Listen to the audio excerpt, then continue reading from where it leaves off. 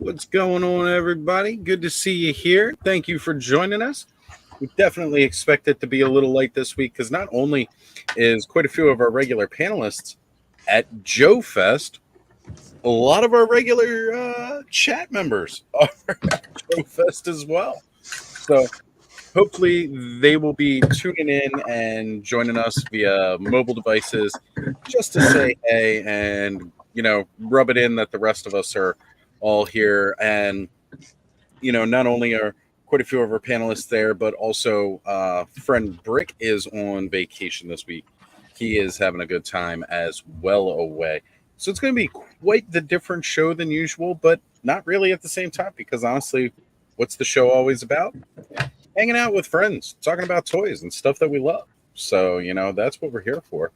But hey, why don't we go around the panel here and say why we're all stuck and we aren't at Joe Fest as well. But what's going on, brother? Why are you stuck at home and not at Joe Fest? People outside. Beautiful reasons to not go.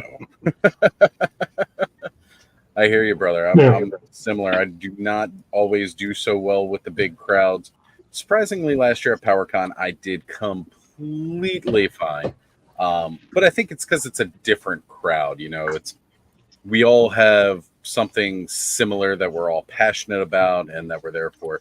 It can make a difference. And when it got to be too much again, I love joking about this now because it totally worked. I just pulled a Clark Kent disguise and I bought a ramen toy hat, put that on, and nobody knew who I was the rest of the convention. It worked perfectly. So that's how it is. Get a trademark colorful bandana and then disappear with a dark colored hat. Works. Thanos, how about you, my brother? Well, I'm all the way on the other side of the country, and money for travel is not really a thing that I have at the moment. But like I was saying backstage, even if I had planned to go, we had state inspection at work. I wouldn't have been able to go on vacation. So glad I did not plan to go. Yeah, that would have sucked. When you make plans to go and you put a security deposit down on a hotel room, yeah, you buy tickets and some of these things are non-refundable, and then your computer breaks and you need to buy a new one. So all the rest of the money that you had put aside for this wonderful trip. But you know what? It worked out all for the best because this new computer is freaking amazing. Again, thank you, our good friend Payne's Toy Samples, for sending me the link. Find something cheap enough that I can get back up and running on my feet a lot faster than I thought I would. Brother, if it wasn't for you, man, I'd still be trying to do all this from a phone, which at that case, without Ed's help for the weekend, I might have just been like, nah, I'm done. We're not going to bother this week. It gets difficult to control all this from a small screen, and it's not like when you have it on a computer screen, you're using a browser, like the dashboard of how to operate things is very, very different from how it looks on a mobile device. And there's like all different types of things that you have to switch to keep things going. And I gotta tell you, that's annoying as hell on the phone. Like it's fine in small doses when I go out back and I'm, just having a smoke and I'm highlighting chats. That I can manage okay with. But like trying to do the go live, hit the intro video, highlight people's names and stuff like that is a bit different than what we normally do from here. So, and Bud, you were saying something. I'm sorry, brother. No, I was just agreeing that it's really hard to do it from the phone. Yeah, definitely is. Look at that sassy beast. Oh, what is that? You and Brick are killing me. Oh, is that 5K? Let me stuff? open it up. I'll show you. It's one of the Hero Toys orc. Is that like the 5K toy stuff? Yeah. I think the next purchase from 5K Toys that I'm gonna make is that freaking tiger lion thing I just started seeing the last week or so. Their version of the Sabertooth? Oh my god, yes. I'm gonna have so many different ones because I just getting ready to put in the order for beast? Yeah, I'm putting one in for their backer kit, which is gonna be the orange one. I'm gonna put one in directly through the site for the black one. And then I just got that I got that one you build a figure for for Marvel, for Khazar's one, whatever it's called. Zabu. Yeah, that one. I have that one, but man, I those things are such cool I things. definitely want. That's the whole reason I want that whole wave, just so I can get Zabu. I don't even care that much for Khazar. That's I didn't care for those, but because my oldest son still collects the Marvel Legends, I went ahead and I did the whole wave minus the Iron Man because he doesn't come with a bath piece. So I ended up ordering that whole thing and giving him all the Legends, and I kept the Sabretooth for myself. I've heard so many people have given away the Legends from this wave compared to normal. Well, I ended up buying a second one of Khazar because, come to find out, the sculptor for that, his name is Paul Harding. He is actually a local guy to my area. Like within 20 minutes, he actually hangs out at my local comic book shop all the time. So when they had the Comic-Con here a couple weeks ago, I stopped down there and I bought a second Khazar directly from him and had him autograph it. I don't keep many things in box, but I thought that was just too cool to pass on. And he's done a bunch of the Joes and things like that too. Like I had no idea that we had that talent living in my backyard, basically. It's always great when you get to meet some of the talented artists behind the sculpts, because I don't care what anybody says, these are art, right? That's exactly what it is. Posable statues, and when they are done well, it deserves to be respected as the art that it is. And that's one of the reasons why I think I enjoy this media so much. That's exactly why I like it. And I mean, I like it as a toy, but I love that it's like it's an artistic piece. Like you take it out, and the first thing I look at is like, look at what you can do with this thing. You can bend it. Look at the art. Look at the deco. Look at, I mean, Four Horsemen, right? Like they're an amazing, toy line because of all of that deco and art. So that's a huge piece to me for sure. Yep, absolutely. But I will have a squad of Sabretooths in the next, 6 months to a year for sure. All right, so I do want to run through, say hello to the chat as several more people arrive. And let's go ahead, start from the top. Quick comments. We've got Sunny Sundries in the house saying, "Excuse me, is this the new episode of the Osbournes?" Alpha Magnus is here saying they all went to Joe Fest. He already knows the answer. Kenzo's Creation saying, Arby's roast beef sale. You know what? That could be where they're at. I wouldn't be surprised. That's good to have you here, Kenny. Definitely let me know if you want to pop on. We've got Stanley Eberhard saying he is here and his ferret arrived 3 days early. So that's pretty awesome. Again, this is not an actual ferret. He's talking about the G.I. Joe vehicle. It's a ferret. Just to be clear for everybody who may be confused, I know not. I thought regular ferret. That's how in touch with Joe I am. I was like, oh, I got a ferret. That's cool. Hey, you know what, though? I'm a fan of Beastmaster. So, like, straight up, anybody who's got ferrets, Kodo and Poto, which is probably what I would name my ferret toy. We've got Cobweb Collector saying, sup, everyone. What's going on, Cobb? Good to see you, brother. Thank you. And Onryu is here saying, hello, I'm late, but still on time. Absolutely. Like I said, I was doing my hair. Got a bit unruly tonight. So, I just had to shave it all off. And making us officially ToyTube, the power of couple of ToyTube, we have Nolan and Ray Black saying, hey, Oz and panel, what is going on? Oh, is that a couple? Are they connected? Yes. I totally didn't realize that. Oh, man. Yeah. Power couple of ToyTube chats. Didn't even realize it.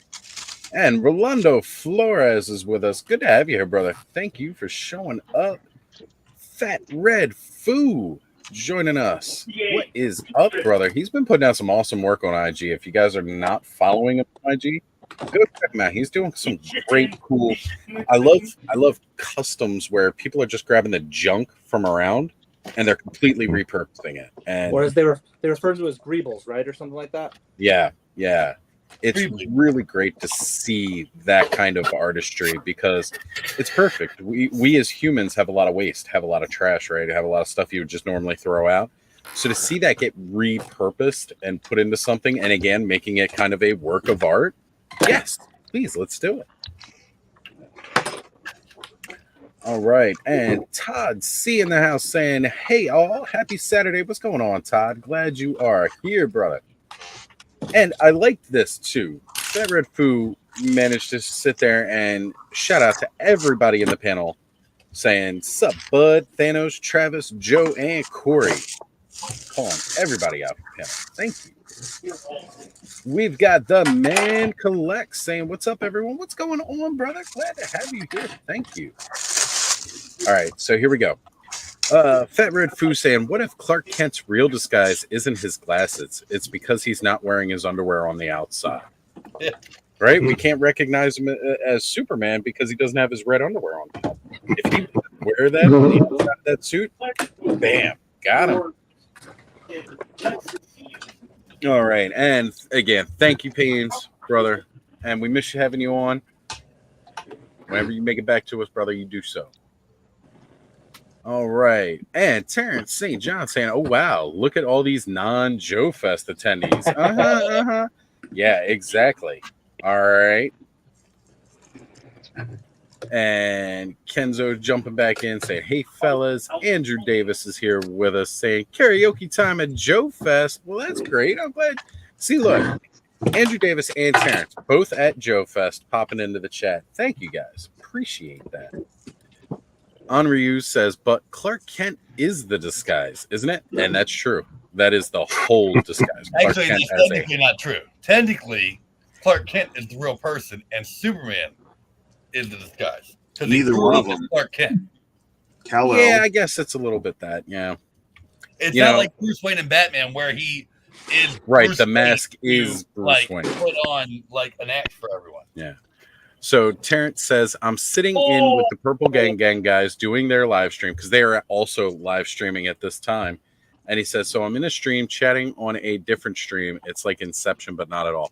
You know what, Terrence? It's funny because I was actually in their chat before jumping on live here a little bit earlier and starting to get everybody in. So I totally was trying to check out their chat. And I just chimed it back on when you had sent this. I don't see you on screen, but it's more like a puppet show right now.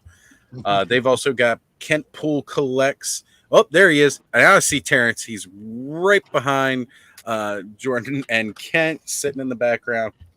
But good to see you there, brother. Good to see you there. I'm glad everybody is getting a chance to hang out with everybody. And yes, Terrence is on a stream as we speak right now while in our chat. Multitasking mofo. All right. Let me get back into the chat here because I know we've had some more people jump in. We have Eternium Royalty saying, happy Saturday, everybody. What's going on, Mike? Glad you can be here with us. We've got Gaz in the house saying, evening, legends. Brother, so good to see you. Thank you for joining us. Let's see. Stanley saying, well, if the Zebu wave is tough to give away, glad I was able to get them from Macy's at $15 each. You know, that's the kind of deal I need to get them.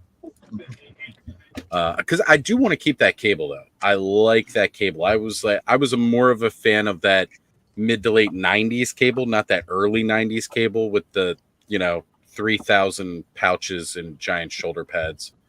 Oh, I love that look. Hey, that's a cool look. Don't get me wrong, but I just like that more sleek version of him later. Mm-hmm. All right, Beastmaster. Legends. Now there's a NECA figure. The Legends one, just the Marvel vs. Capcom 2. And I played the hell out of that game. So. Yes. Yeah, it's a good one for it, especially with the Jada figures coming out too. Like they're a little bit smaller scale, but they work. Yeah, they work well enough. And Man Collect saying Beastmaster. Now there's a NECA fig we need. Right, Dar. I'd be down for that, please. Right. You're gonna get him as a McFarlane Savage Crucible figure.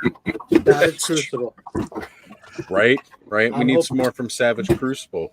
I mean, I don't know how much you listen to their stuff, but they did the thing, and Rob was mentioning some of like the dream ones that he'd like to be able to, because he's openly said that his, Savage Crucible is going to allow for IPs from other things, and he's working on getting them. And I think one of the ones that he said that would be like a dream is kind of along the lines of Beastmaster and stuff, which I think would be awesome. I agree. I mean, I'm already excited about the fact that we're getting the Ball and Chain Warrior. Like, I want that version of Conan. I'm currently waiting on my 5 Shadow Slates, some and some My Action Figure custom stuff that they just released a week or so ago. So that stuff's all supposed to be coming in here soon. Nice. I just this week, Terrence actually received his Shadow Slate that I picked up for him. It's funny, you know, like it was available the week before it went live, and now I'm just getting it to him right before he had to leave and go to Joe Fest, where now he can pick up more.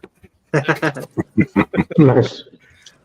I suck at shipping stuff out a lot of times, but Cobb said he got Cosmic Legions Manny faces in the mail today. Sorry.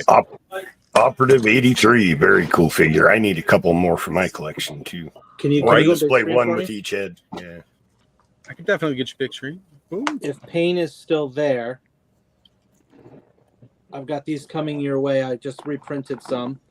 I had some issues with them, but Pain, these are coming your way with the extra pieces that you asked me to print for you. So I'm actually going to be mailing those out on Monday. I've got the box sitting right next to me. I've got, I think, like close to 20 different anamorphic heads that you'll be able to use for a bunch of stuff. Sonny, good to have you with us tonight as well. Oh, I think you might be muted. Oh, no, there we go. I got you. I hear you.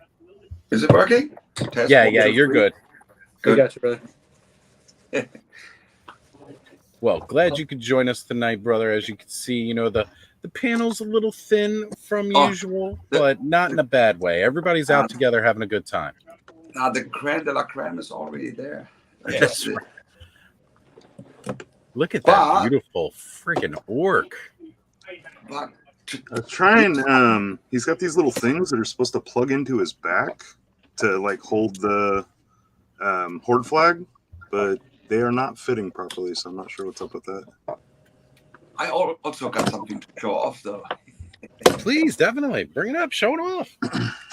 We got Dre in the collector safe space here. What's going on, Dre? I finally got it. Oh, nice. Oh, you got the frost troll. Nice. Those trolls are so cool. Yeah, I like all the ice or frost themed stuff of Mythic Legions, so I had to have them. And finally, I got them. I'm very excited about Bodvar, the bear of this last one. Cannot wait. I am way too pumped to be getting that bear. I had something still in my locker in the USA from the last PowerCon. Demetrius. Nice. Now Bud's gonna get all jelly. Oh, yeah, that is the one. Hold it up again, because I love that figure with the translucent green. That's why I don't bother to buy it now, like the one that's available now, the retail version, because it doesn't come with the translucent green head. I mean, I would settle for that one, but like, let's be honest, translucent head. But also in the US locker was, of course, still the Jacob Marley. Yes. Nice. Yes. Nice. Oh man. This moment I haven't opened these yet because I had no time. I was at work and just came I think home, this is a perfect time. No, not yet. Oh, come on. This is a perfect time. That's what Clubhouse is here for.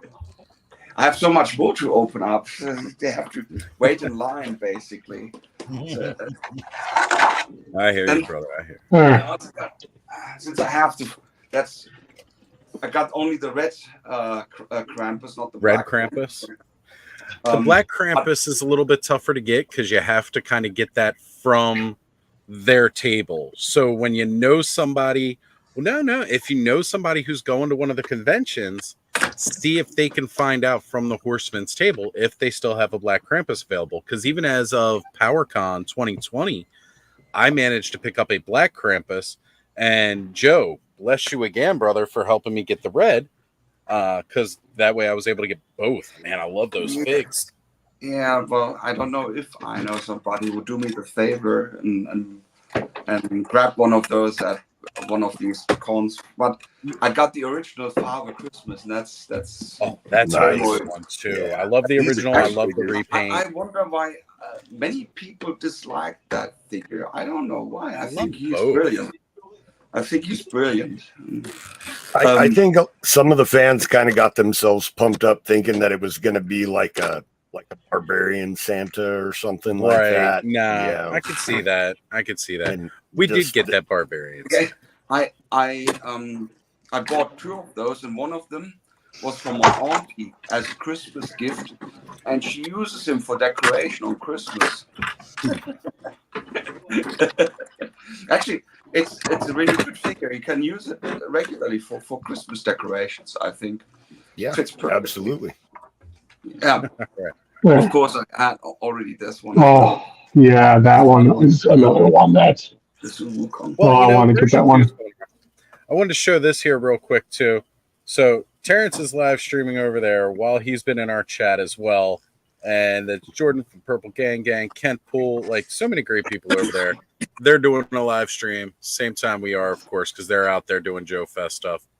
As you can see, showing off some sweet customs, guys. So we're giving them a view while we're all here hanging out, having a good time. Let me get back into the chat here, though. I want to say some hey to some more people who are popping in because it is exploding. And I want to say hi to everybody, or as much as we can. We've got Radical Toys in the house saying he bought 4 games today for less than $100. So happy. That is incredible. Yeah. Is that the GOG sale? I saw that and I haven't got a chance to check it out yet. They're having a summer sale. They said up to 85% off. Mm-hmm. Nice. Yeah. Nice. All right. We've got Hylian Dread with us. And let's see. Toy Mama Christina is here. Good to have you. Thank you. I know I've seen more people hopping in. Hyperdelic has joined the fray. Ted Darklaw is here, as he said he would be from Facebook. I don't often check Facebook, but every once in a while when I actually get a notification that a comment has popped up on something I posted, that's about as frequently as I check it. So anybody who's on Facebook, if you're trying to contact me, it's just easier to go through IG. Simple. And let's see, a shiny plastic people, Chris saying he's home eating a bowl of crisp. I love it. Thank you for letting us know where you're at. Zazel is here with us from Zazel's Clubhouse. What is up, brother? Glad to see you here. Shark Eyes saying what's going on, everyone who isn't at Joe Fest, right? We're all assembling in one place. Radical Toys saying moving party. Hell yeah, why not? That's the way to do it, man. Invite everybody over for a party and then have everybody start taking boxes and moving them. I remember a lot of people was doing that. What's shaking other than this fortress? All of us left out from Joe Fest days. We're all coming and communing together, stating our woes. Not really. We're not woeing. I'm just glad, everybody's out there having a good time. And that is what really matters. Everybody getting together and having a good time, no matter what toys they're getting, which is a lot of awesomeness, by the way. All right. Oh, I must have missed something in the chat here.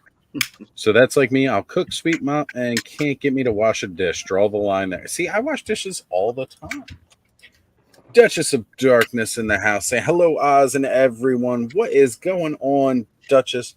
Guys, again, if you are not subscribed to the Duchess's channel, go run it over there. Subscribe to the channel. Watch all of the tons of content. She's putting out new content like almost daily at this point, folks. And we're definitely trying to help her get them watch hours up.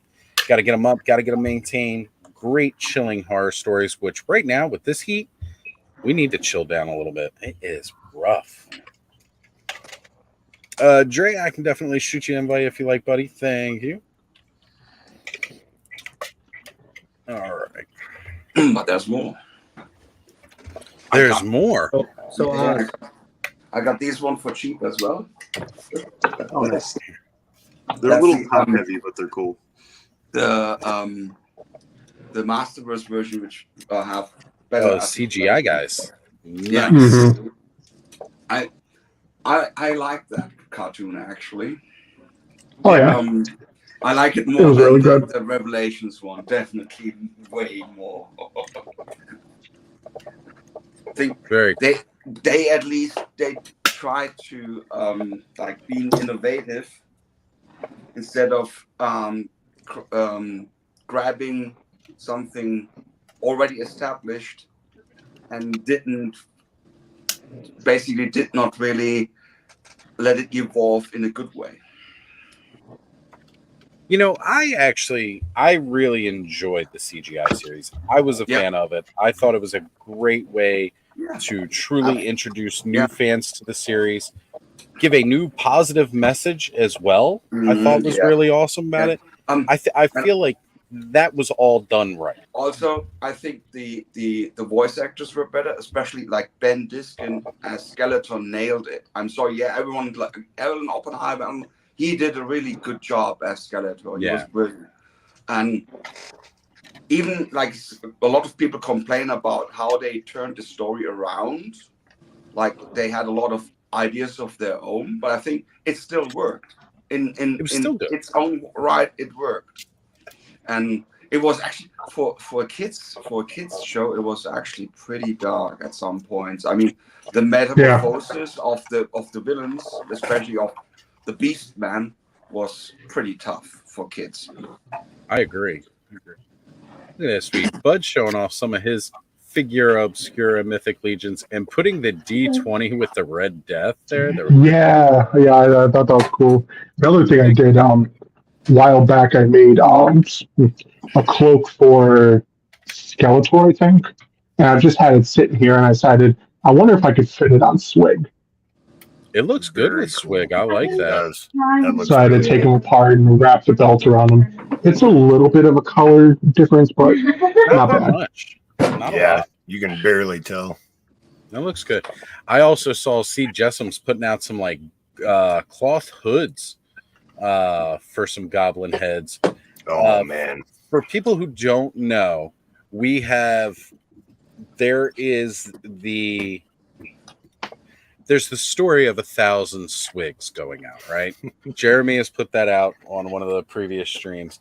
And one of the cool things that he has done is that, well, actually, our good friend Terrence apparently was the one that put it in the cabal about having everybody show up to Legions Con with a swig, but a different swig. Because there's such a big customizing community surrounding Legions that he wanted to have all these different swigs come.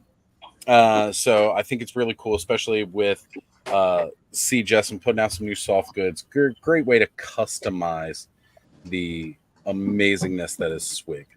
All right, Dre's here. Let me scroll down so I can see that, get him added. What is going on, Dre? Good to have you here, brother. Welcome. Good to be here. Good to see you guys. Yeah. And Always a pleasure. come through, say hi. Wave. The little one's waving. Hello. Thank you for joining us again at the Clubhouse. They say thank you for joining. You want to say hi? She's being shy. It's okay. It's always fun. Mwah. All right. So, they have all these cool toys like Papa has. Look at that. That's really cool. Look at that. Sweet barbarians. One of Swig's potions was actually steroids. So, potion of giant strength. Oh, what are the potions? No, this is not World of Warcraft. Not at all. No. We got something about it. No. Red Death looks good.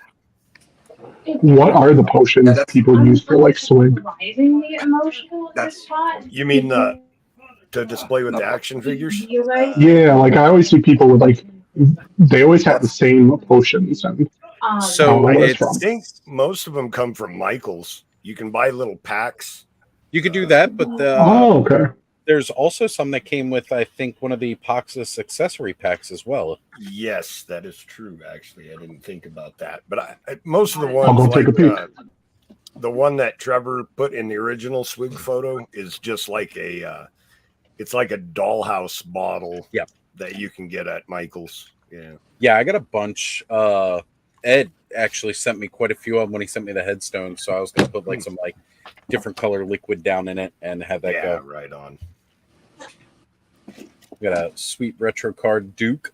Yeah, I blame you guys. That's fine. That's what we're here for. I like my fellow brethren that make me invest money again in something I got out of. And Dave from Dave's Dimension sent me this, and I don't like McFarlane, but I love me some Nightwing, and a Vampire Nightwing is the jam. There you go. Awesome. They're gonna come out and hang out. We call those people enablers, and we love yes.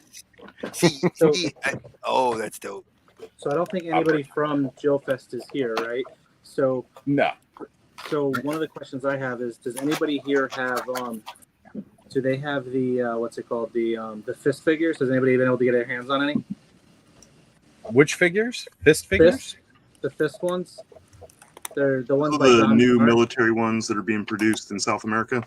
Yeah, in Colombia. Yep. Okay.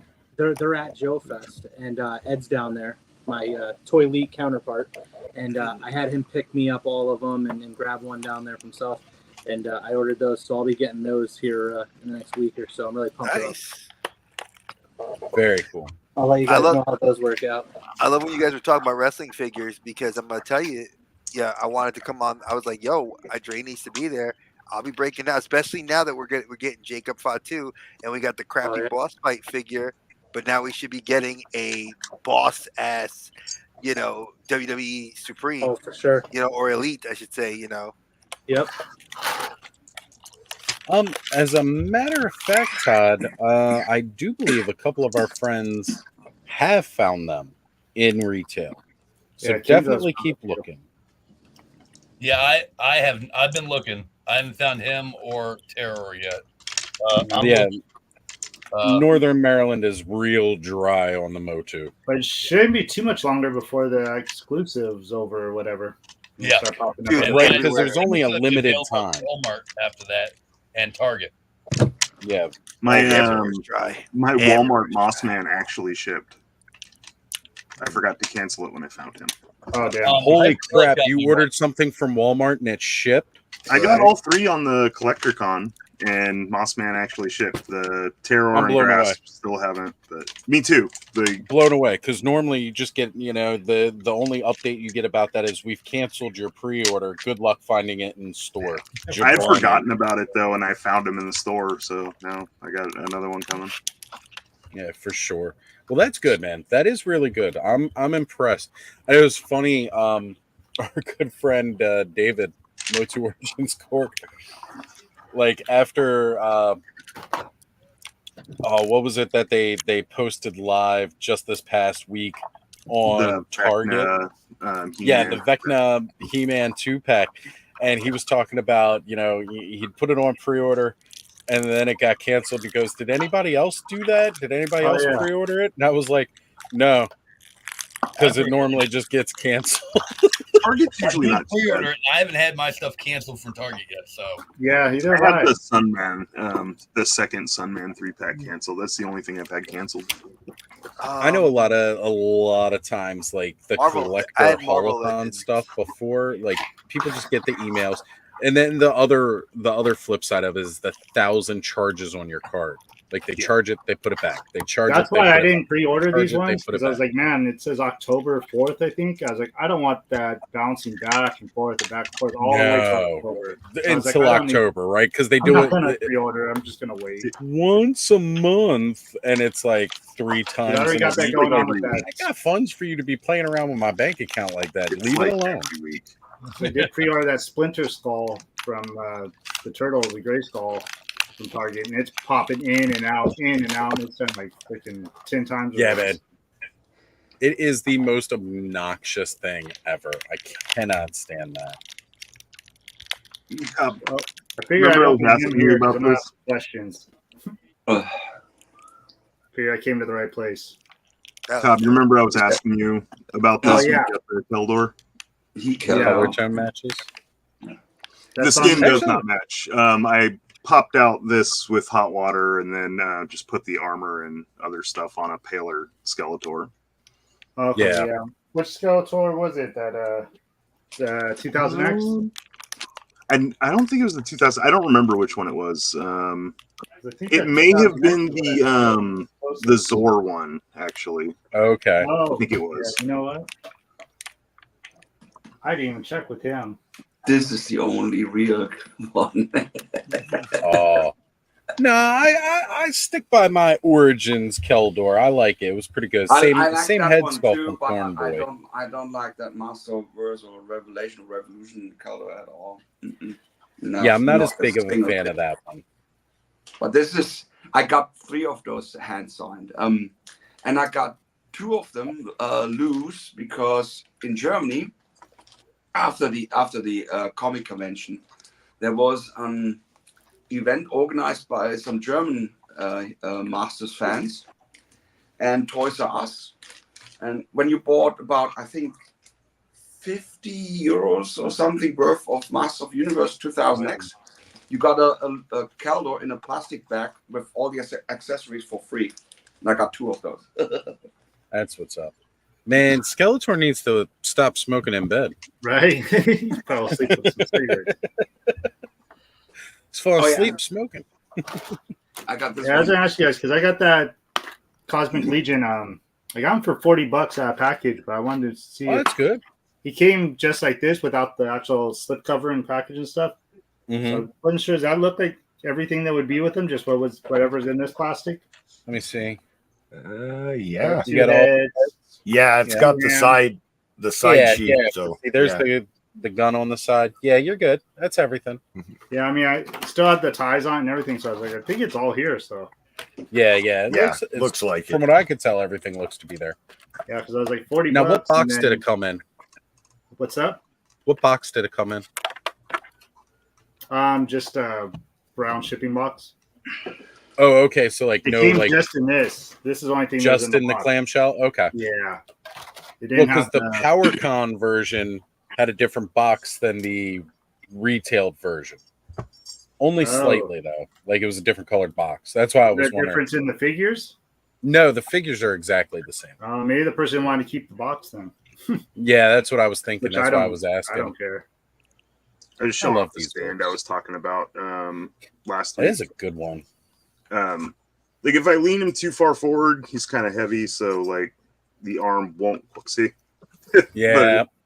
With smaller figures, not the orc, like these are actually really nice. And even with the orcs, like as long as I'm not like trying to put him in like a super far forward pose, like it holds them pretty well. That's cool. Then the bases, they're hexastacks or hexagons, Travis. Sorry. Make stronger arms. You'll win. I totally missed it. Travis, hear this feedback. So these arms are super cool because like you can get all kinds of crazy positions. It's adjustable on this. So those are wire.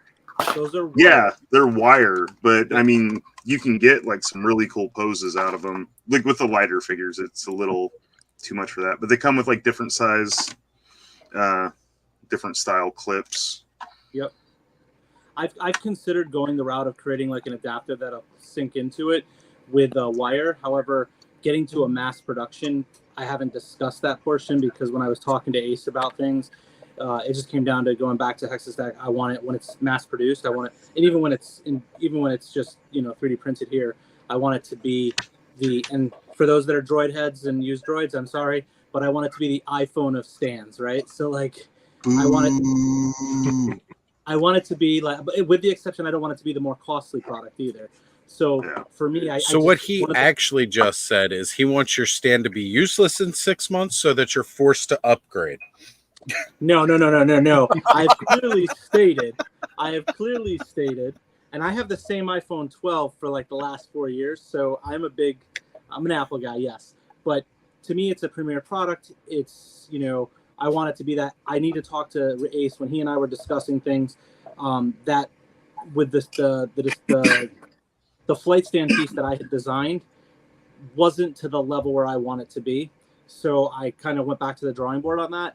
I've done some kind of initial prototyping on what I want it to be, but I've got to talk to Ace again for the injection molded side of it because whatever, going back to what Oz just slammed me for, whatever I print at a 3D level, I want to ensure that the injection molded product is of compatible products. I don't want to have to come out with, here's our version 2 version of this.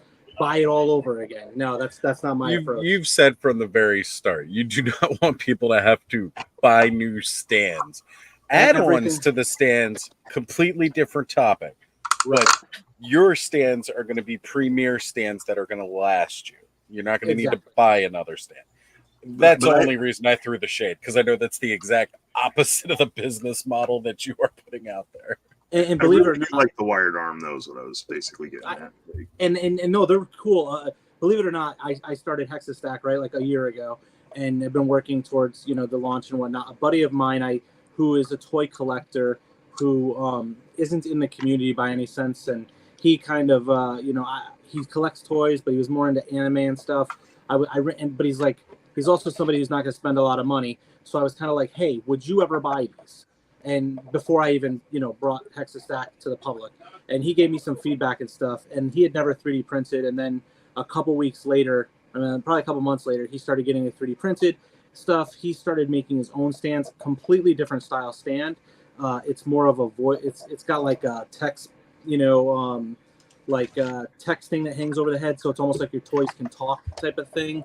And he uses, I think he was running into some issues 3D printing the posts, and wanted something that was more dynamic, that had that bendy arm style. So he actually went directly to like a black wire type thing, and he just creates a connector that goes into the base of his stand that then has it. He doesn't use it like, actually, no, I think he does do some things with flight stuff, but it's more for pops and anime stuff. But I've seen the bendy thing, and I've considered it. I didn't want to step on his toes too much and try to copy that. Even if he went out and made stands after I did, I didn't want to be a jerk to be like, well, let me go take this thing. But it's something I've considered, but I'm still at the drawing board of how I want that to work, because I want to make sure because there's so many flight stands out there that you can buy that are so cheap. They fall apart after a couple screws. They're too loose and they can't support the weight of the figures. Yeah, the ones I got are trash. Yeah. So I want to make sure that like what Drew's holding there, right? Dre, sorry, I apologize. What Dre's holding there, like they make a bunch of different ones very much like that use the screws. But if you over tighten them too much, if you adjust them, and I don't know if that one's that way. Oh no, this is the SH figure one that came with Luffy, and it's okay. But if I were to be very honest, when I look at this stand, I don't like it. It's like Mafex and SH Figure Arts figures, 10 out of 10. Bases, 0 out of 10. Yeah, they're just not they're not articulating, and I think that I still have your hex, and I love your hex stands, and I think yours would be great if they had that wire. That little wire would make it dope. You don't have his hex stands yet. No, he does. I do. Oh, you do? I do. They're mine. He sent me prototypes. I reviewed them. For him. That's why. So he did something on his show last year. I talked to Dre like a year ago, and kind of when I was doing that circuit, he had me on, and I sent him a few stands, but they were the initial ones, so they actually are not the same as what I'm producing now. What I'm producing 6 now months, got to upgrade. Those were early prototypes, man. We know this. So, basically what he saw was the pre-PowerCon. It was the PowerCon. But based on what I was seeing at PowerCon, some of the feedback I was hearing, and part of what I was hearing from, Ace and some other manufacturers, keep a lookout for the site this week. If everything goes to plan, it's going to be there. So shut up, Black Knight, and I'll take care of you. You send me some free toys, I'll send you some free stands. We love you, Travis. I like that. When it's ready, it's ready. That's the way I look at it, right? I could have come out with some inferior products, showed up to Legions Con, and made us upgrade 6 months. Right, exactly. I get it, brother. I get it. Look, there is a reason I have refused to go out and purchase figure stands, because I don't want to have to go buy all these stands to set up everything now, and then when you finally launch yours, then I'm gonna have to go out and buy all new stands again. Like, I am waiting. I appreciate that. I was looking for something that I could suspend stuff from for like Something taking a good for picture. Like I want people photography. flying through the air and get a little more action out of my stuff. So I love that. I love that concept, and having seen it with my buddies, the bendableness, it gives you unlimited flexibility on posing. It's just trying to find out how to do that at the mass scale may be difficult, right? I don't know how. I mean, obviously somebody's doing it, so I'm sure if I sent something to Ace, I could go down that route, but I got to discuss that with him, and I haven't talked to him in a couple months about that specifically. He's been busy. These ones feel pretty cheap though, like the Storm Collectibles. I figured Storm Collectible would be like super solid because their figures are super solid, but they feel their bases are pretty cheap. Yeah. It's one of the reasons I've stayed away from buying any, because like everything I see out there like right now is mostly trash, or I'm gonna have to pay way more than I want to for it. Like way more. Or they don't do everything for everything. Right? Like that's the difference, right? Like it's not a universal type stand. Exactly. They're not all created equally. And that's been the thing like I love about Hot Toys. Like Hot Toy stands have that some of them are just the straight arm with the bracket. And then some of the newer ones, like the more that come with the Spider-Man, they're putting them with the wire to make it so you could have those dynamic. I mean, it's Spider-Man. You know, it's Spider-Gwen. It's gotta be know, dynamic. Goblin. You have to have that thing be in a dynamic, because Spider-Man doesn't just stand like this. You have him with like one arm up, the leg, you know, up here. You want to make it look cool. And if you have your stands look like shit, they're a waste. Even when you do like with your figures with Motus, or even with Pops, something that's as non-articulated as a pop, you still want something that's going to hold it, make it look nice, and bring that feature to what you want to do with your photography, with everything, you know? That's just my take on it. No, completely agreed, right? Like you want to have something that you can use. You're not going to have to buy 20 different styles of stand and all like that, because it's just trash, right? Like here, well, look at this one. This is the Figma stand for Gojo, right? Figmas are anime. You pay $100-something for the figure, right? Right. Now you pay $100 in the figure, it bolts right into the figure. Cool, if you want to like do stop motion, you know, you want to if you're gonna move around. But if you're not, it's a crap base. It's not dynamic. I mean, I can move the arm around, but I can't really bend this thing to where I could have him kneeling, like doing anything, like doing a jujitsu like pose. So it's like, thanks, you gave me a stand that I could have him in one pose on my desk. For sure, yeah. You know, and at that point, you just might as well buy statues or more McFarlane. I don't. That's a curse word in my house. Dude, that looks awesome. So Thanos, what you're saying is Andre can have big. it. I can have it. You can send it my way. I'll take it if you can't thick, use it. Thick. It's cool. It's just and you need a bigger accessory box. Well, there you go. That'll learn you. You need the proper equipment. Awesome. Run out of room. Regarding unboxing, has this one ever been unboxed in your show? Not on my show. It's made an appearance on the show after it had been unboxed. If you would like to unbox on my show, I'd be honored. Just use protection. Make sure you use protection. We should all be safe here. Protection, folks. Don't just go whipping your toys out without any protection. Oh, damn, I did. Don't tell me how to use my toys. I kind of like that as a shirt. You know what? I think it's a t-shirt. I think that's merch. Don't tell me. Oz, don't tell me without protection.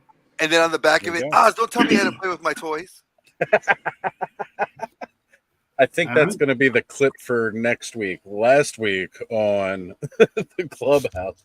This week's was the punk voodoo doll clip. Next week's I'll have to do the always don't whip out your toys without protection. What do you got there, Cobb? I was going to ask on these little pegs that came with them. I think I figured it out now, though. These little, so those pegs, they have the different ports.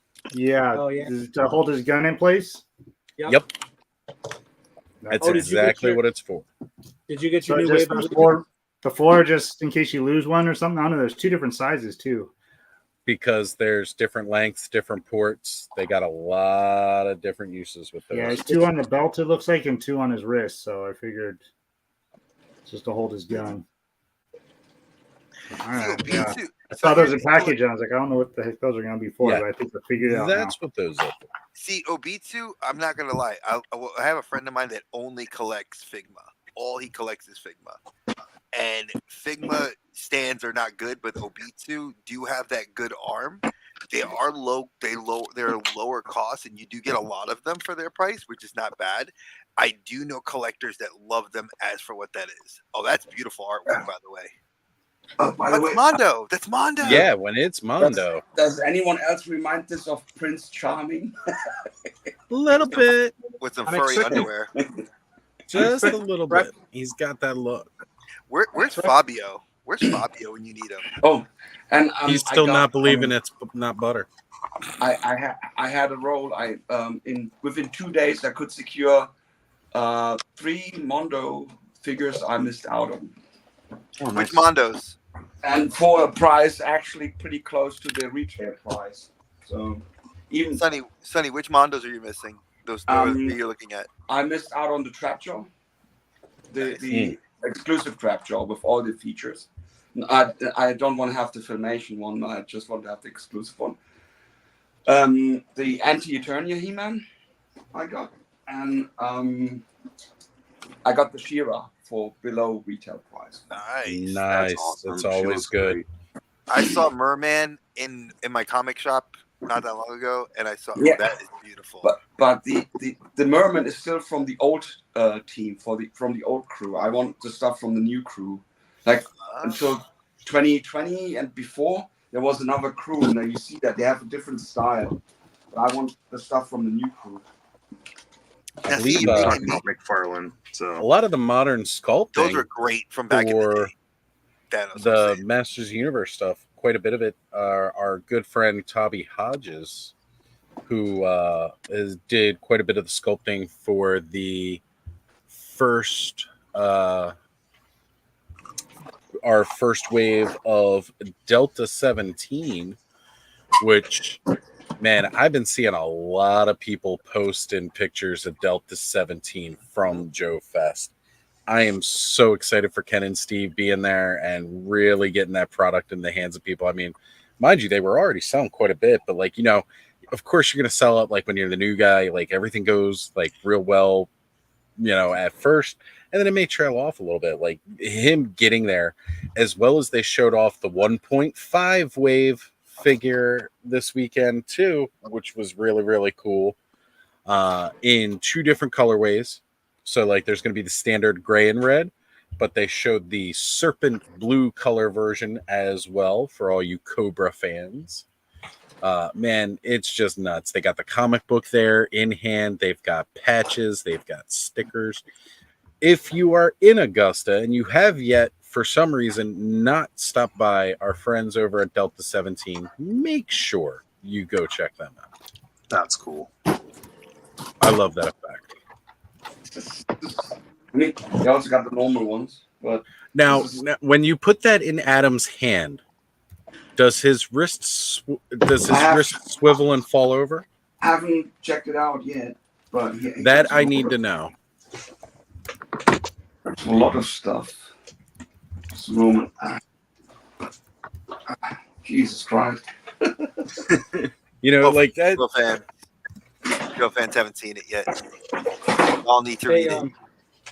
Do we know if it's dope? Do we know if Aaron Payne's still in the chat? I know he was earlier because he did respond to you mentioning the stuff you were shipping out. So, and I know I've missed some other people who popped in. I can give them a shout out real quick. Somehow, when I was running through everybody earlier, Mr. Boy Roger, anime figure statue collector. What's up, brother? I was glad to have you watching. Always good to see you here, my friend. And anytime you ever want to join us, give me a shout. We have the radical mom, Mary Atwell, with us tonight. Thank you for being here, Mary. Frankie Rivera has shown up, joining us. Matthew Madsen, he didn't go to Joe Fest because he was at DFW. Chef M80 is here. Aaron, the Black Knight, has shown up as well. The other half of Hella Dope Toys.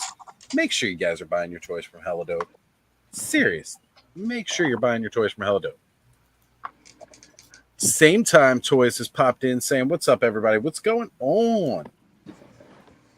All right. Say, also Mondo sculptor Alex Brewer co-hosts with Ryan Dole on Gotham City Tonight Wednesdays. Yes, another outstanding sculpt. The guys over at Mondo are great. They really, really are. Also, I have a question about that for you when you finish your thought. Yeah, I was going to bring up here.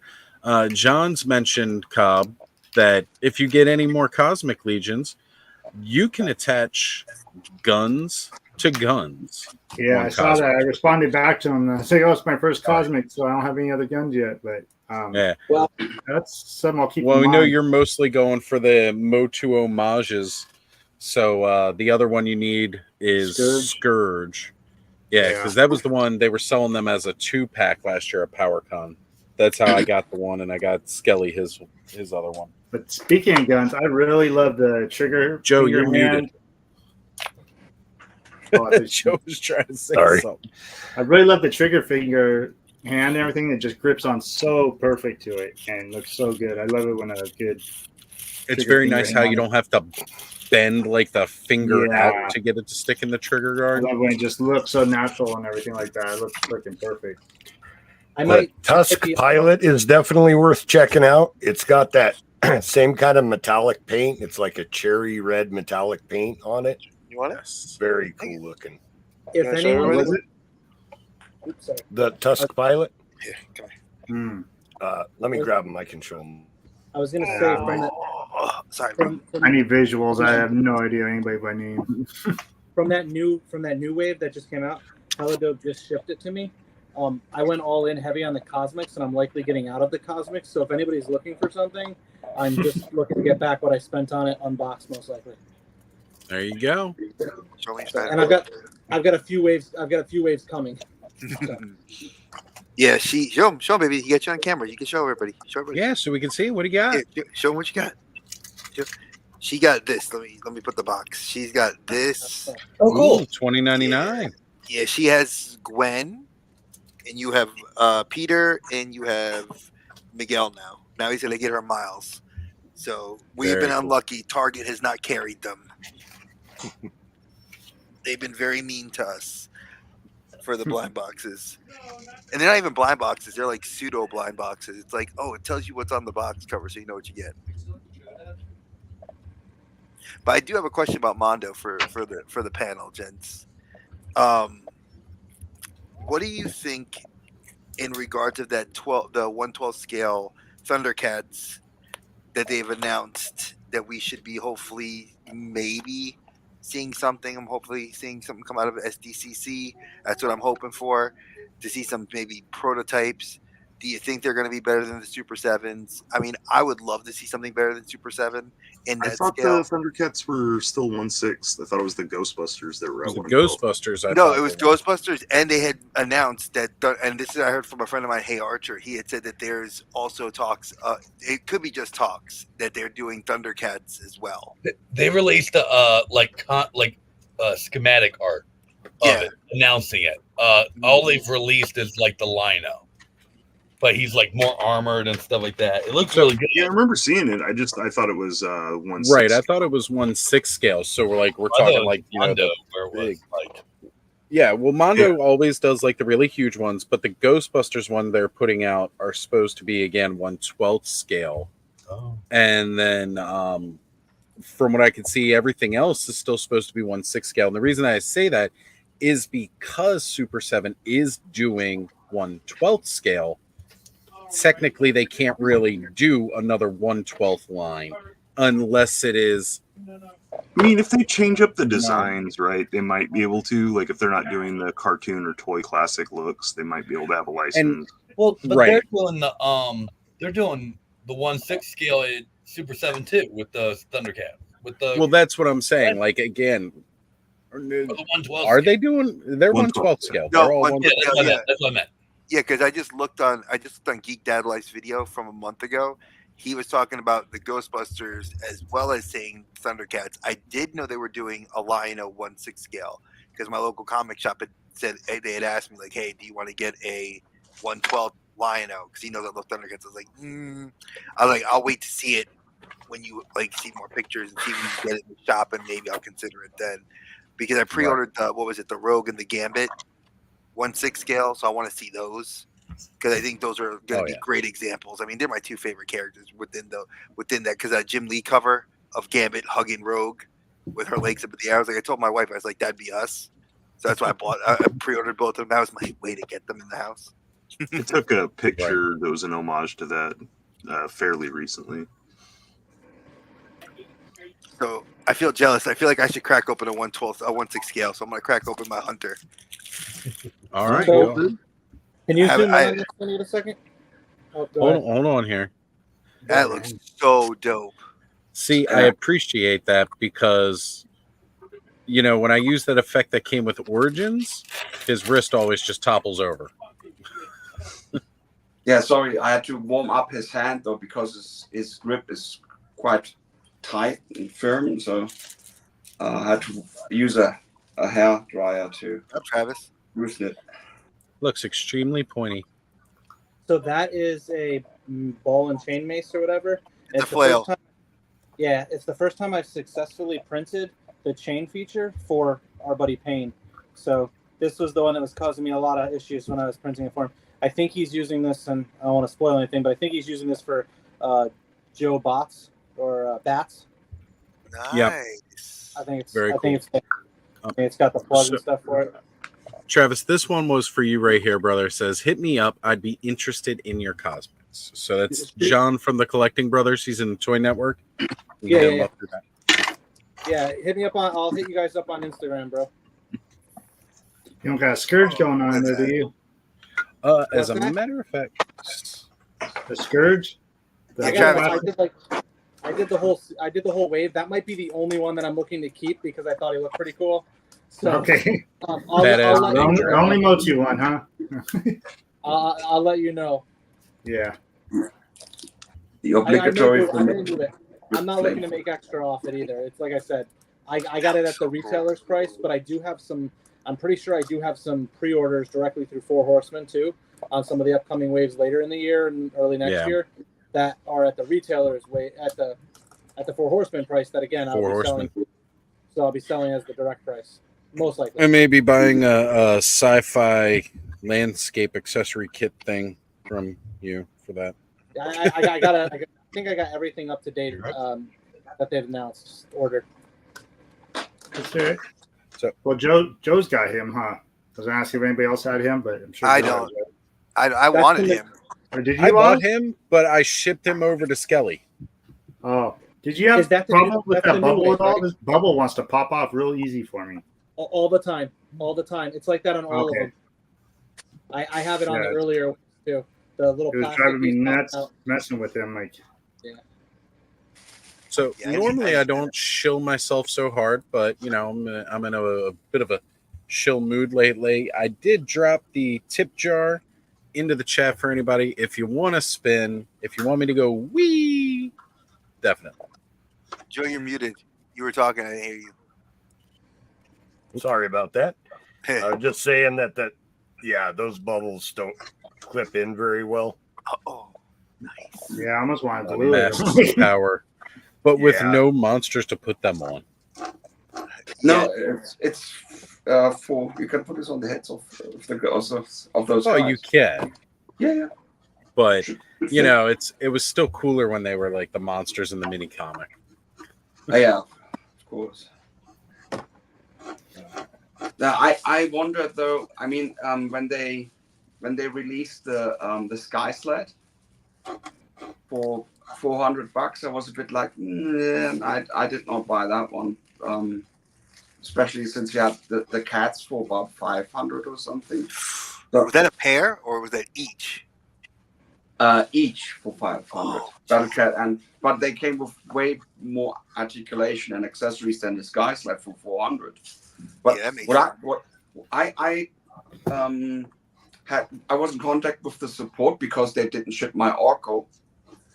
And I said to the guy, hey, with that Sky Sled, I mean, I get it, you know, the order quantity and everything, you know, but you will deter even more people when you keep it that cautious. So I said, why not also creating a new Man-at-Arms figure with like the typical accessories like the armor plates, the mace, a blaster pistol from Formation, the arm cannon, which is from 2000X or at least 2000X inspired and all that stuff, a sword. And then playset figure, either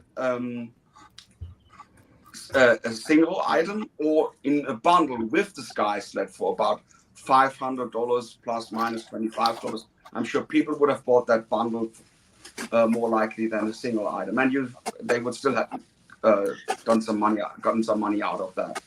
I think you're right, because if Hot Toys even did that same price model, like if they had said, like, I'll use the Mandalorian for example, like if you're like, hey, if you're making the new, like his new spaceship that him and Grogu used, which is that the Naboo Starfighter, if you were to make that, right, and say, hey, you made it to fit the 1/6 scale figure, at least like give us the droids that were like working on it on the planet, you know, on Navarro. Like, give me something like that where if you're gonna say like, is it $700 and it's just the ship? No, $700, but you come with like some droids, you have some stuff to make it look, light up effects. I get the price point, but I agree with you. When you're $400 and there's no articulation. Yeah, and also that's the reason why Origins, like Mattel, couldn't sell the Sky Sled on its own. Why? Who would have bought that thing, that piece of plastic for $20 or $25? No one would have had. Mm-hmm. With the bundle with Prince Adam did the trick. Basically, you got Prince Adam and you got the Sky Sled. And the price was actually reasonable for both, and he made the same money out of it that they would have done with a figure. Basically, you know what would have sold this Sky Sled on its own without a figure? Yeah. Battle Ram. Fucking Battle Ram. God, that pisses me off. Which I still think they need to just put that out on Mattel Creations. Just saying. Have it just be like $20, just the back end. You don't even need the firing missile. Yeah. Hands down, it's the thing. Don't even put art box. Don't even just put it in a brown cardboard box and give it to me, because I need the Battle Ram. Like if they do it, if they leave the Sky Sled off the front, that's kind of a big F you to everybody who hasn't been in since the beginning. Because that Sky Sled came out in the beginning. It did. It was the first vehicle Sky Sled so easy and so cheap. Or that's the thing. You could find them so easy and so cheap. Have you looked at the prices now? So I mean, it's kind of cheap, but it's not. Those gone up on those? Yeah, the price has, because people are like starting to sell them back for like almost what they were at retail, like when they first came out, like the $30. I should have charged Adam more. Well, it's because you couldn't find them for a while.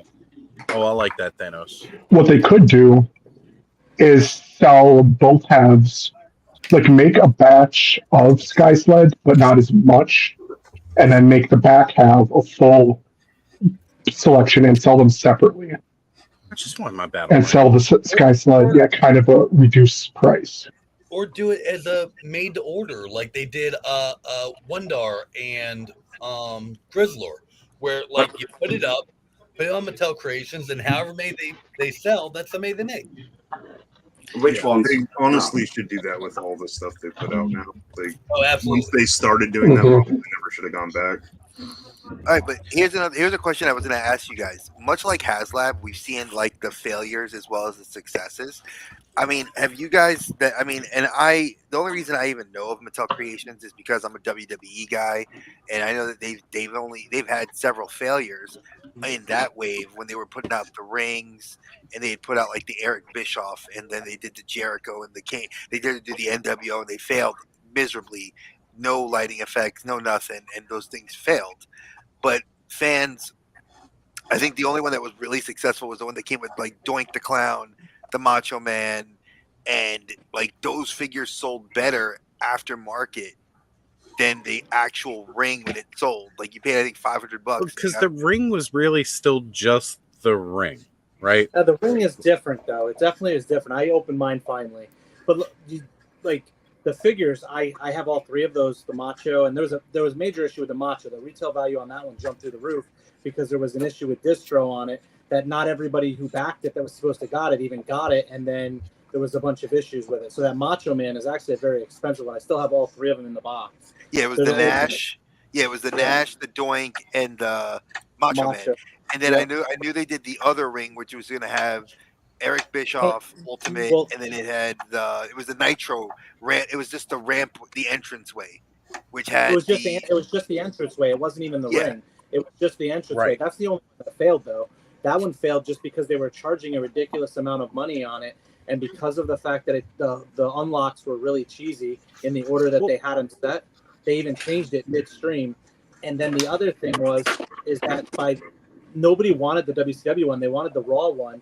But the reason they did WCW was to gauge the consumer limit of spending. If they felt that they could charge that $400 or $500 for that, they knew they can get 6 or 7 for the Raw, which was that bigger, thing. And they even said, if you want the Raw one, we got to see the Nitro one succeed, and it didn't. And personally, I was happy it didn't because the price point on it was ridiculous. Are we going to get an Eric Bischoff? You think? They just announced him. They have an Eric Bischoff. I didn't even see him. So yeah. I've definitely said this, and I was just talking about this with Michael and Toy Sorceress last night because we were talking about the Snake Lair, right? I was going to ask about that.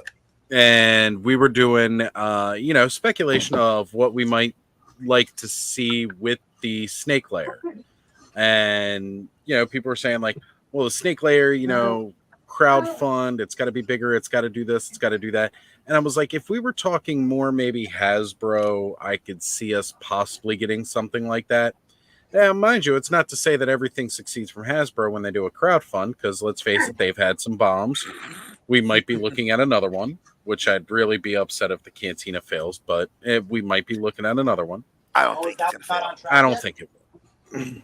It's still kind of like flatline, basically. I haven't checked it in a day or two. Right? Like this morning. Yeah, it's stalled. It's stalled. Like people, it's stalled. Like, and people are speculating it's not going to fund, or they think it's going to do what they saw on some of the other more successful ones. That like the last 3 or 4 days, right before it's going to end, you're going to see it just spike. It's going to spike, but like I'm really hoping with the Cantina, though. I mean, there were so many play sets and stuff prior to it, so a lot of people managed to get something out of that as well. And the other thing is, I know they had a reason to skip the ban, but I think that was a pretty lame one. So for that money, they could have at least featured a stage with the band, I think, and maybe even some sound chip and letting the band play. That would have been good with the set, I think. Yeah, I definitely think that was a misstep. Like that other corner, like if you bought the deluxe version of it, right? That corner panel on that could have been a stage as opposed to just another cubbyhole. I think that would have been nice. Do like a set with the band and a stage that goes for it. That's true, because it is modular, so I don't see why they couldn't do that as its own thing separately. It wouldn't make a lot of sense to do it, though, if the Cantina itself does not succeed. Oh, yeah. If it doesn't succeed, there's not going to be anything to add on to it. But if it does, that just opens the door for more. But one thing I did say is that, and this is, again, talking to a conversation I had with Michael and Toy Sorceress last night, is that Mattel doesn't seem to understand well with pricing, and their idea of gauging pricing is really fucking shitty. Although there is the question if Hasbro would have sold this missile trailer from Cobra if the Hiss wouldn't have funded, if the Hiss hadn't funded, if that was going to fund, the Hiss would have funded on the fact that you had all that stuff. Just hypothetically. Oh yeah, true. Would they have released this add-on toy if the Hiss hadn't? True. Or would we have seen the Stinger with a hitch? Because now we got to have a purpose for this other.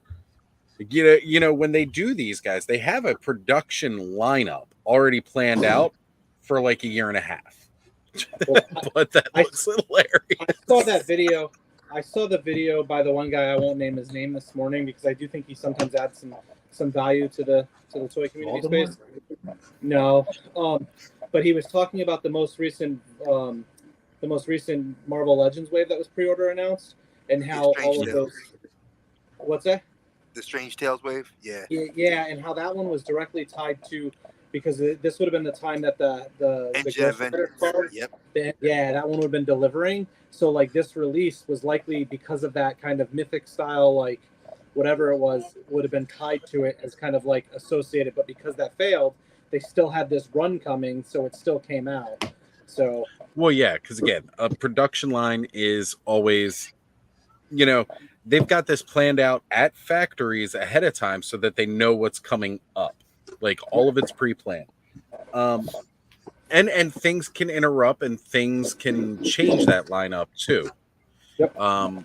But as far as things go, like saying, and again, this was talking about the upcoming crowdfunding for the Snake Lair. Mattel's iffy. Like they're pretty iffy with it. Like they put out that Jurassic Park gate, right? $250, right? We've seen plenty of crowdfunds that'll $250 sells like hotcakes, right? But when it's a gate with no adjoining real fences, are you talking about Jurassic Park? Yeah, I'm talking about the Jurassic Park one. Because this was before the botch to the WCW entrance. I'm sorry. Like, you guys got to, like, give us something of value. Sonny, you're muted. Sonny, you're on mute. For $250, I would expect a whole enclosure, not just a fence. Right. I agree. Like, that was ridiculous. They were like, we're going to give you the gate. It's got electronic sounds and everything like that. That's great. Oh, yeah, we're going to give you a Ford Explorer that's already out on retail right now. There's not really anything different with it. But with less details. The one from less details. We're going to give you the signs. They have real electric wires. The Snake's Lair, for me, like if it's not scaled to Masterverse and it's just another Origins playset, if it's any more than Snake Mountain, I feel like they're ripping people off. Yeah, that's one of the things we were talking about. We were talking about like it's got to come through with some good stretch goals. Because again, remember, and I've talked about this across several streams, stretch goals, whether you unlock them or not, their pricing for their tooling is factored into the full cost of the Haslab. So again, Eternia at $500, the tooling for Modi, the tooling for King Grayskull, the tooling for Keklar, all of that, as well as the that we never saw. As well as the retooling of the towers, because they were retooled. They were not straight copies of the original towers. They were bigger. They're very close. So with that $500 or $550 value automatically dropped because we didn't unlock one of the tiers, but that tier was included in the cost of the tooling that you paid for. But that works to a degree. That works to a degree, but that's not 100% accurate, right? Because they're no, that's 100% accurate because Hasbro said it. All their stretch goal tooling is included in the cost of the product from the time they announce it. So, like again, take the Hiss tank, right? It is though. But it's based on MLQ though too, because they have to sell. They're saying like they can. The tooling's covered in 8,000. Is like if the base is 8,000 sales and they say that it includes the tooling, it's not. Yeah, but they that's have the to thing. pay 10,000 to unlock the other unlock. But that's the thing. The tooling is included in the original cost, but what you pay, what the stretch goals are paying for is the actual production cost. This is the thing. You basically if they say, okay, at 2,000 more backers, we add an additional figure. You actually paid that production cost of it, but the tooling is done already. Right, you paid for it with the initial backing. So like that when they get the initial backers, you're not adding more. So like Sonny pretty much explained it dead on, right? So like 8,000 backers, right? You've paid to unlock everything, the tooling cost for everything at 8,000. Now, when you unlock those extra stretches, that actually just makes it cheaper for the company because now they are getting a bigger order quantity, but you're still paying the same price. It's not making it any cheaper for you to get them. I'd be curious to look at the actual numbers on that. And I know it's not making it cheaper for you, but because my guess is that they're factoring in that $500 at 8,000 units covers the production and tooling for the base offering. Then when they sell the increased quantity, let's say it's 10,000 to get the next guy, that extra 2,000 units being sold, because of the excess that's being made and sold on it, they're able to recoup the cost for the additional tooling on that 2,000 units sold, that they're covering the tooling there. I could be wrong, but that to me would be the way the company's not going to take a loss on paying for tooling that's not going to make it. What they will do is they will pay for tooling that doesn't necessarily, they're not going to take the loss if they can't recoup it already. The base offering covers all the tooling plus the production of the base offering. That's it. And then with every more steps, the tooling for the extra stuff is covered. Not the tooling, the production of the extra stuff is covered, but not the tooling. Tooling is done production, not tooling. Yeah. Yeah. So you're saying that the proceeds or the additional revenue generated from the 2,000 units is actually not covering the tooling. Tooling's already been addressed, but now that, like, let's say I'm one of the 8,000, and Oz, you're part of the remaining 2,000. Your funds for the 2,000 that push to that stretch goal are covering the cost of my production of my unit. No, not for your unit. If you were the cost for the production of the Hiss tank itself was covered at, what was it, 8,000 backers or whatever that cost was, right? The base level. So the Hiss tank itself, once it's backed, tooling and production of that product is done. Tooling for the additional tiers is done. And to produce the additional product, now you're getting into that cost. I think that they should do away with stretch goals, and instead of having stretch goals, lower the price as more people get in. I mean, that would be a beautiful thing. Well, I'm tired of seeing things just like, oh, that would be really cool. Like, even with the cantina, everybody's all excited about all these figures that might not even show up. Like, I'm excited at the additional cups we get with each and every figure, because they didn't already give us enough with the fucking base set. I'm just laughing at the chat here. Yeah. What about I'm very interested in that, Sonny. I want to look more into that and see, because, like, I'd be curious. I'm going to go back and listen to some of the stuff like Bobby has talked about on his show, because I'm curious on how that works. I could see it being done either way, but Bobby's get what you're different saying. though. If you're talking about, I'm not talking about how he does it for Valaverse, because his is different. He doesn't do the funding, but he works. He also doesn't do the same minimum order quantity as somebody like Hasbro or Mattel. Nobody worked at Hasbro, so he would probably have some insight into how the Haslabs ran. He was there when he bought some and he got deals on them because they were being sold. Being offered deals is different than working on one, though, right? Like when I worked for GameStop, I was a store manager, but that doesn't mean I knew everything about the warehouse at GameStop, right? When I worked at Walmart, I was at GameStop, but I didn't know about managing and budgeting payroll for Walmart because I didn't work in management. No, so but he worked on Haslabs, though, right? Like he worked on. Did he work on Haslabs? That's what I didn't think he worked on a Haslab team. I think he left Hasbro before they even started with those Haslabs. I think he left way early. I mean, he was already working on his own Toyland Action Force. I think he was there for one of them, because he said that he was able to buy when they were maybe the first one. So he was there for maybe one or two of them. So I'd be curious. But that was when Haslab wasn't that greedy. I mean, when you look at the Sentinel, they had somewhat of fair pricing. But when you see the Engine of Vengeance, he himself said, "This is not worth it." The Engine of Vengeance was just a shit show. That should have never. All right, so I want to touch on this. Tiers killed it.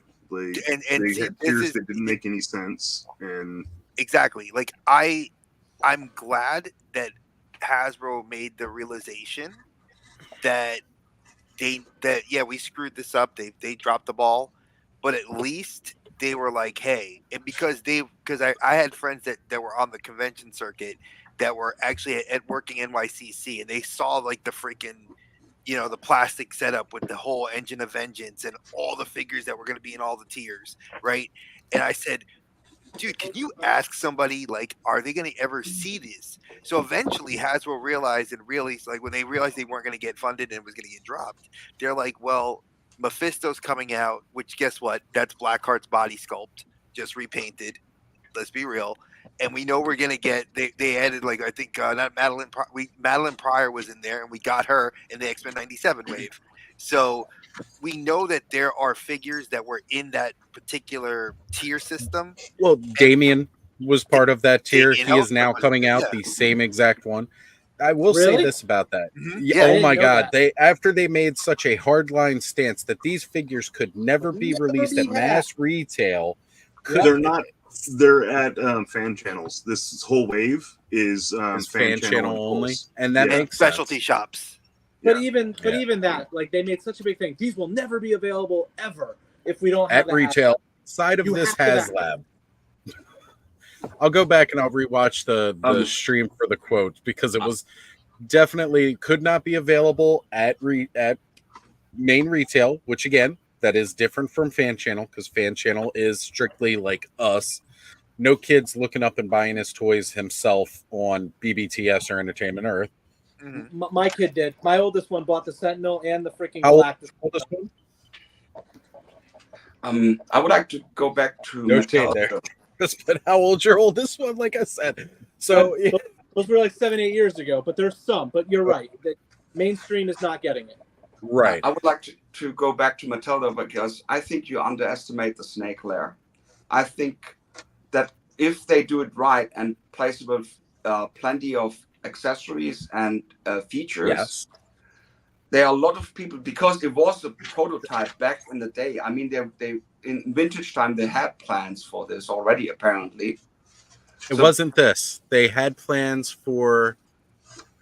First off, if you notice, part of it looks very similar to the back of Castle Grayskull. Yeah. And the other portion of it was part of a treehouse playset that never went into production, never made it off the page. And that was very different from what we are seeing as far as the Snake Lair itself, because that was meant to suction cup to a wall so that you could run zip lines down. Okay. But from those sketches, Axel was inspired to design a Snake Lair format for classics when he was doing production work for the classics line. So it wasn't with the vintage, it was with classics. They started to kind of get an idea of prototyping this. And what they went ahead and did from there is now they're going to realize that. But they've got to make it look, from what I'm seeing of this, they're making it look similar to this guy, Snake Mountain. Because again, over years, it may change to Snake Mountain, but they're also trying to keep it separate from that.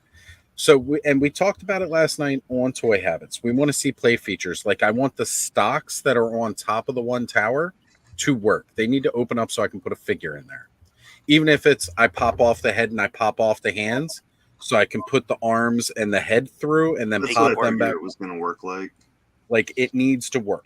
It needs to be able to fit a figure. I think That at that Iron price Maiden, point, you have to. that Iron Maiden needs to work because it's not like just some statue off to the side. It's Iron Maiden that needs to open up. I need to be able to put a figure in there. The interior needs to have something going on with it. Yeah. You know what I would like to see for the And interiors that they used to do all the time? They don't do it all. Cardboard inserts. Like, make it like look like it's an actual, No, place, they won't do not just the they won't inside do of a cardboard. plastic. They won't do cardboards. They didn't do so with Snake Mountain, and they upgraded that playset as well. Yeah. But it's basically you have some stickers, but it's fully plastic otherwise. It And just makes the inside kind of look ugly. Like, I wish they would do like some kind of background. I think even if they did, I think the thing to realize though about this is that it was fan voted, so like it's already got better success rate than It was fan voted, but not willingly. They also didn't give us choices like that. Like no Eternal Palace. Voted on, so it has a better than just throwing this out there. Now, mind you, Toy Habits did do their own vote where you can only vote once, as opposed to how Mattel did it twice. Right. However, I will say this because I've talked about this before on here as well as on Toy Frenzy when we were talking about it. The reason that the Snake Lair won is mainly due to the fact that it was everybody's number 2. Okay. For me, I was all in from the start. My number one was I wanted the Snake Lair because I love the snakes. Everybody knows it's a faction. That is no secret. I wanted this from the start. They showed it. Is that and out I yet? have no, not yet. We're thinking we're going to see something at San Diego Comic-Con. That's basically the point of last night's stream. Gotcha. I missed that. But you can go back and catch it as well as you can read the article on Toy Habits. Shameless plug.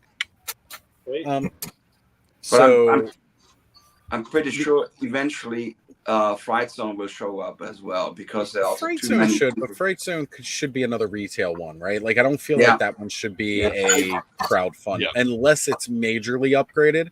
And although they did show upgrades to that original playset on the drawing, right? They showed like a few enhancements to what was originally there, not by much, and not in my mind, not enough to merit a crowdfund for it. Unless again, Fright Zone is one of my favorite playsets because they can even upgrade it and put it on retail, in my opinion. I mean, if they upgraded this and put it on retail, right? If they should just combine it with the slime pit and put it at retail. That gets two of the retail ones we're waiting for. Put them together, do some other enhancements, and sell it at retail for the same price as these guys. But I didn't vote for the Fright Zone because it needs to be part of it or something. So, unlike Thanos, I freaked out, and Fright Zone was my second because that was my favorite playset as a kid because it just felt to me like it had the most play features, right? I got my little puppet on the one side, I got my jail cell, I got my tree to hang my figures from, I got the trap.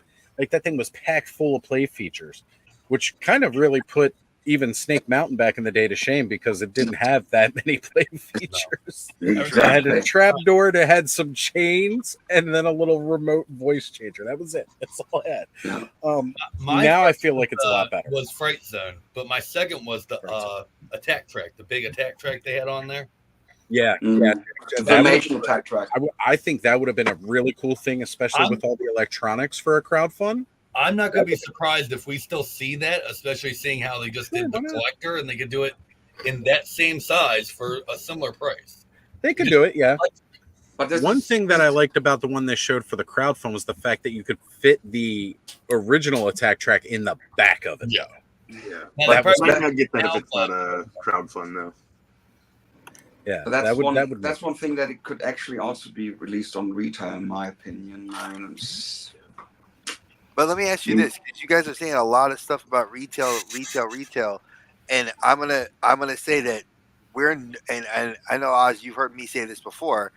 I don't feel bases and even larger scale vehicles are going to be taken up on retail shelves because that's retail space. That if you can't move a base like that, like you can. I'm gonna give you an example. Okay. Wait, $80, $89.99. That Ninja Turtle sewer set. It's still at Target. They lowered it down to $69.99 on clearance. I saw it today. Still, all four boxes are just taking up the same retail space with a huge inch of dust on top of them. How many play features does that lair have? A lot. It comes with 3 separate sections. It has an elevator. It has a trap door. It has a door that opens inside with a little area to play. It has it had like 16 different things, and it had interconnectivity. I wanted to get one to totally redo my Spider-Man thing and redo. You know what the problem with it is, though? It's not scaled to work with other figures. those Ninja Turtles are smaller than what the NECA or the Super 7s would be. If it had been to the scale, but still around that price point, people would have bought it to go with the other. I was going to say the same thing, Thanos. I think the big thing with Ninja Turtles is that's an oddball one to speak to because it's the IP's spread across so many different manufacturers right now that you're not hitting. Sorry, my life. But generally, here's the thing, though. Remember that playset was designed for kids. Yeah. So let's put that back into that perspective where it was not designed for people buying or Ultimates, then not for the people buying NECA. That was strictly designed for that scaled line that was at retail that was supposed to be selling. And I can price for kids is a big issue, right? Because playsets, even big ones, sell all the time for kids stuff, right? Go down the Imagine X style. Those play sets sell like gangbusters. How much are those though? So like $40. Okay. All right. So you're talking half the price. So most of us have kids in the. I think I have the youngest one here. At Probably 4. do. Yeah, at 4. We just got her, and we got her a large BOAT. That's for PIG, and it was that's $70 we spent. My wife was like, "Oh my god!" Then my mother-in-law bought the BLUEY MALL that is literally 3 feet tall, and I thought it looked cool because it has light up features. I mean, for me as an adult, I'm like, "Oh, I can't wait to break it out and play with it with her," you know. But at the same time, that was $100. My mother-in-law bought that for her. So right there, when we were kids, play sets like the G.I. Joe, you know, the space station, how much were those? Those were like $200, you know? So I think now as a parent and as a collector, I'm willing to take that risk, because if it's eventually like clearance, I'll buy it for my kid, you know, or buy it for myself. But I don't think as the adult collector, and I've seen them fail at retail, I don't think that for us, they don't market to us on everything, especially in a thing like a base. Trouble Bubbles, you were in and out of stores, because why? We were hungry for those vehicles that were fermented. And yet still managed to go to clearance. And they did. And they ended up at Ollie's. And part of that reason is if the companies overproduce and then they're just sitting in the back, they're not moving because everybody's already bought them. Again, the perfect example, Sky Sled with Prince Adam, right? At first, they were scarce. It was hard to find them. Then they showed up in droves at the store finally, because a lot of that shipping fiasco of 2020 cleared up. I say shipping fiasco. I'm not going to talk about the whole rest of that and what caused that. But what was it, Oz? You know, is that Rona? That Rona? Somebody drank a bad beer. The line went bad. A bat beer. I mean, what? So anyway, Exactly. it's again the Sky Sled comes out mass droves, right? But everybody who was interested in it picked it up. New kids didn't really know what the hell it was, right?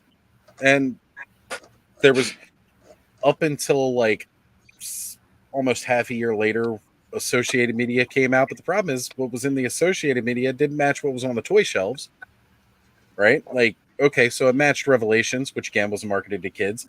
The CGI He-Man that Sonny was just showing, their Sky Sleds and Battle Rams didn't look like that. Instead, they released all these kinds of like motorcycles for that line, which were really cool, by the way. They had the Talon Fighter, and that's a cool vehicle, actually. It's a very cool vehicle, but it couldn't fit any of the figures. And you can use it with Origins. It works better with Origins than it does with the figures that it came out with, because they're bulky and they don't move. Yeah. So, I mean, there were a lot of issues that went into that. And those Sky Sleds did sit at retail for quite a while and never moved. And then they did go on clearance. And, like, I don't like the idea of playing clearance chicken. That's the best thing to do. Hell. Yeah, okay. Hell. I like my But toy lines to continue to be able to be found at retail. And clearance chicken's a quick way to get them out of there. You can still get them available at fan channels, but it makes it more of a pain in the ass. But I had to show off some SH figure arts and do kaiju for you. For sure. There's that Talon Fighter right now. Yeah, Works real good with them Origins, doesn't it? I was over in some boxes. I heard you guys talking about it. I was like, oh, I got it right here.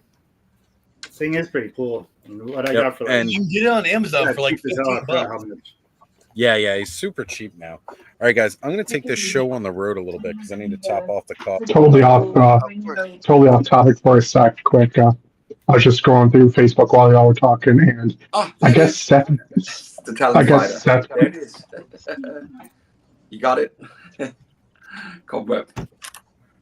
What happened there, bud? You said you guessed Seth. What? The Talon Fighter from the CGI He-Man. That's it. Yeah, hold on there, Sonny. What was it you were saying, bud? You muted your mic again. I know. All I was going to say was, I guess Seth Green is at Joe Fest. Yes.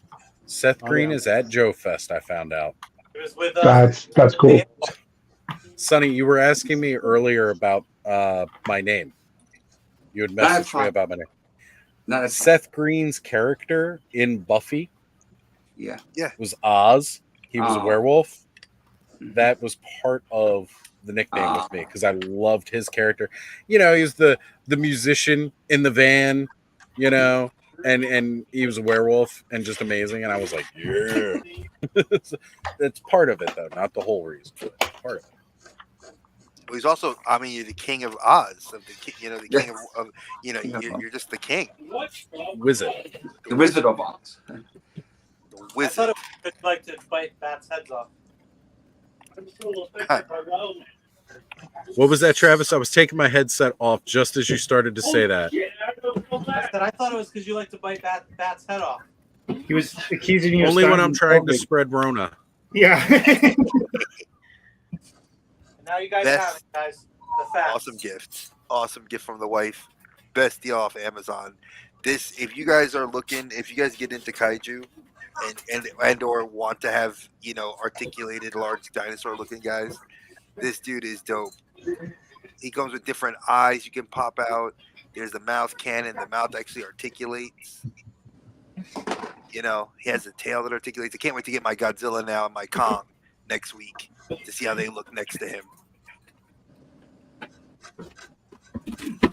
Oh, so excited.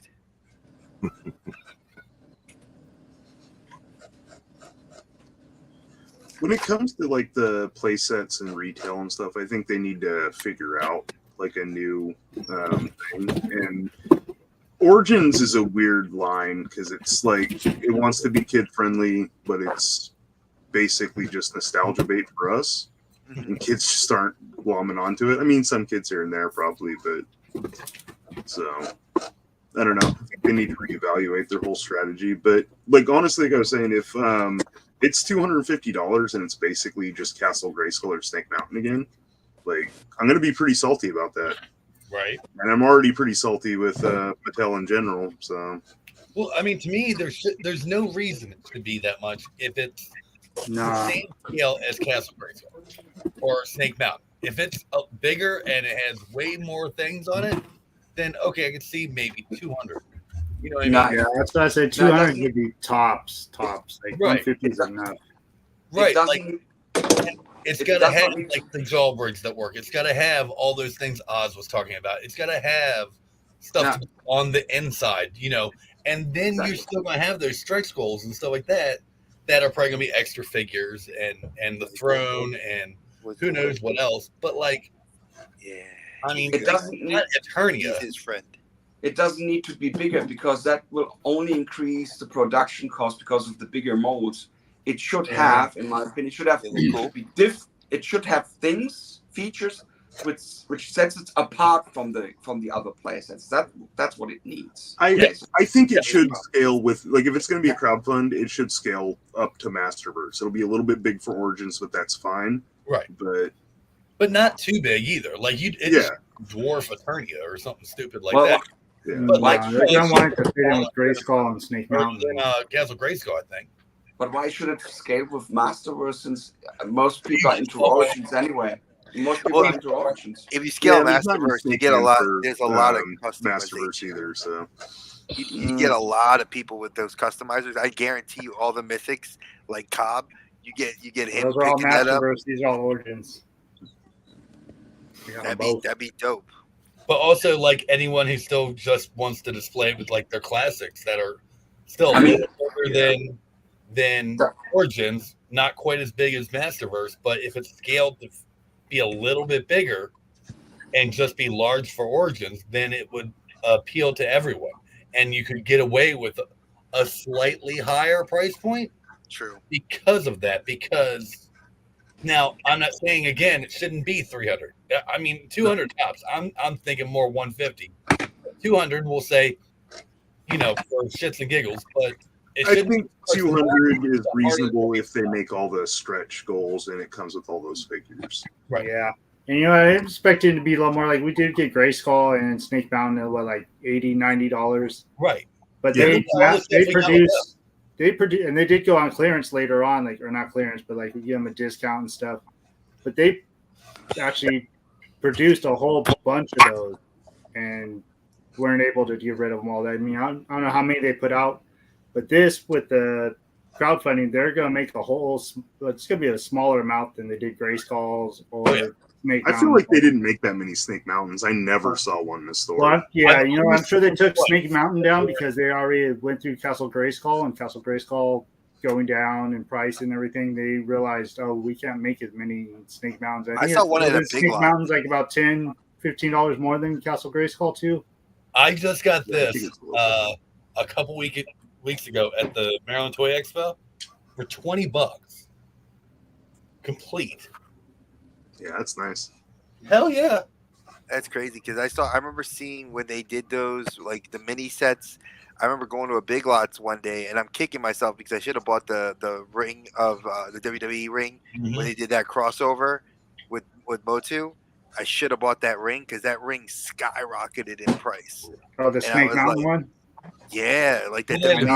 That's one I still don't have. I have a couple Grayskulls, but I want that Snake ring. Dude, that ring, ridiculous. I haven't seen it go for under $100. I know. Even at shows, people were trying to like. I was like, "Geez," I'm like, "It's a ring.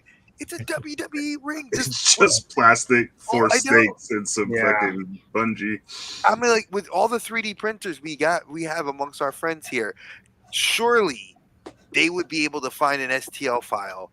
And it'd be cheaper for you to give them the money to buy the STL file and have them ship it to you than you go spend $200 or $300 on that ring. The funny thing about that is that's no different than classics Castle Grayskull or Snake Mountain, and they have the STL files on them online now that you can go print out your own classics Grayskull for $30 versus buying one for $300 or $400 from a show. Or wasn't it about 300 when it came out? About it's up now. Somebody went and made the files, is what you're saying? Or yeah. You can, for Castle Grayskull, I'm really tempted to print it out, but because I like the way it looks better than the Origins one, but it's just bigger. And I got a vintage one already, and then now I got 2 Origins ones. One I'm gonna use to like make a the prototype version that had like the ledge and the different colors and stuff like that. I got 3 of those going on right now. I'm going to do something with a couple of them. Yeah. So I'm going to tell you, you guys impressed me with your level of creativity. I love that stuff. I have that desire to always want to do that stuff, and I did at one point, but then it's like my arthritis. My rheumatoid really just ruined my ability to do any of this stuff. And dollar store. I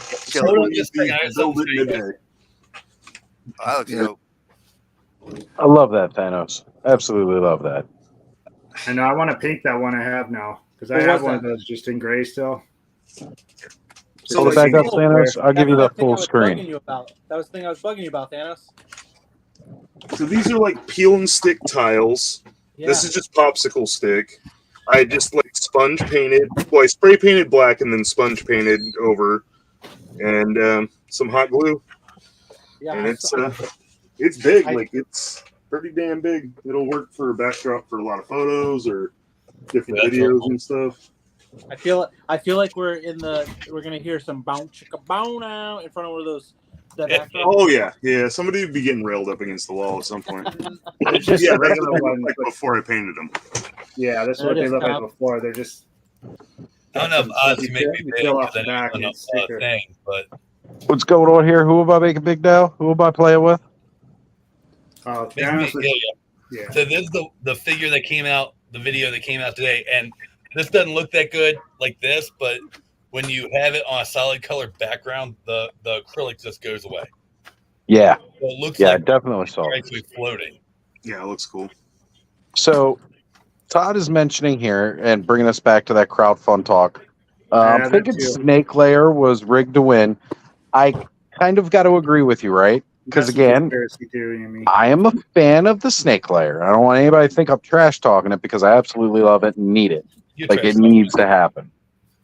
But for a lot of people, I think it was the second choice, right? Like they picked Fright Zone and the Snake Lair. They picked for it at all. So Horde Crawl I didn't pick it at all. and the Snake Lair, right? You guys may not have, but there was a lot of people I was hearing, because again, I was doing a lot of streams. I was on Mega J talking about it. Even when it was announced, I believe I was on Toy Habits with them about it at the time. We did Toy Frenzy. We were talking about it when it came out. And I kept hearing a lot of people saying their first choice was this and the Snake Lair. And their other choice was this and the Snake Lair.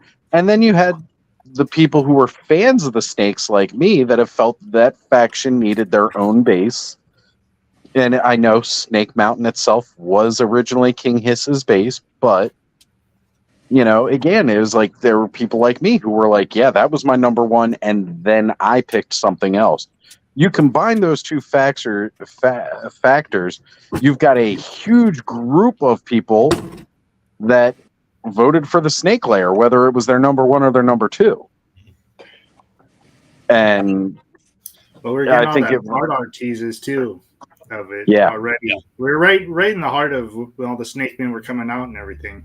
I think that had a lot to do with it too, why it was still fresh in everyone's mind, because you figure right then Lady Sizzler came out and it's on her card art. Yeah. Right, right before that you had Thangor and it's on the back of it too, I think. Like you had just gotten one right after another where you just saw it and then it was like, hey, which one do you want to vote for? Yeah, like, well, whether it was rigged or not, they definitely pushed it more than any of the other stuff. It certainly did. And part of that is because Axel's a fan of the snakes like me. Yeah. You know, he did a lot of work for classics with, you know, putting snakes. We're seeing a lot of those designs from classics now getting made into Origins. Like, I'm fine with them, but like, I'm kind of over the snakes. Like, there's just so many. You can be. And there's nothing wrong with being over the snakes, but for me as a kid, that was my favorite faction, and it got no love. Yeah, right. Like it didn't even make it into the cartoon.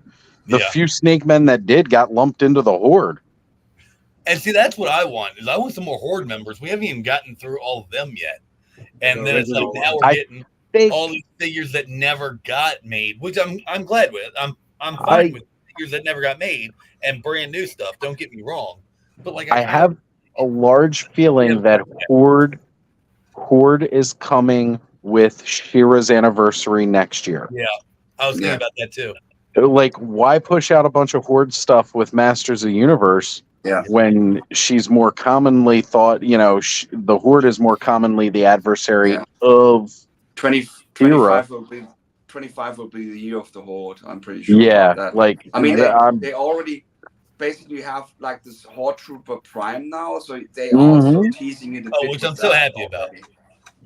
Oh, that figure is just gorgeous. Already. Yeah, like, I feel like they've been just dragging their feet, but they need to just get it out. They're trickling enough to make us satisfied. They gave us the main Horde guys, right? But I think next year, definitely, we're going to see Year of the Horde. We're going to see Blast or Dragstore. We're probably going to see more of the She-Ra characters that we haven't seen yet either. Yeah, the main characters, except for Modulok, he was a base character too. Yes, he was within the first wave. Modulok was missing. Talking about again, Dragstore came out around the same time as Extendar, a little bit later. Yeah. He came when you talk about the main introduction of the Horde, it was Hordak, Grizzlor, you know, like Dragster those guys. Dragster came with the Horde Trooper and Multibot. Mm-hmm. That was the same wave. So we'll see those next year. Again, they already have a production line up. They've already said they're going to finish the vintage line. I think they purposely held these back for that. Plus, we've been seeing they're sneaking tooling in with some of what's out for those figures, right? Yeah. Like we've seen bits and pieces with figures that are coming out now. So it is a guarantee that those are going to be coming out, right? Like guaranteed, but that is a good shot. Frogmonger uses the torso for Modulok. Yep. It's a definite. We've seen leg pieces come out, like the feet for and the good the thing Demogorgon. Is already modular anyway. So to make the whole design that way, right. The whole design of the figures as they stand are modular, so like it's not too hard to get this jump. I'm excited, and I know that we will be getting. Next year is going to be the year of Shira. It's going to be her anniversary, and that's when we're going to start seeing a lot of the Horde push. I would not be surprised if we get, again, because we were supposed to get word about Snake Lair in April. I do remember after the fan vote, they very specifically said, and now we'll tell you more about it April of 2024, and we didn't hear shit. So that is going to be revealed at San Diego Comic-Con. But I think we're also going to get possibly at Toy Fair, because that happens later in the year now. We might start seeing more of the Shira announcements for 2025. And I have a big feeling Snake Lair is going to drop in September going into October, like Eternia did. I hope the Shira stuff, they just kind of folded into the cartoon line instead of doing like Mattel Creations for all the damn releases. I do know that we were talking last night about that as well with like Bo. He's coming to the cartoon line. So I'm kind of hoping that with Bo getting the tooling for a bow and arrow, we get Quick Flick as like a stretch goal for the Snake Lair. I just want to put that out there because that was another one that Axel drew up, but we never saw. The Snake Man Archer, because again, I'm a shill for snakes, so I'm gonna throw him back in there. I'm clamoring for the Walmart ones. Yeah, I know, but I'm same way, man. Like, there's a lot that I really, really want to get right now. I need to get Necroconda. Actually, all about the villains. Yo, yo, yo. Hey, what's going on, brother? Good to see you. I've actually got a finances. Necroconda is actually a pretty cool reuse of parts. Amazing reuse of parts, in my opinion. I did not buy at least once. I'm not so fond of Terror and Lord Grasp. I think that those are not. I'll put it this way because, again, they did make it into the Ultimates wave, and it was one of those kind of like waves where they were like, all right, how can we do like one new figure and then reuse a bunch of the crap we already have? Because we saw them do that in the older lines too, right? Like that was a big thing in older lines, like the wave with Randor and like Ninjor and everything that came out. Like that was a bunch of reuse of parts with like just a couple of new heads to kind of keep it afloat. They did it all the time. I mean, remember Faker? That was the first reuse of parts. Oh man, major reuse. They're like, we're gonna put He-Man's body with Skeletor's armor, and bam. He was not available in Germany because I think the Mattel branch in Germany thought we cannot sell this here because people will feel scammed. Although the thing is, mind you, he was one of my favorites as a kid. Yeah, the thing is, even though it was actually a pretty lazy reuse, it was quite a fascinating character. I always wanted to have that figure. I saw the cross-sell art, but never got it. I got the 2000X one, but I always wanted that thing. Although it's really just a really lazy reuse. And when you think of better reuse of parts or characters, like Mossman was pretty well done. We take a Beastman, paint it green, put some flock him, and that's it. But still, it works. Block the shit out of Beastman. Woo! Or even Merman Stinkor. Yeah, Stinkor was a good one. But and again, I've got nothing wrong with buying repaints. I think it's great, right? Like, heck, one of the reasons that I got the Savage Crucible figure that I got is because, again, it's a slate figure, which is this bare minimum comes with nothing kind of deal, so that you can do like your own custom work on, because they know the community that supports it is kind of like that. So here it is. It's already existed parts. We're just putting in a very dark black color kind of thing, which again for customizers is great because all you got to kind of do is start doing dry brushing, and already it's going to look like completely different. And it was $20 as opposed to their normal price. So I was like, cool, just dropped a bunch of money on Mythic Legions, but I can still afford a $20 really sweet looking figure.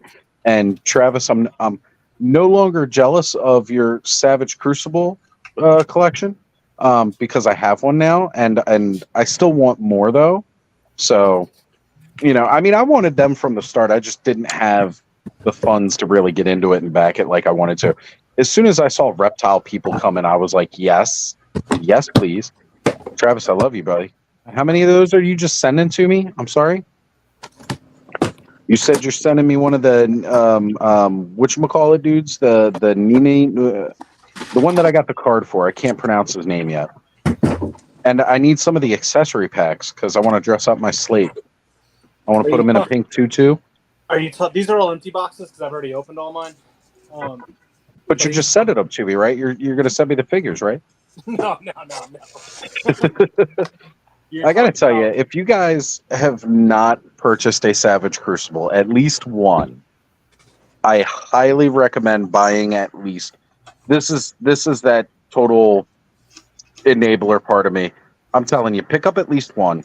They're great. John, Emerald Knight, and I have been talking a lot. Like and I don't want people to think that they can only be used as fodder. But like if you're picking up one and you're getting a shadow slate, right? They are the perfect. Oh, I will definitely send you a link, Terrence. You are more than welcome to join. He says he bought a few. And Jim, you are going to be welcome to join as well, sir. Once we have some room, I will definitely let you jump on, brother. We'd love to have you on here. I hope your Guatemala gremlins are acting fine. Okay. And yes, all about the villains. Peer pressure. You already sent me down one. So I'm getting ready to hop off, so you can let them in because I'm going to go eat. So it's great. All right, Corey. I'll see you later. Brother, thank you for being here tonight. Thank you for showing us what you were checking out. Guys, go check out Make Shape Create. If you're not already subscribe to his channel. Go check out the latest videos so you can see all those customs that he has made. A lot of them are based off of what we just saw. If you watched Motu Revolutions, Corey just made a whole vintage line. So go check it out. Thank you, bud. Dropping it in the chat.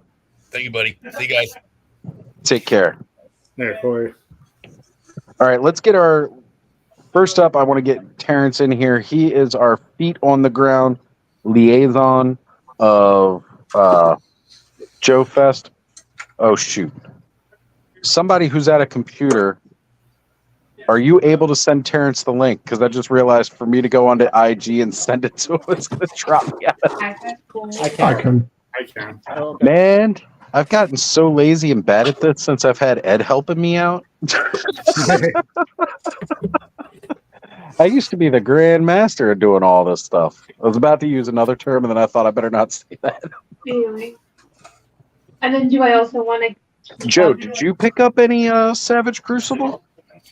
I have not. I've been thinking about now that my Action Fixture Customs is opening back up. They have their unpainted accessory sets for them with the heads and stuff. I thought about getting those, but honestly, I spend so much money on Legions. I don't need to dip into another line. All about the villains. Like Travis been on Savage Crucible on Instagram. There you go, Terrence. Bud sent it over to you. Oh, I did too, so he'll have it. Did anybody get on the Mezco King Conan? Because they charged me and said it's shipping soon. Oh, man. I did it through Helidope.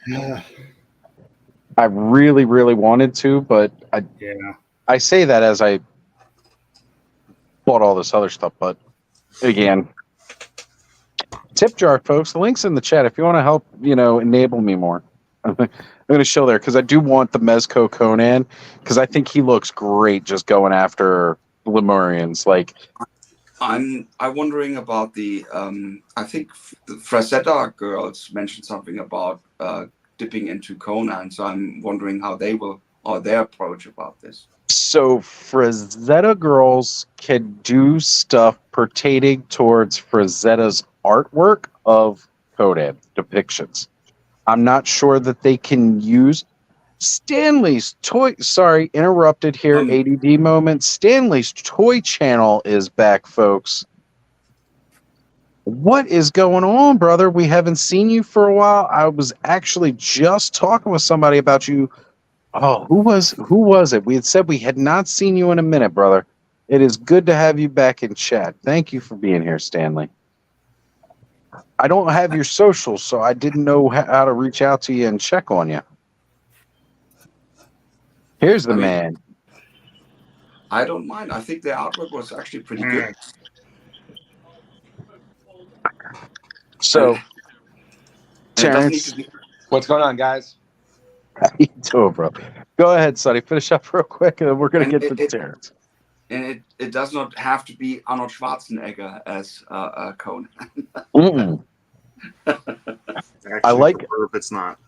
Right? Like, I don't mind a Arnold Conan because that was my first introduction as a child to Conan was Arnold Schwarzenegger. I know the comics before. Then I got into the comics, and then I got into the books, which, mind you, for like a 9-year-old, those are some heavy books to read. Speaking of all those Savage Crucible, Terrence, I heard bought them out of stock. Was that a... oh, that's a Conan Ultimates. Yeah, I'm not a huge fan of the Super 7. I only have the Matt Cardona wrestling figure for Super 7. Other than that, I don't touch Super 7. And Terrence has been going wild at Joe Fest. I'm pretty sure it's like his version of Heaven. And James Earl Jones' character is misnamed. Whoa! And is that all of it, Terrence? I don't think that's all of it. That's most of it. There's a couple items still in the car, I think, but that's pretty much all of it. But we were talking about Savage Crucible. Let's see. Yeah, buddy. Oh man, Terrence, I might have to talk to you about work out a payment plan for some Savage Crucible, brother. That looks like my original Kickstarter delivery. Right. Terrence has been going nuts, and Lawrence was like hanging out in the cry closet. He was like, "You're doing what again?" I was talking with Terrence a little bit earlier throughout the day. Yeah, so he came up while I was the way these shows work at least for me is like I usually go hit the tables a couple different times because they refresh them. There's new stuff there, hopefully, and that was. Sells out and they want to give everyone a chance to get more stuff, but terrible human beings like me go by and rip them up again a couple hours later. But he saw me in the morning when I was completing one purchase with the Four Horsemen table, and I guess that came out to about $660 worth of stuff. And he circled back around and saw me completing a second purchase for another like 200 and change. And he's like, "Is your job hiring?"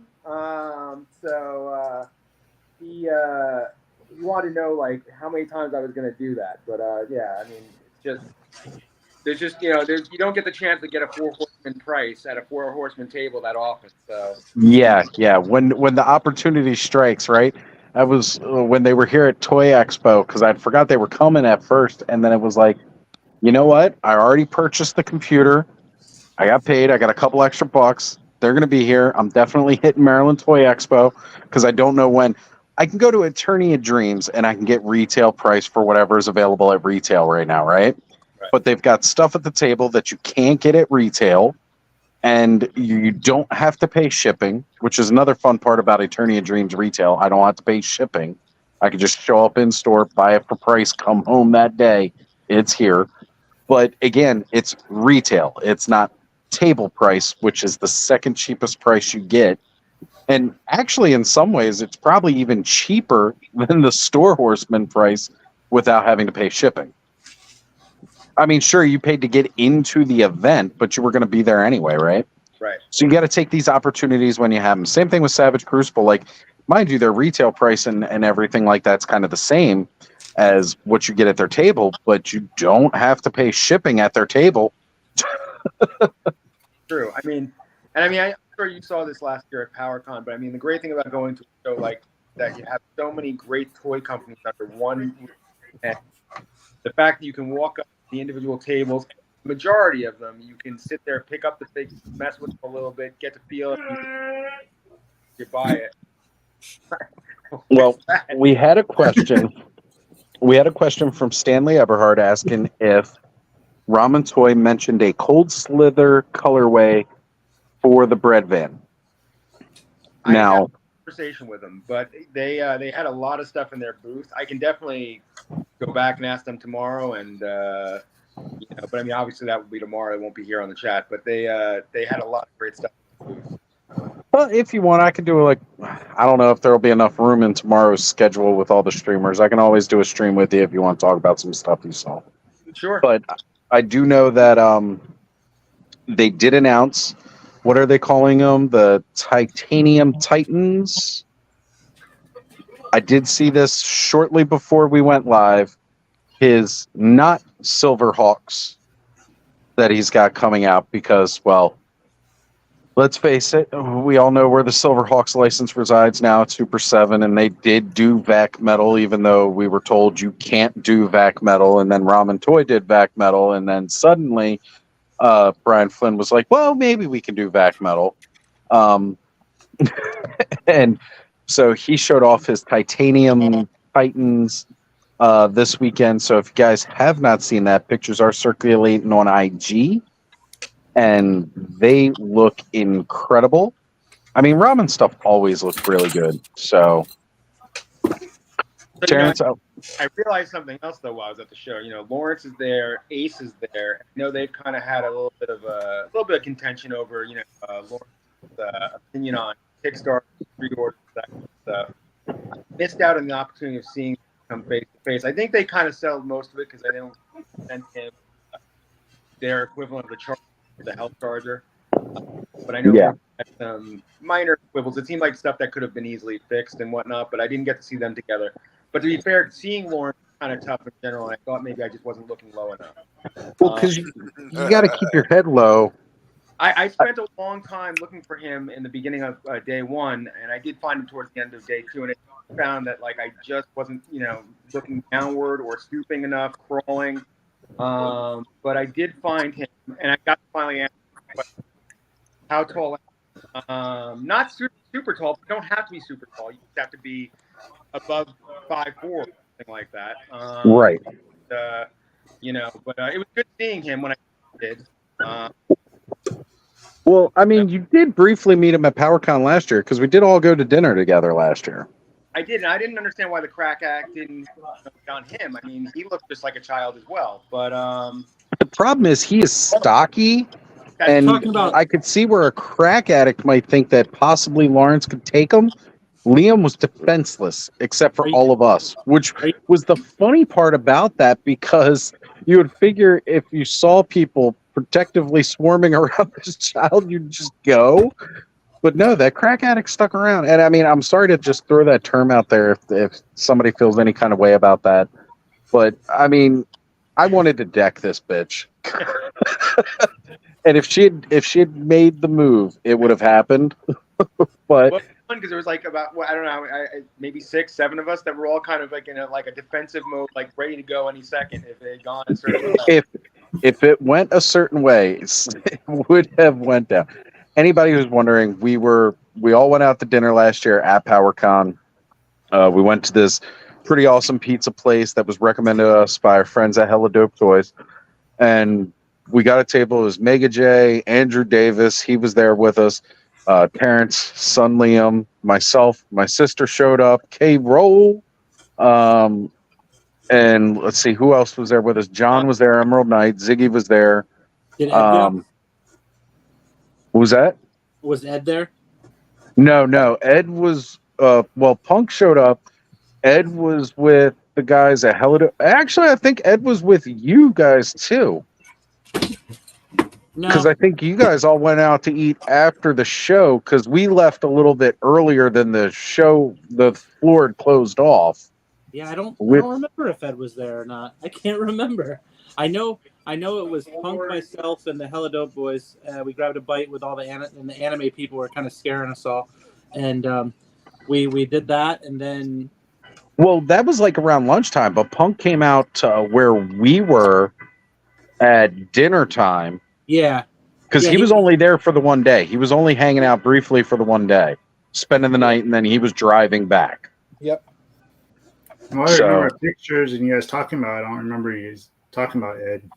But yeah, this crackhead lady came up. And we were all standing there outside. I was having a smoke. Ziggy was having a smoke. We were talking about what we were going to do next because there was this after party that was going on over at the hotel. And we were trying to figure out what we were doing for that and who was going to be there. And she didn't even try to talk to any of us. She went straight for Liam and then realized there was a bunch of adults around and kind of backed off. But she kept like creeping close. And we were all like, don't you dare try it. Don't you fucking try it.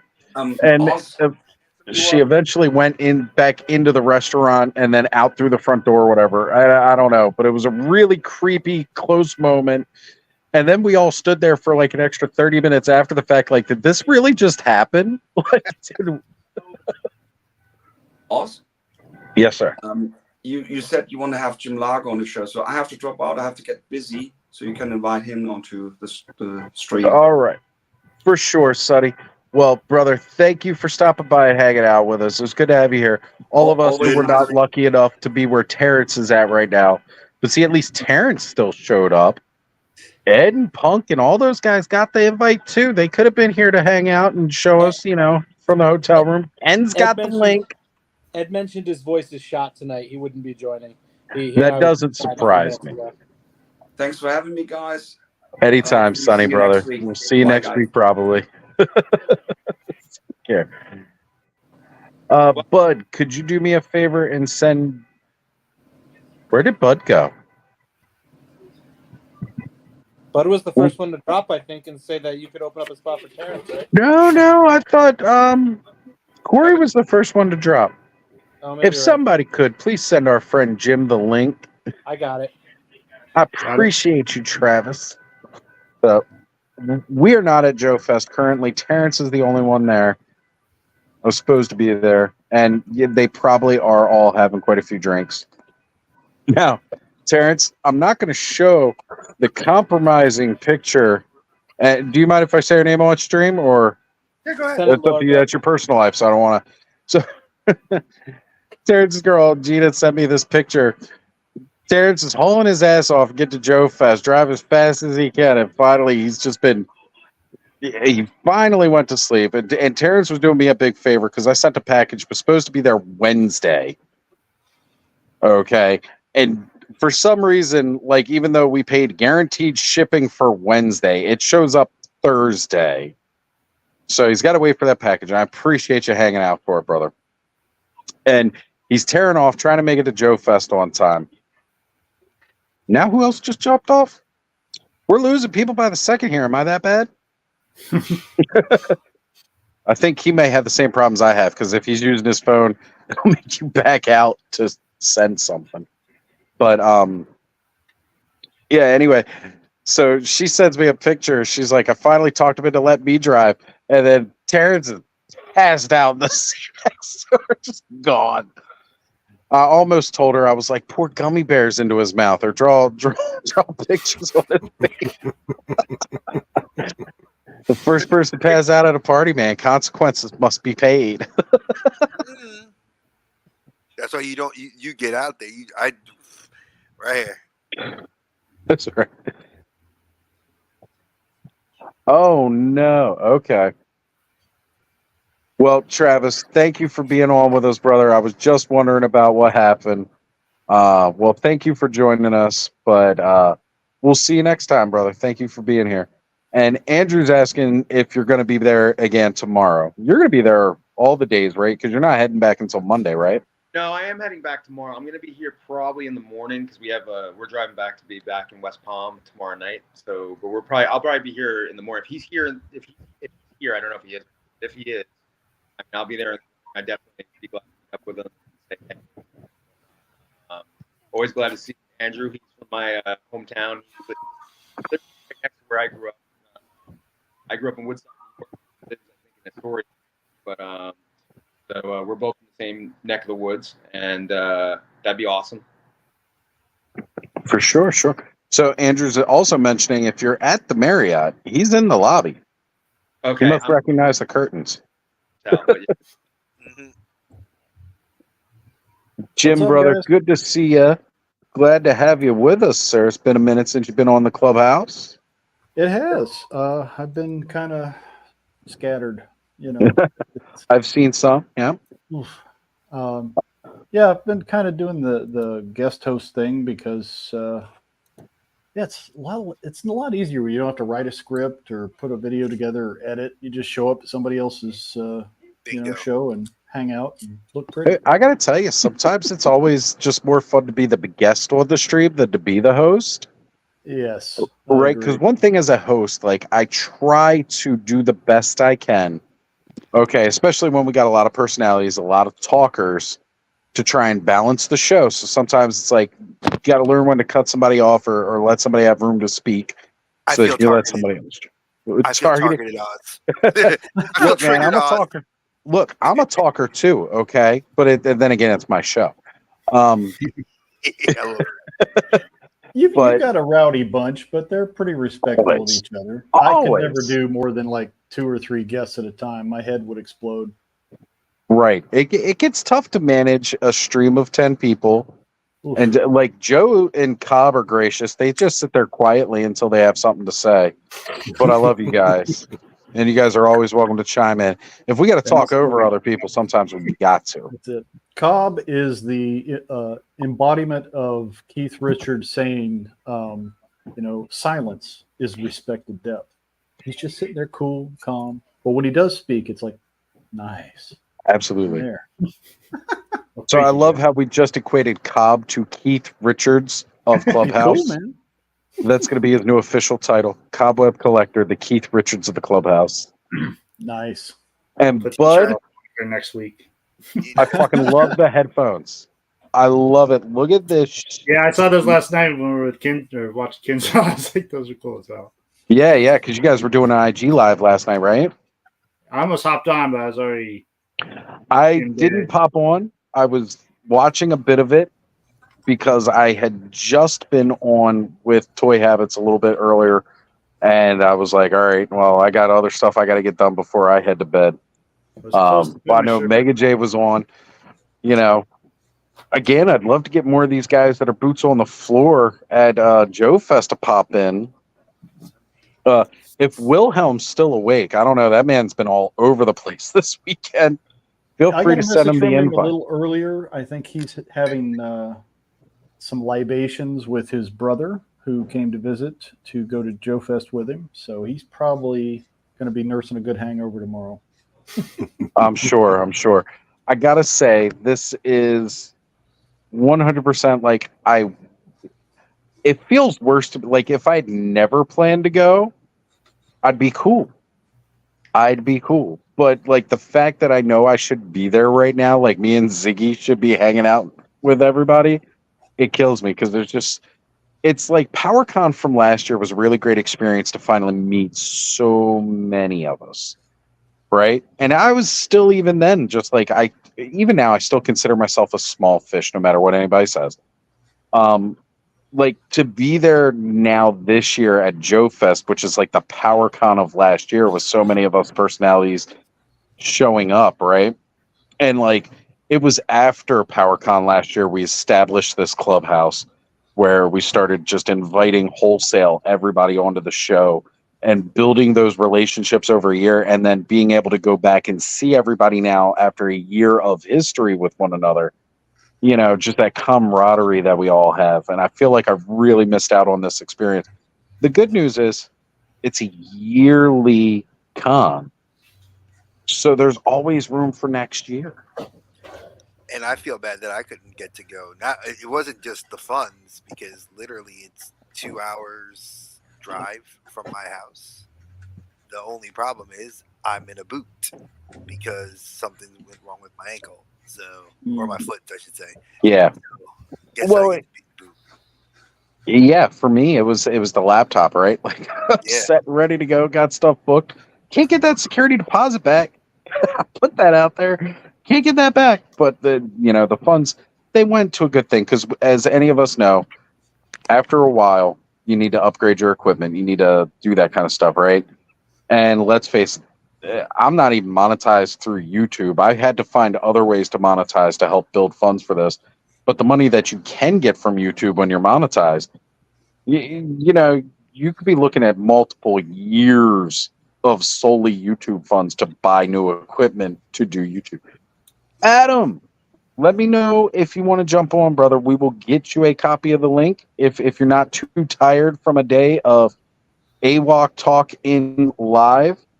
It was great to see you and Lawrence hug it out in a picture today from Tony Romo, because we all know that you guys clearly hate each other, as you are both often on the show.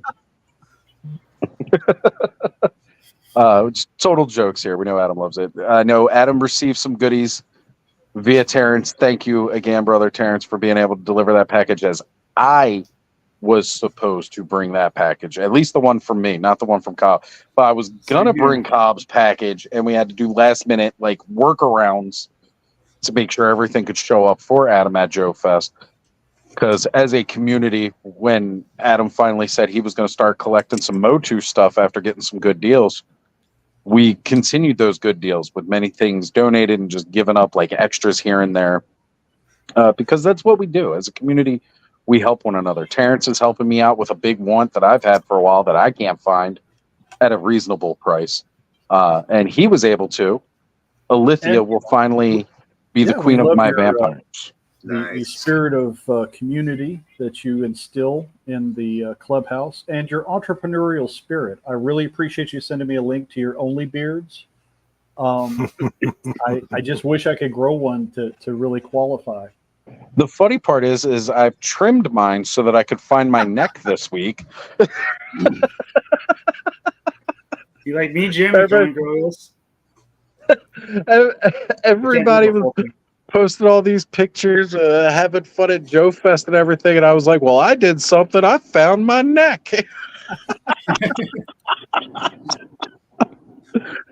This is hilarious. The beard, I've wanted it very long and for a long time now, and I've never grown a beard quite as long as that. I have no idea what to do to help maintain it and keep it looking as nice as Joe's. So I had to trim it off. Not to mention right now, it's a huge humidity and heat wave out here on the East Coast, or at least in the Maryland area. I don't know how it is for you guys in Georgia right now, Terrence, but I know in Florida it's always freaking humid. You can't escape it. But it's either really hot outside, or then you get killed by the air conditioning inside. So you're getting destroyed. Yeah. So I trimmed it all off, and now I have the short beard again, which means everybody can actually see that there is a neck under there. My head just is not attached to my torso, and then there's beard. And it's not even a neck beard like so many of us nerds get accused of. It's a full beard. It just covers everything. I am glad you were cold all day at Joe Fest.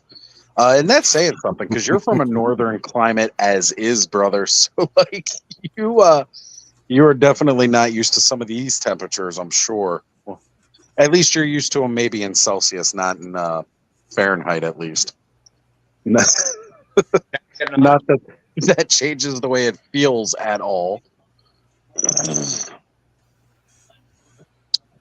So Fat Red Foo is asking, do we know where next year's event will be? I know several of us next year are again planning to be at PowerCon again.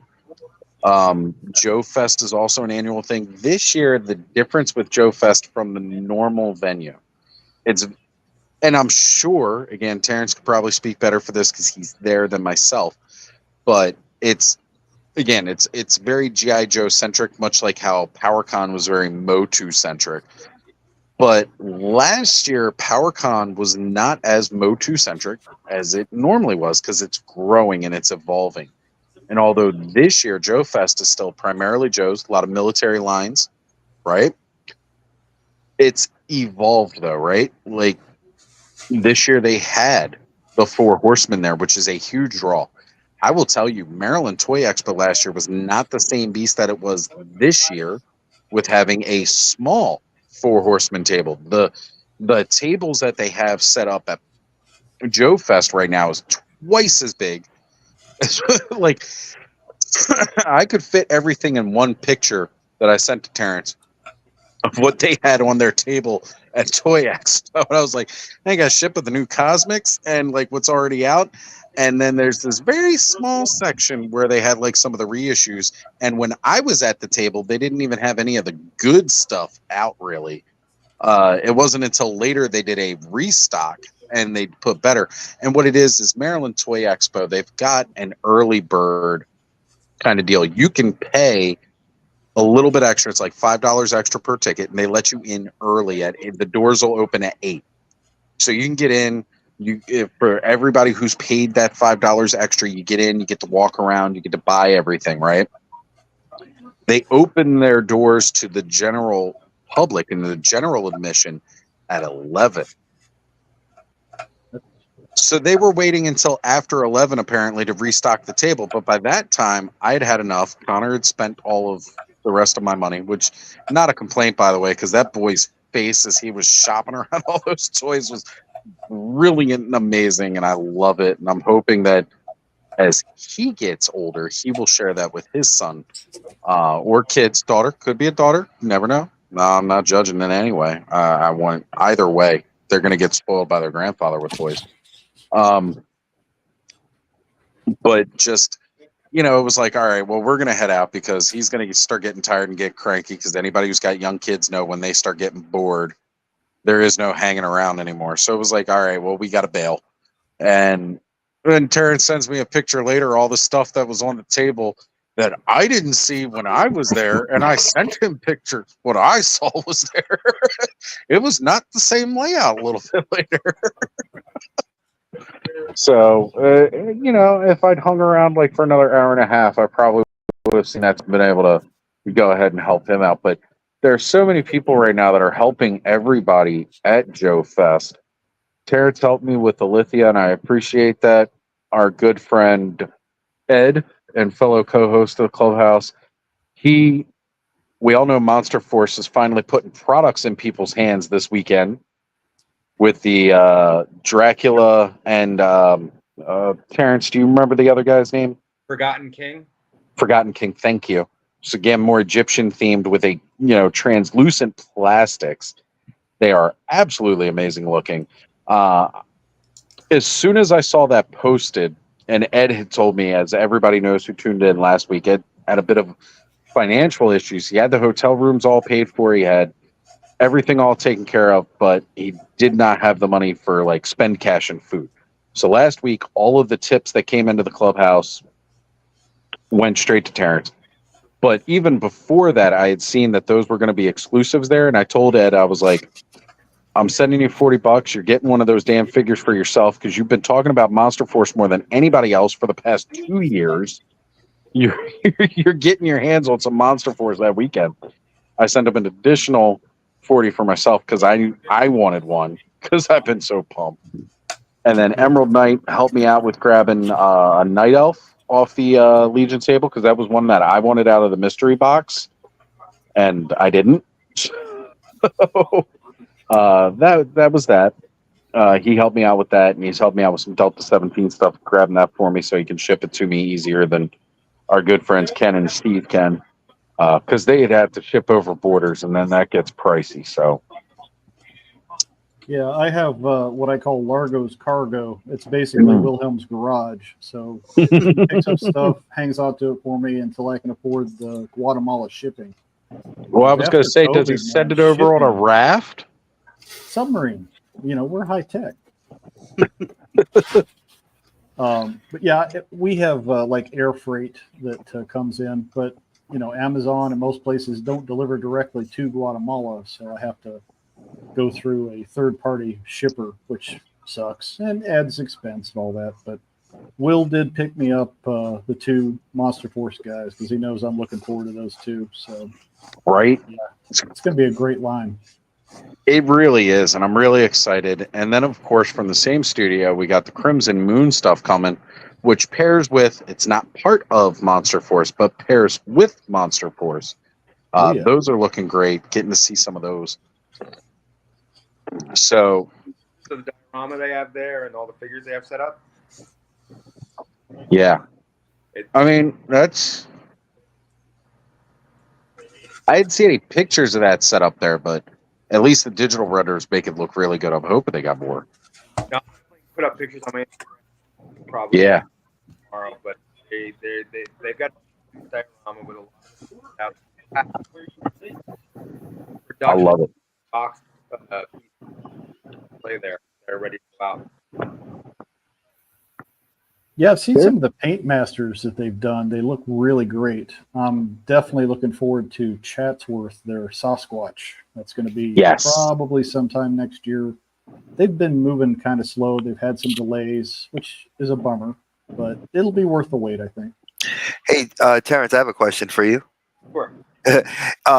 While you're at the con, and because I'm not willing to pay $15 shipping, do they have any more of those Comos Savage Crucible? They did this morning, and I can definitely pick one up for you if you'd like. Yeah, I'll get me on IG. Okay. And you're in our group, our toy connections, right? I don't know if I'm in the toy network, but definitely. Gotcha. Yeah, let me do it now. Where's my phone? There we go.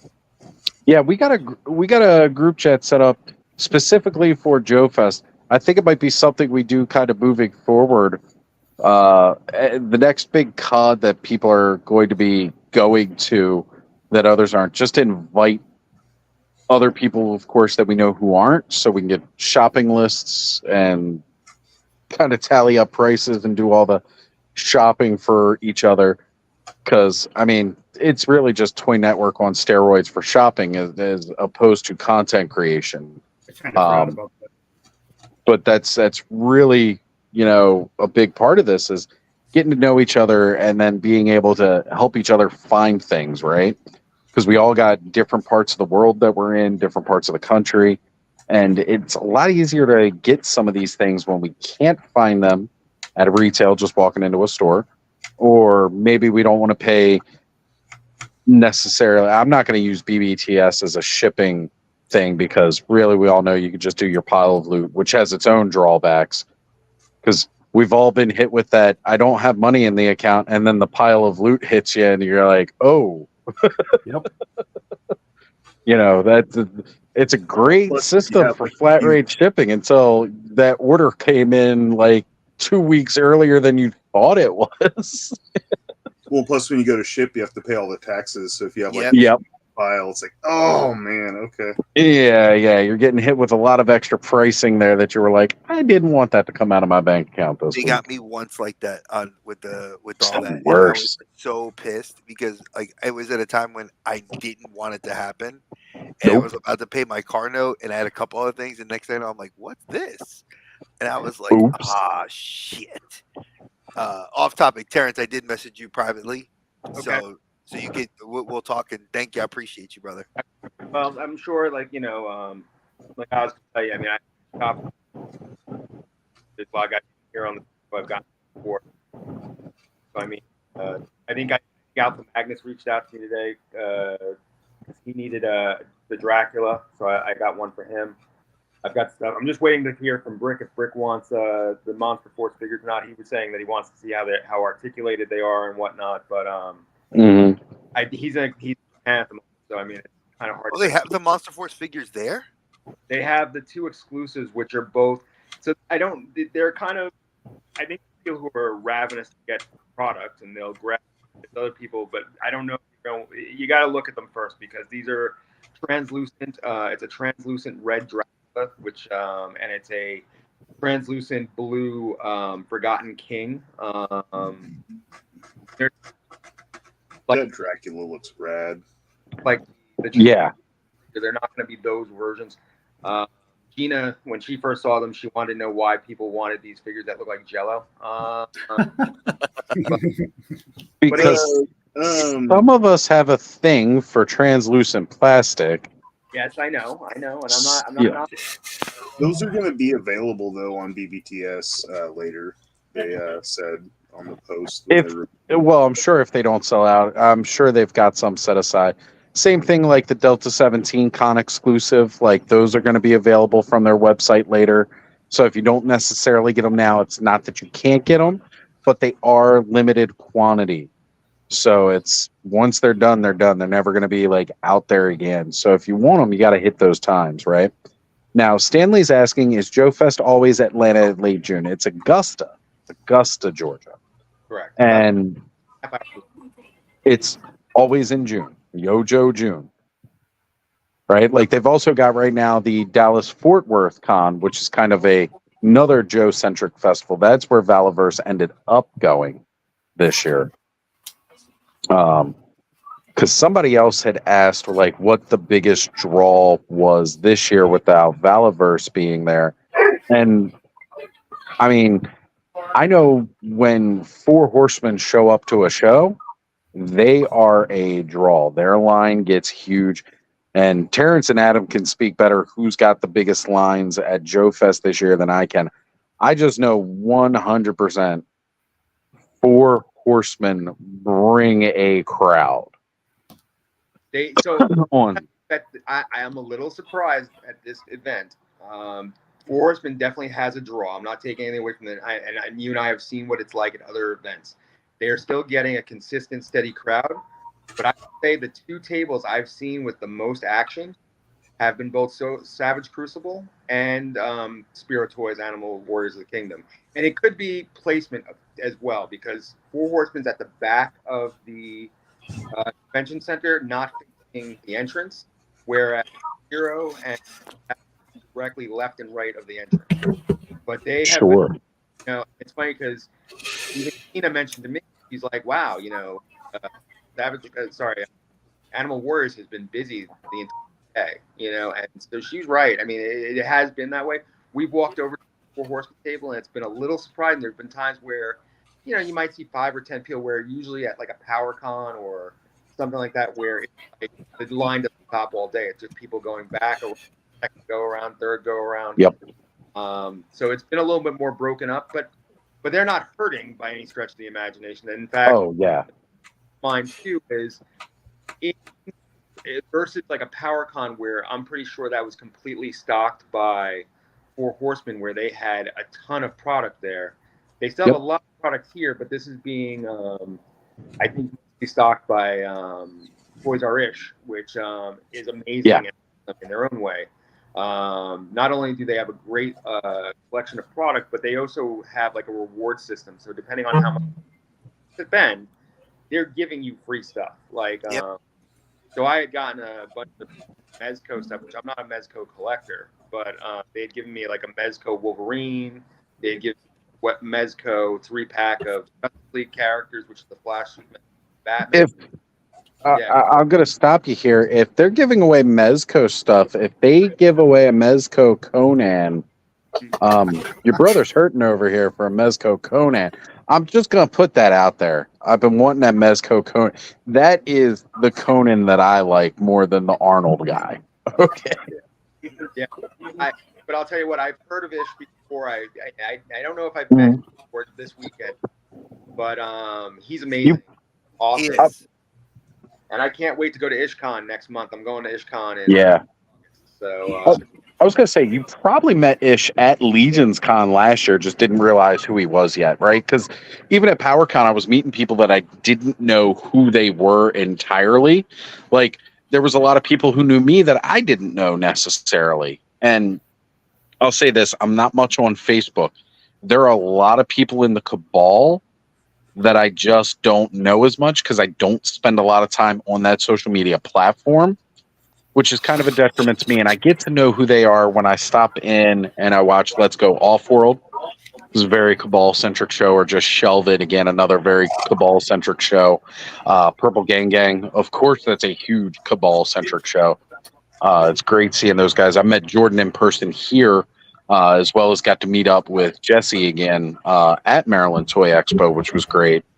I even got to meet Len at Toy Expo, Maryland Toy Expo from Wolf King Customs. So, like, it's always outstanding to meet other people from the Cabal because it is a great community.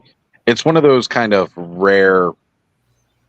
Most Facebook groups are complete shit. I mean, let's face it. I think they spend more time communing about their hatred of something as opposed to their passion for something in some ways. What was George Carlin saying? It's like individual people are great. Groups suck. Yeah, 100%. I've lived my life by that rule.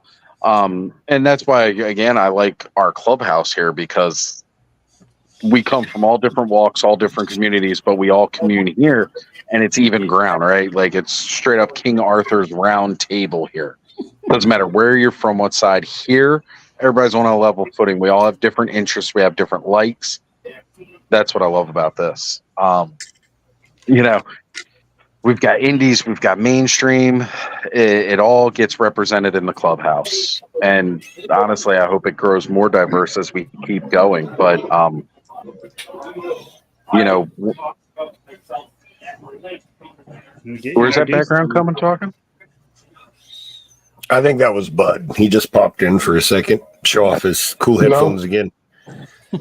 I love Bud's headphones. Yeah. What I want to know is how is the goblin situation at the Four Horsemen? So, as far as goblins, had quick, they gone. They were part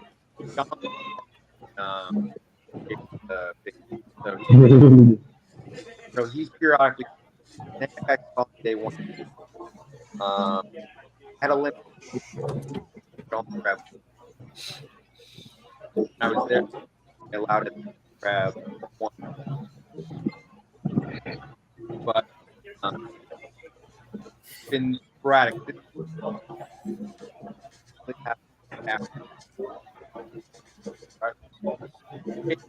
Either like Is he cutting out for you guys, or is that just me? Yeah. Oh yeah, he is cutting out a little bit. I thought everybody else could pick him up better. No, everybody was quiet, so I was like, maybe it's just me. Yeah, same. I was thinking the same thing. That's what I thought. Terrence, oh sorry. Part of that, a lot of that was actually cut. It was cutting in and out a little bit. How do any of that then? Can't hear you at all now. Huh? Can you hear? Yeah, I could. Well, it broke off at the end, but I could hear you. Okay. On my end, all I'm hearing is the background of somebody's thing, so I apologize. Let me change my. Oh, there we go. I think it was sounding good those last couple sentences. Yeah, we hear you. Hey, now? Yeah, we hear you. Yeah, good now. Cool. So I was saying, I was there. They today was kind of they had a good stock in the very first hour, and then I kept thinking they were going to refresh it more throughout the day, and they didn't seem to. As far as they didn't refresh the chase stuff. They had plenty of the cosmic, plenty of mythic stuff. You know, like the current mythic Poxus, and a couple of things like the. Which Joe, I don't know if you need any more Templar Knights. I know you've been building your personal army, but you know. Well, I just needed 12, so okay. And I miscounted, so I'm only one short. I can probably help you out with that. Anyway, so no, they but if they refresh goblins tomorrow, if you're interested, I'll definitely take a look and see what they got. There's that goblin with the blue hood. John showed me a Snag. Thank you. I always forget his name, and I always want to call him Swig. He's got more of the longer face too, like the King. Yeah. Whereas I am looking for a snag, and I definitely know Bud wants a snag. I don't know when I could pay for a snag.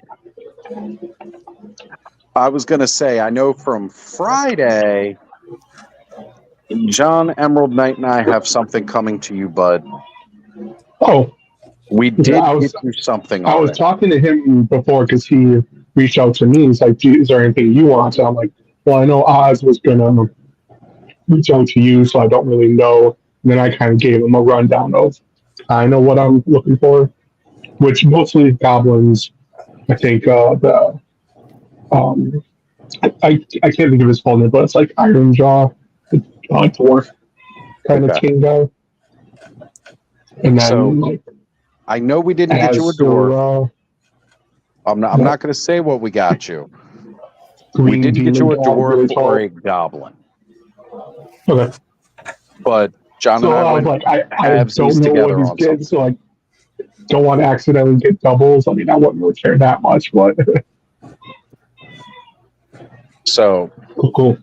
If we could manage to secure a stag for you, because I know that was what you wanted. He's one of my personal favorite. We can That see what we was can do really about cool, yeah.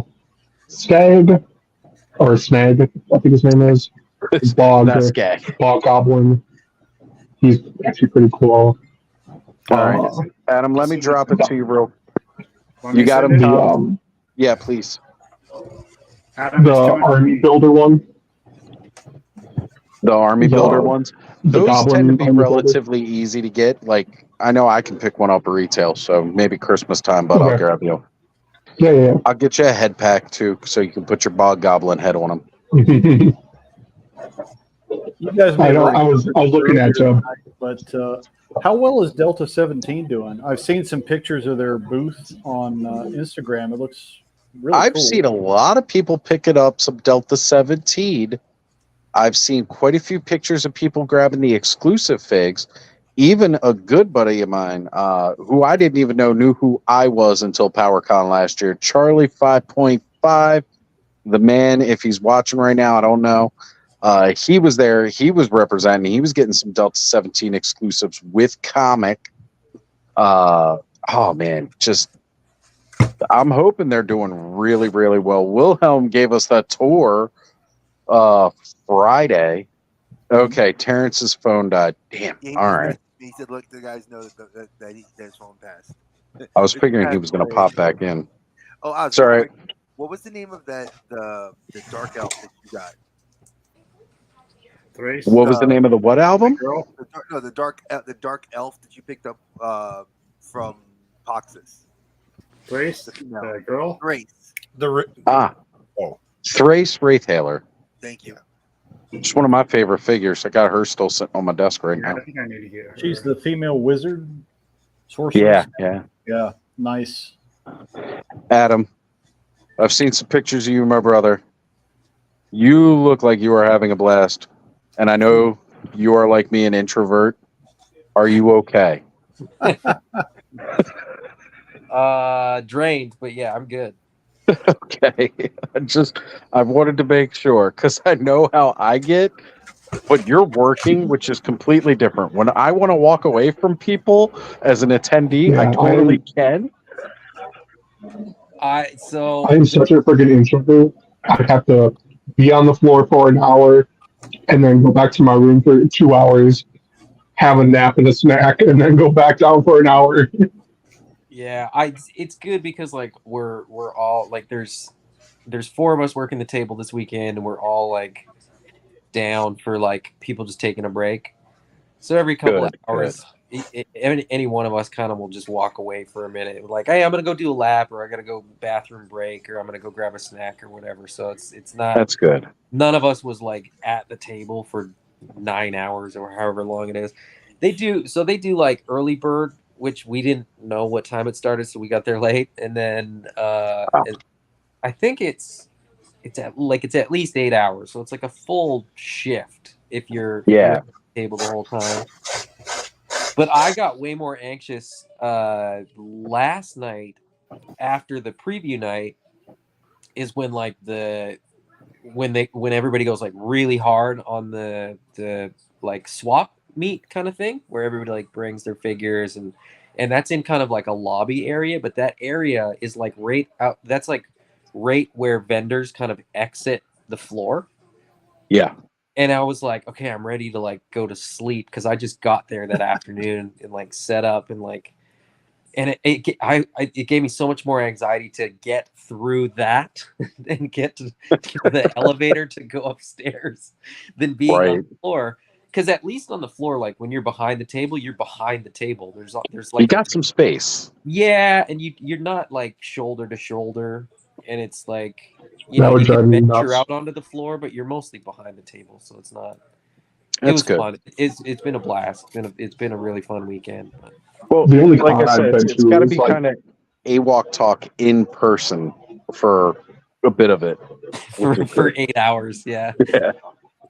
It's funny. There's there was quite a few people. Like most of you guys that I chat with, sort of not on here, know this, but like I kind of don't care about this. But people are like, oh, "Yeah, I watch your show," and I'm like, "Really?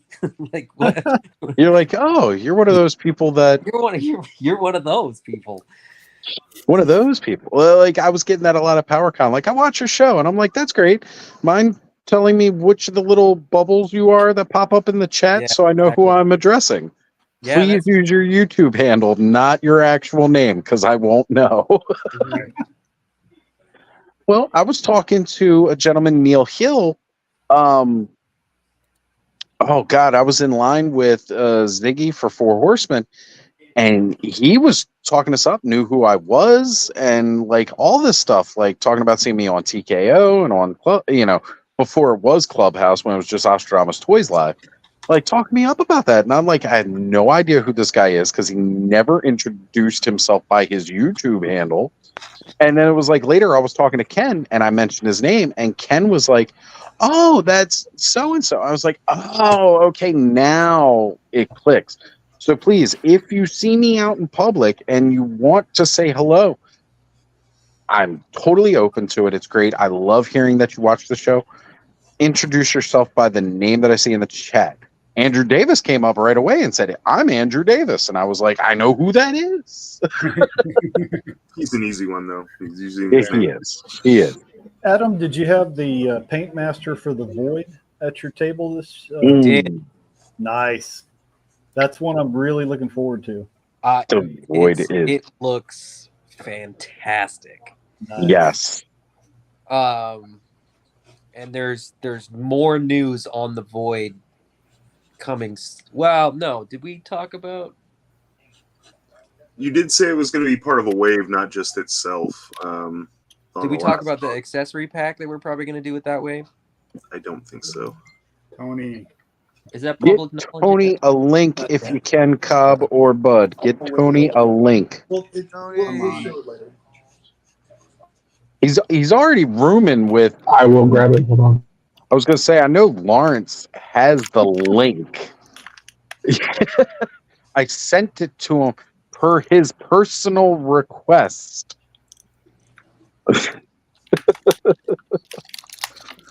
So, Adam, your care package. You sent the picture of it. I did. I love seeing all of that stuff coming in for you, brother, because, again, I know personally I donated to that, and we wanted to maximize your Mo2 collection the best we could, and I'm so glad to see all that in one pile.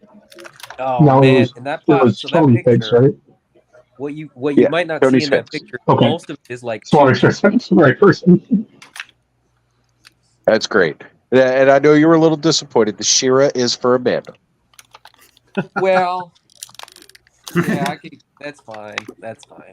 You got Stinkor. I mean, he may not be as smelly as his 1980s counterpart, but he's still got some stank to him. Yeah, it's still pretty good. Yeah. No, that He was smells weaker than Moss man does. Even he doesn't stink or smell. Oh, that Yeah, reminds me. There was supposed to be a Moss Man in there, and there wasn't. But I know Terrence has it. So. Okay. Shoot. Yeah, Well, it was nuts. Like that picture that I sent you was like that was before I even went to the con. And then before you can go shopping. Yeah, that was like I hadn't Oh, even this is my I dog. hadn't even like been shopping yet. I've never. Did you open up that box that I sent, or you still have it boxed? No, I unpacked it. You did? To, like pack it with like other stuff.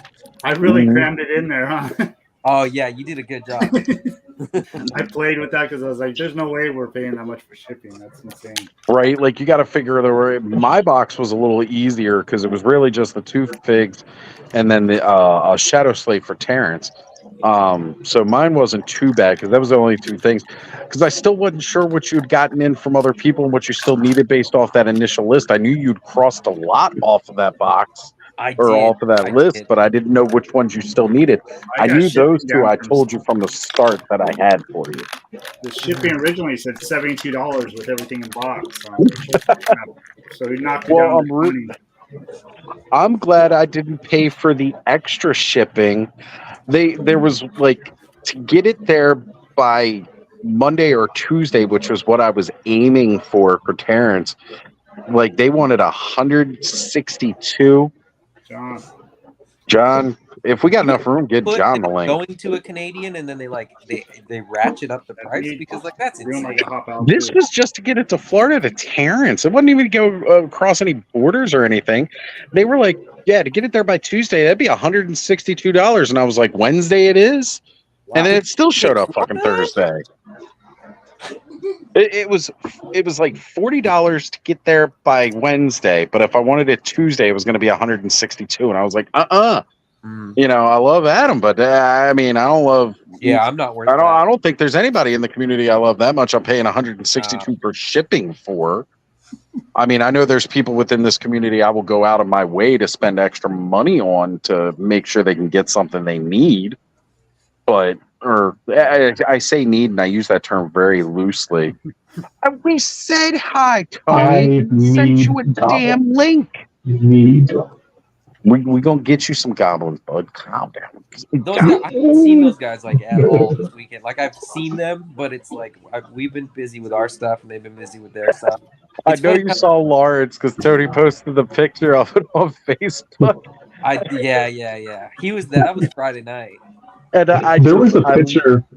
Absolutely. There's a picture of Ed and a bunch of them sitting down at a table with Sergeant Slaughter or whatever. And Ed is sitting down. Watching, and you can hear me. Where are you guys? Are you down in the lobby?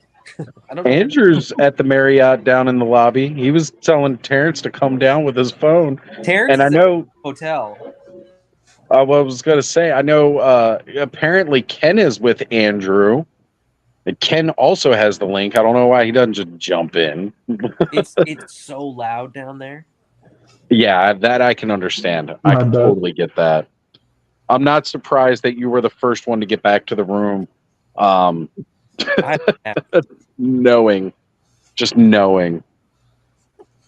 Man, like I was just saying earlier, like, you know, the biggest thing is that I knew I should be there right now, and I'm not, which bugs me because I'm looking at all these pictures and I'm just like, I know these, you know, like I should be here with these people hanging out.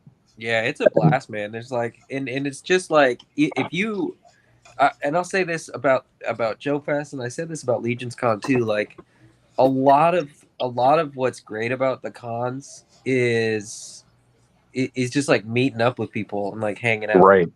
So like even if you didn't want any of the figures or like whatever, like it's cool to just see what other people are doing too. Like we were chatting with, I mean, I guess it's a little bit different for us because like we're chatting to a lot of creators and it's sort of like, you know, what factory are you using? Like, what do you do? How did you do this? Like, so there's a little more inside baseball stuff for us, which is kind of fun and cool. But it's like, you know, you just get the opportunity to like hang out and like have conversations with nuance. You know, like you don't get nuance when it's like text messaging and stuff like that. And like even on these, right, there's like a bit of a performance element to it where you don't want to. There's certain things we can't say. Right. You really can't, for whatever you can't reason. type sarcasm. It doesn't translate. You got to Yeah. So it's like, so it's really cool to just get to hang out. Like, so last night I stayed up too late because I was hanging out with the Creative Beast Studios guys. David had a Nintendo emulator in their room, and we were just playing old video games till like 1 in the morning, just talking about toys and playing video games. And it was like, you could do that anywhere, but like they live all over the US and I'm, Western Canada. So like the four of us are never, and Jason was there as well. We were just having a really good time. You're never going to do that anywhere but a con because we're never going to like physically all be in the same place. So exactly, not physically. Like we can do all these live streams, and the live streams are great because again, it brings us all together in a way that we can all hang out and do. Like even when we have our own separate channels, just like this space, especially because there's so many personalities that come in. But nothing beats that in person. Just like this is it. This is how I smell, Wimmer. It's been 8 hours at a con. I've been sweating, and other people been around me all day. And this is last what night, no joke. I was like full con mode because last night. So I left my house Thursday night, had a red eye flight to Atlanta, then drove from Atlanta to Augusta. Oof. Then got here and like had to do the preview night, and then at the end of the night I was like, I smell awful. And it was just because I hadn't had a minute to like change and like have a shower, and I was like, this is full con mode right now. And then I went and played video games, still stinky as hell. So yeah, but we're used to that. We're all used to stinking in a basement together playing video games, right? You're Nostalgia definitely driven. making some great memories with some guys you'll definitely cherish. That's cool. And you're definitely right about meeting the creators, right? Because like I know we were heading back to Emerald Knight Photos. We were heading back to his hotel room last year at PowerCon. We were going to drop off some stuff, and then we were going to, set our backpacks down from the con. He was closer than our hotel room was. And so, like, we want to drop off our packs and then go get something to eat. And on our way to the hotel room, we were coming up, and this is when I met Chris Chaotic from Creative Beast Studios. I got a great Chris story after. He was coming up and he had like these the McFarlane Avatar beasts. I was like, oh man, where did you get those? It was like they were giving them away. So I was like, well, I'm making that stop tomorrow. And then found out who he was, and it's like just that ability to like, you don't always see the face a lot of times like behind a social media account. And oh my god, he's a great guy. I love talking to him. I haven't talked to him much since PowerCon, but I keep meaning to give him an invite to the Clubhouse. Oh, he would totally jump on. Yeah, Creative Beast Studios. We need to have an episode of just them here. They're awesome dudes. All three of those guys are awesome. Yeah. Oh god, yeah. And the work they are doing is just phenomenal. I can't get over. I've said it before. I love dinosaurs. I love critters, and they're just that, right? Like they are on top of it, giving us the to date most scientific, realistic expectations that we can of these creatures in their in what we know of how they should be represented. And that changes, right? Like heck, up until 40 years ago, we thought they all had scales. Now we know no, there's a lot of them had feathers, some of them had fur. So, like, we got to change up that aesthetic. And these guys are doing it, right? Because all the toys we had as kids, first off, T-Rexes walked upright, dragging their tails. Now we know that's not true. Which really makes sense because they're like, yeah, here's all these feet prints. But if they stand like this, then where the hell's the tail drag marks? Right? It's like, that's a good point, guys. Where are those tails? And they're not there. So they must have stood like this. So we're constantly learning, and these guys are putting out what we know to date as as the scientific theory of how they look and how they are represented.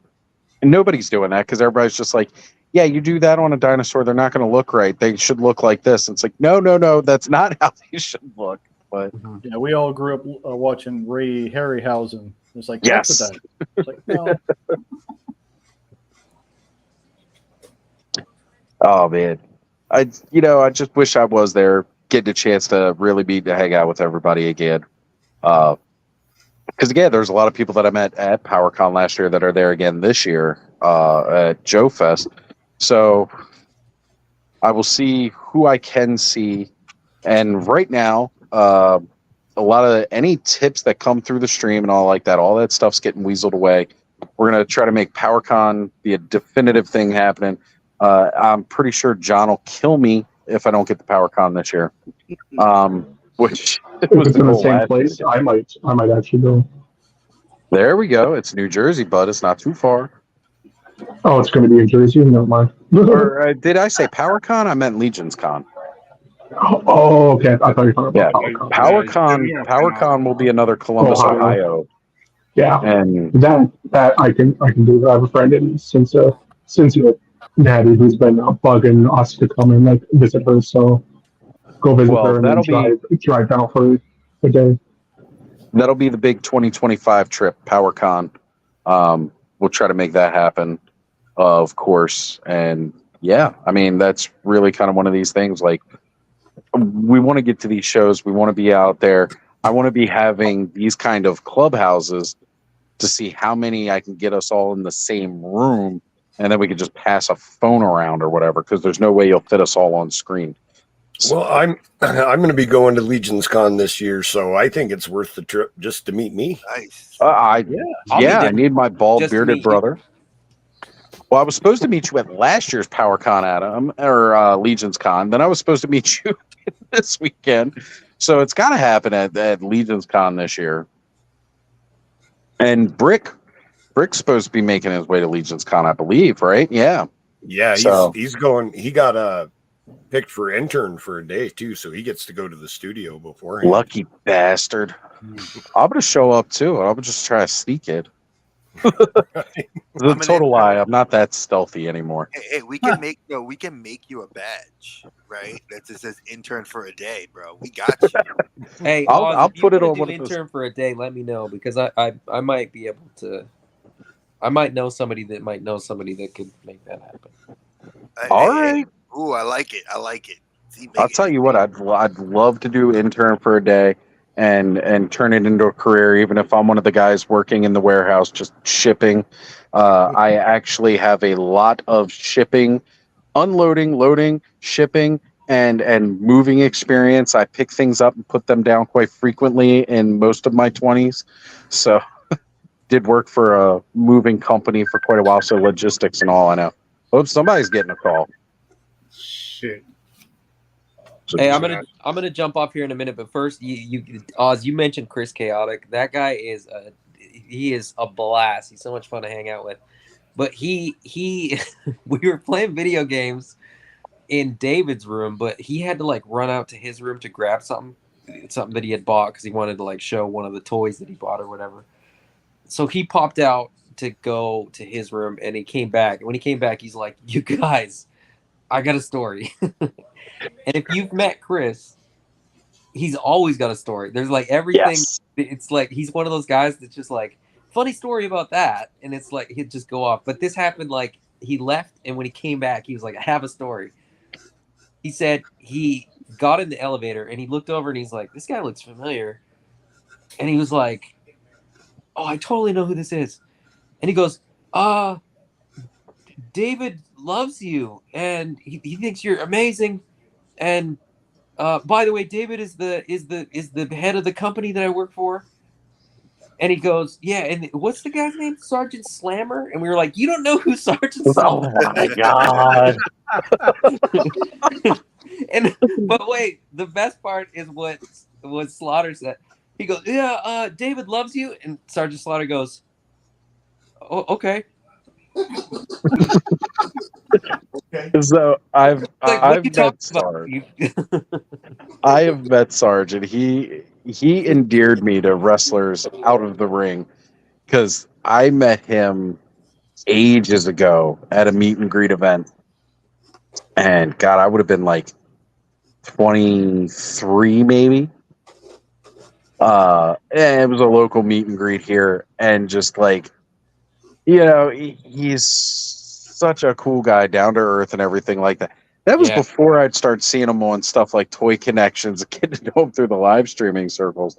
It'd be great to actually see him in person again all these years later. Just, oh man. Great, man. He was at the booth for like the whole day. I think he took a lunch break, but other than that, he was there the whole day. Well, he's a pro, right? He's been doing these cons for... Pro. God, longer than I've been alive. At this point, he pretty much not much longer than I've been alive, but just about. So it's. Then he's got his breakfast thing tomorrow with some fans. Yes. Really too. Breakfast with Sarge. Also, I'll be able to attend that one year. Cons. Yeah. Because it's not cheap to get an autograph. Which Nah, you got to pay. Good for him. That line, there was always a lineup. So Yeah. He's not overcharging. I mean, if that many people are paying for it, He's actually he really is. I have to agree with you. He really is nice. I was actually surprised. My wife and I were just dating, and we went to have dinner. And we live in North Carolina, and I didn't know that Sarge was here. So we live near Charlotte, and we were at a Michael's of all places getting my daughter a gift card. So we're walking through the aisles, and I'm looking for something to put my figures in, and I see him walking down one of the aisles, and I just freeze. And my wife's like, "What's going on?" I'm like, that's Sergeant Slaughter. And she's like, "Well, go talk to him." I'm like, "Sarge." And he's like, you got to stand at attention until he tells you at ease. I did, and he walked up to me and he's like, "At ease." He's like, "At ease, maggot," and I just started laughing. And I didn't take a picture with him. I wanted to give him, his privacy, so I just was like, I shook his hand and I was like, "Dude," I said, "You were a big influential part of my childhood. It's just so cool to meet you." My wife's sitting there like she's like seeing me geek out and fangirl. I'm like, and it's just one of those things that I've meeting him was an awesome thing. I met Kurt Angle at when WWE had the World. I met him there. Difference, he's being paid to be there. This was just a random. I'm at a store. I met Rey Mysterio at Toys R Us. He was just there with his son, and I'm just like, holy shit, Rey Mysterio. No, not Dom. Ray, his son. Dom was about, I want to say, a teenager. So they were he was with both his son and his daughter. I forget her name, Aaliyah. They were in Toys R Us in Times Square, and me and my boy were like Rey Mysterio, this guy's as big as a fucking truck. He's 3 feet tall, but he's just a brick shit house. I'm like, yo, I would not want to fight this guy in an alley. He'd fuck me up. And just meeting him, another one, real cool, real Al Snow. It's so many guys. Al Snow is great. He is, and he will talk. Cool. Dude, I thought I was a talker. He talked my fucking ear off. I was like, I have to leave and go back to work, but dude, it's a pleasure to meet you. I was like, man, just so genuine, and it's so weird because you meet some people. My aunt met Robin Williams when he was alive in Disney, and she was like, she just walked up and said, "I don't want your autograph. I don't even want a picture. I just want to say thank you for everything you've done." And he's like, "You're the first person that asked me." He's like, "If you want, I'll take a picture with you." And I thought that was cool because my aunt was just like, I didn't want a picture because he's on vacation with his family. If we could take that same mindset to meeting celebrities and even just us as content creators, regardless of your numbers, if you have a fan that needs you at a show, if you mindset, trust you, be cool. If I actually have a fan, I'm going to give them a hug. Are you kidding me? Joe, I'm a fan. I want to have a beard just like yours. You're my hero. Well, my mindset to this, and this is my bad for not having posted all the selfies from last year's PowerCon. Maybe I'll get around to doing that. Is people recognize me? I am excited that you are watching this. Is maybe as excited as you are to come see me or come meet me in person. I am doubly excited to see you because of the fact that, let's face it, I probably wouldn't be up here talking to myself for 6-7+ hours a Saturday night. And that's not just you guys on the panel. That's you guys in the chat. Yep. So regardless of who you are, whether you are spending time with me on screen in the panel, or if you're just in the chat, you come up to me, you introduce yourself to me. I am more excited to take that selfie with you than you probably are with me. And JMax77, most of us know him throughout the chats and everything like that. He came up to me in line at PowerCon last year, introduced himself, and I was like, "Oh my God, it's so good to see you." He goes, "Hey, do you want to come over and meet the family? Because we all watch you." And I'm like, "Yes." And then his daughter wanted a selfie with me. I was like, oh my God. Like, I was so excited. I knelt down. We got the picture together. And in every one of those pictures, my face is, my jaw's hitting the floor. I'm excited to be taking this picture. You know, that's how I feel about it. Because, I mean, yeah, if you guys weren't watching, I probably would just go back to talking to myself in my room without having a live stream about it. So, Or you'd be on the phone. Look at it this way: we all know if this platform wasn't here, we would have our cliques wherever they existed, and we would be talking to each other via those cliques.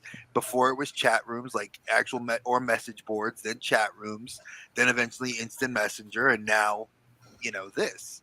So we've evolved, and you know, even if we're, you know, old school, you know, we've still evolved with it. I appreciate getting to hang out with like everybody and seeing faces. And like I've said, I've spoken to several of you guys off on Messenger, and we've gotten to know each other even better because I want to invest in that friendship and invest in that time. And I think that that's what this kind of breeds. The healthy version, like Oz and I want, you know, and everybody else here wants. Not the toxic, I hate you, you know, kind of like, oh, I think you're cool, and then behind your back, yo, do you see this? What this motherfucker is doing? No, it's not like that. I love that. It's such a breath of fresh air, and it makes me enjoy collecting even more. I haven't taken any of these figures out, and I've had them for months. And every Saturday, I am unboxing little by little because I love seeing what you guys are doing, and I love being a part of it. There's that jitsu. I love that jitsu. Hey, my quick kick wants to go toe to toe. They got to go toe to toe with each other. But that's kind of been this. I was going to say, I'm working on a thought piece about third place, which is kind of a sociological idea. You know, we've got first place is home, second place work. Yeah. Used to be third place was like the neighborhood bar or coffee shop. But for us now, a lot of us, it's these online communities, especially the toy community. If it's, you know, little circles of it that are tight knit, it's kind of become our third place. So it's kind of cool how that's evolved into something positive. There are some negative spots, but we try to avoid those. You know, we could call it the Clubhouse. If you're going to name something, call it the Clubhouse. It's like, listen, we all know when we were younger, there was each clique of ours. Like I had a clique of friends that were, I played in a couple different cliques. Some of them were like, oh, we played D&D. So we huddled in corners because you didn't want the athletes to see you. And then when I became big enough to be a jock and I still played D&D, I could go back to either group and be like, yo, I can hang with you, but I still play D&D. I still going to chuck math rocks. Right. You know? And it's funny because now as an adult, it's like, I love what Oz has said it several times, and I love what he's saying it. No matter what anybody likes, you like 1/6 scale, 1/12, 1/18, whatever. I like anime stuff. You know, Cobb loves Motu. You know, and I know a lot of everybody here. We all love kind of Mythic Legions and all that different stuff. But we all have like a bond of liking. Yeah, you, Joe, just a little bit for you, Joe, just a little bit. But we all have that mutual respect for each other as, you know, grown men that respect the hobby and will look out for each other and do, you know, build these bonds. You know, I have several friends that live in Canada, Adam, and I love meeting yet another person from Canada. It's like, it's so cool. It's, you know, I play Fortnite with two of my friends that's where they're from. It's dope. So, it's dope. Another one of the big things is too, it's you know, and not to curb what you're saying, but you're talking about grown men. That's the other thing, right? Like there is a female portion of this circle that doesn't always get as much. I wasn't even implying that you were disrespecting that, but there's a whole female side of this too that, like, you know, you don't get to see that as often. And, you know, we've created a space here where we have many female regulars. As a matter of fact, Adam's wife has even made appearances here and had some fun hanging out with us on the stream, which I love that because, again, these should be shared and enjoyed by everybody, all ages, everybody. And yeah, we call it the Clubhouse, and that's kind of how that formed. It was like last year after PowerCon, started having more and more of these regular, like more mega streams. And it was kind of like, you know, it just feels like that Clubhouse. That's why I always do the description as like, we're going to the Clubhouse tonight because it's where we're all going to hang out. We're going to open up some toys. We're going to forget about the crap you just dealt with for the last 5 days or whatever while working. we're gonna come open up some toys. We're gonna talk about whatever, maybe a little toy news BS, and then we're gonna get some really crazy topics as well. And it's kind of the closest thing we'll have to the convention hanging out until the next big convention rolls around. And I like that I have that space on this channel for everybody. But the best part is we've proven that it doesn't have to be my channel. The show's grown to a point where it can be hosted on anybody's channel. Even as grumpy as Lawrence is, he kept the Clubhouse going. So yeah, Ed and Lawrence, big helps. Aaron has also Payne's Toy Samples kept it going when I could not do the Clubhouse. Oh, thank you, baby. I love the fact that there are other people that can rise up to that mantle and just be like, yeah, you know what? I'll host it for the night. And not everybody's got the bandwidth to do the long stream, but even when they can do the long stream, it's somebody starts it off and then they'll drop and then somebody else will carry it the rest of the night. We just migrate. And that's another great thing about it too. You know, I think it's important we have a space like this, especially with what we have seen lately from the toy community and what a toxic bullshit place it can be too, where you could just have a disagreement of opinion with somebody and they're trying to cancel you. They're going to shut you out. They're going to, go unsubscribe, go make memes, go, whatever. And it goes both ways. That's not a one-way direction there. It's both ways. But it's bullshit. People shouldn't be doing that. Like, we should be trying to get rid of that and coming together more. And that's what I like about this, because that's what we have here. And I agree with you. I wish we would see that more. And the big, I know you guys, Cobb knows this 100%, because he's known me the longest. And he's seen what I've had to deal with, where I've been attacked and I didn't bother nobody, and it was like just one person in the community rallied a bunch of other people over lies. And it's like, I'm sitting here, I'm like, I'm doing nothing. I'm dealing with a diabetic, I'm getting called, I've got diabetes, I've got like other health issues. Why the fuck do I care about what you do with your channel? Like, I don't care. My life is a little bit, my health and my family, because I'm raising the next generations of collectors, like my wife said, I don't know who has more toys, you or her. And, to me, that's a joke, but it's, who cares about that? Like, we're supposed to be supportive. Right. This is like an escape, not a way to step on top of people to climb up and social. Nah. I don't care. Like, Oz, you and I've talked about it. I don't care about numbers. It'd be nice to have numbers, but I don't care. If I get to meet like new friends and talk and hang out and crack open toys. Yeah, like I said at the beginning of all this, I blame you, Oz. I love you, Oz, and I'm gonna say that. But me and I blame him too. He got me back into this, and I've been trying to stay away. And I thought I was out, and you pulled me back in. I was out. I sold the whole thing like McFarlane, but McFarlane I'm never going back to. McFarlane I'm done. Except for that Nightwing. The Nightwing, well, Dave bought that for me, and he knows I like Dick Grayson. But I mean, it is a badass looking figure. I ain't gonna front. Like when you look at that Essentials one, and you look at this one, that one's way better. Those dragons are fire. I was gonna say, Thanos and Brick. They're just expressing their love for certain premier toy lines that I appreciate. This is McFarlane. I know that's McFarlane. It was like over half off. It was like a 2-pack. So McFarlane dragons are great and they're good little statues. We love them. I'm talking about other toys y'all have been buying, and I will still vicariously love, from afar, these gorgeous orcs. Because I will praise Mythic Legions all day, but their orcs just don't come off the same. Is that 5K? Thanos, that's 5K, right? This one's actually from 33 Toys or whatever. Whatever the other hero. Yeah, it's like 5K. But... Yeah. Because that thing is freaking dope, bro. They had a pre-orders earlier, so... Yeah, they actually been doing a lot of good stuff.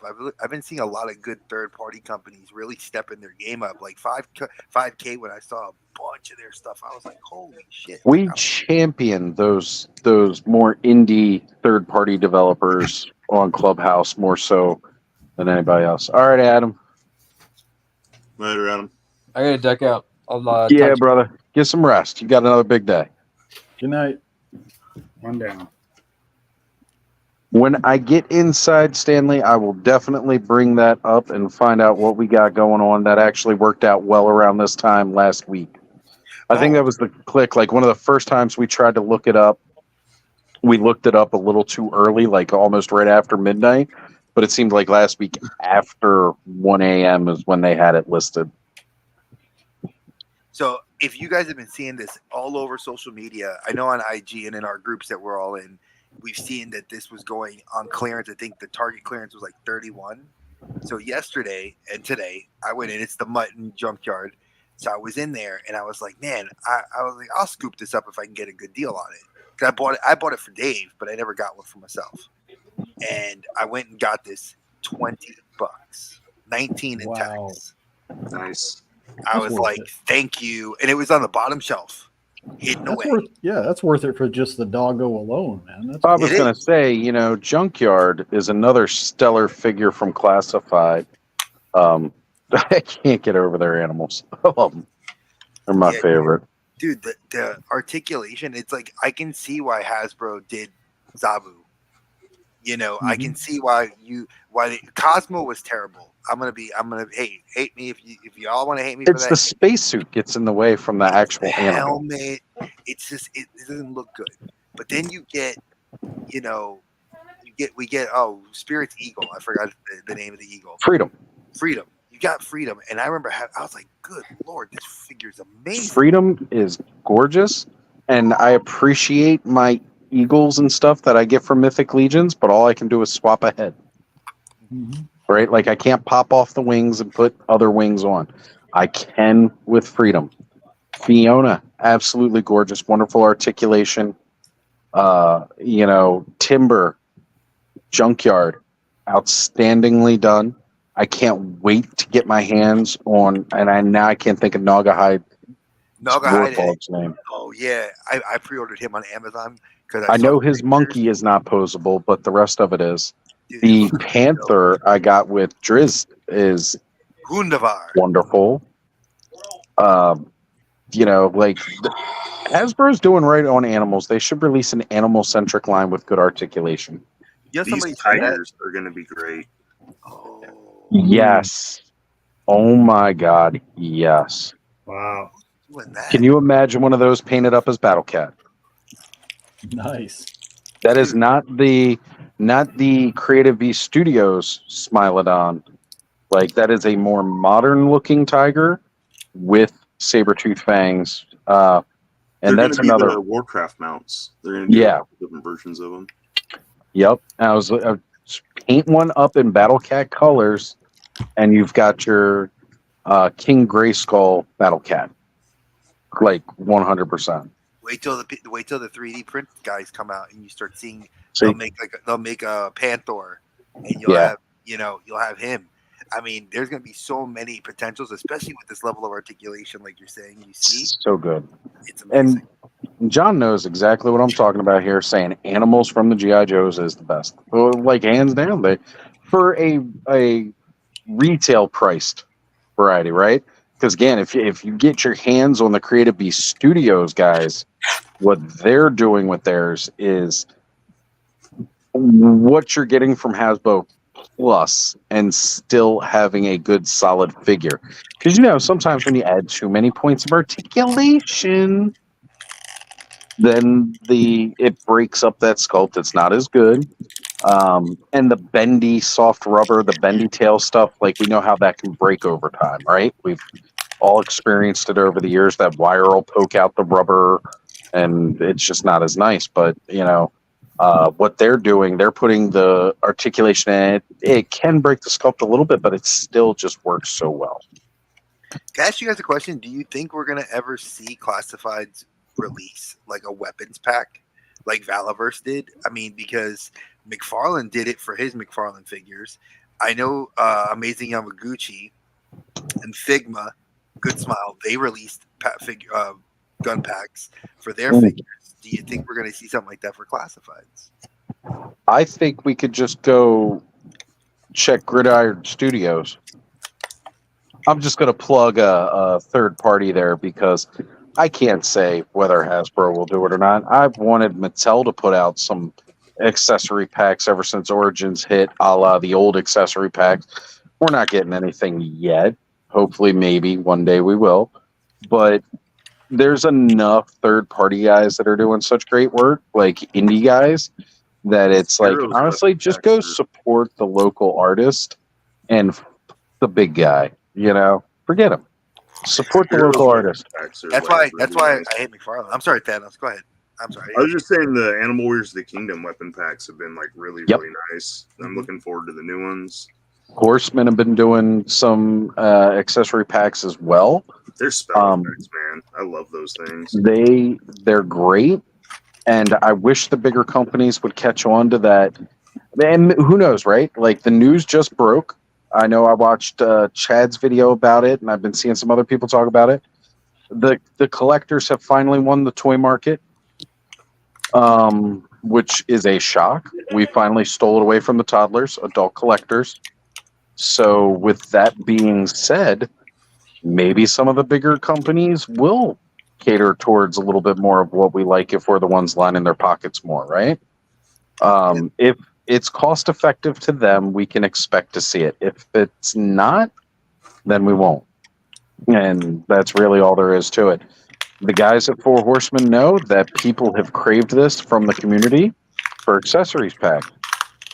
Since they were already kind of in, since that information was out there, you've got other companies that are coming in a little bit later, like Spiro, with AWOC, and they're like, yeah, they like accessory packs. Let's get some. They've already done the tooling. The stuff's already coming out with the figures. Why don't we sell some on their own? And it works. People buy them. I wish the bigger companies would see it like that, but they've got different types of budgets and they've got different bars they got to hit than these smaller guys do. Smaller guys, literally, they have one audience to cater to. That's us. The bigger companies have a much broader audience that they got to try to meet, and they've got to move around what they got to move around to meet that audience. I think not having shareholders breathing down their neck, independents can have a lot more latitude on what they can offer as well. They're much more artisan, right? Yeah. Like creators are going to have what they want to get out there, and if they want it out there, they're going to get it out there, and they're going to find whoever they can to support them in achieving that dream. That was one of the reasons why I thought the second AWOC Kickstarter was probably one of the greatest, most open examples of that ever, with backing the future of AWOC with this last Kickstarter. Guys, we're doing another Kickstarter, and there are people amongst the toy community that are like, well, why do we need a second Kickstarter, right? And it was like, so they just came right out the gate and they said it. They go, look, we're doing a second Kickstarter. If we meet this goal, this is what you're funding. This is what we got. Mm-hmm. But if you're willing to invest further, although we don't have this out yet, this is what we can get. And so it was really we're going to push the envelope of investing in the future of a toy brand and doing it in the best way that I've seen. And you know what? They got a really good result from that.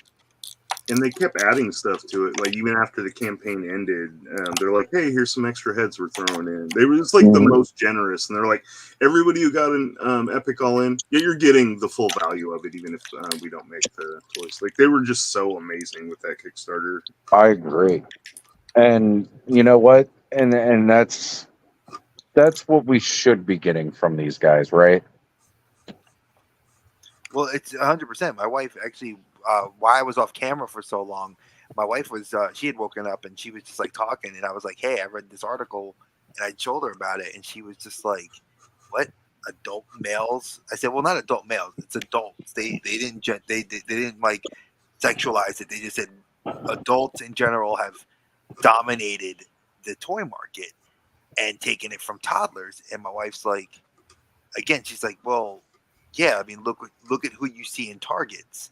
When you go to a Target, you go to a Walmart, you go to like any of the specialty stores.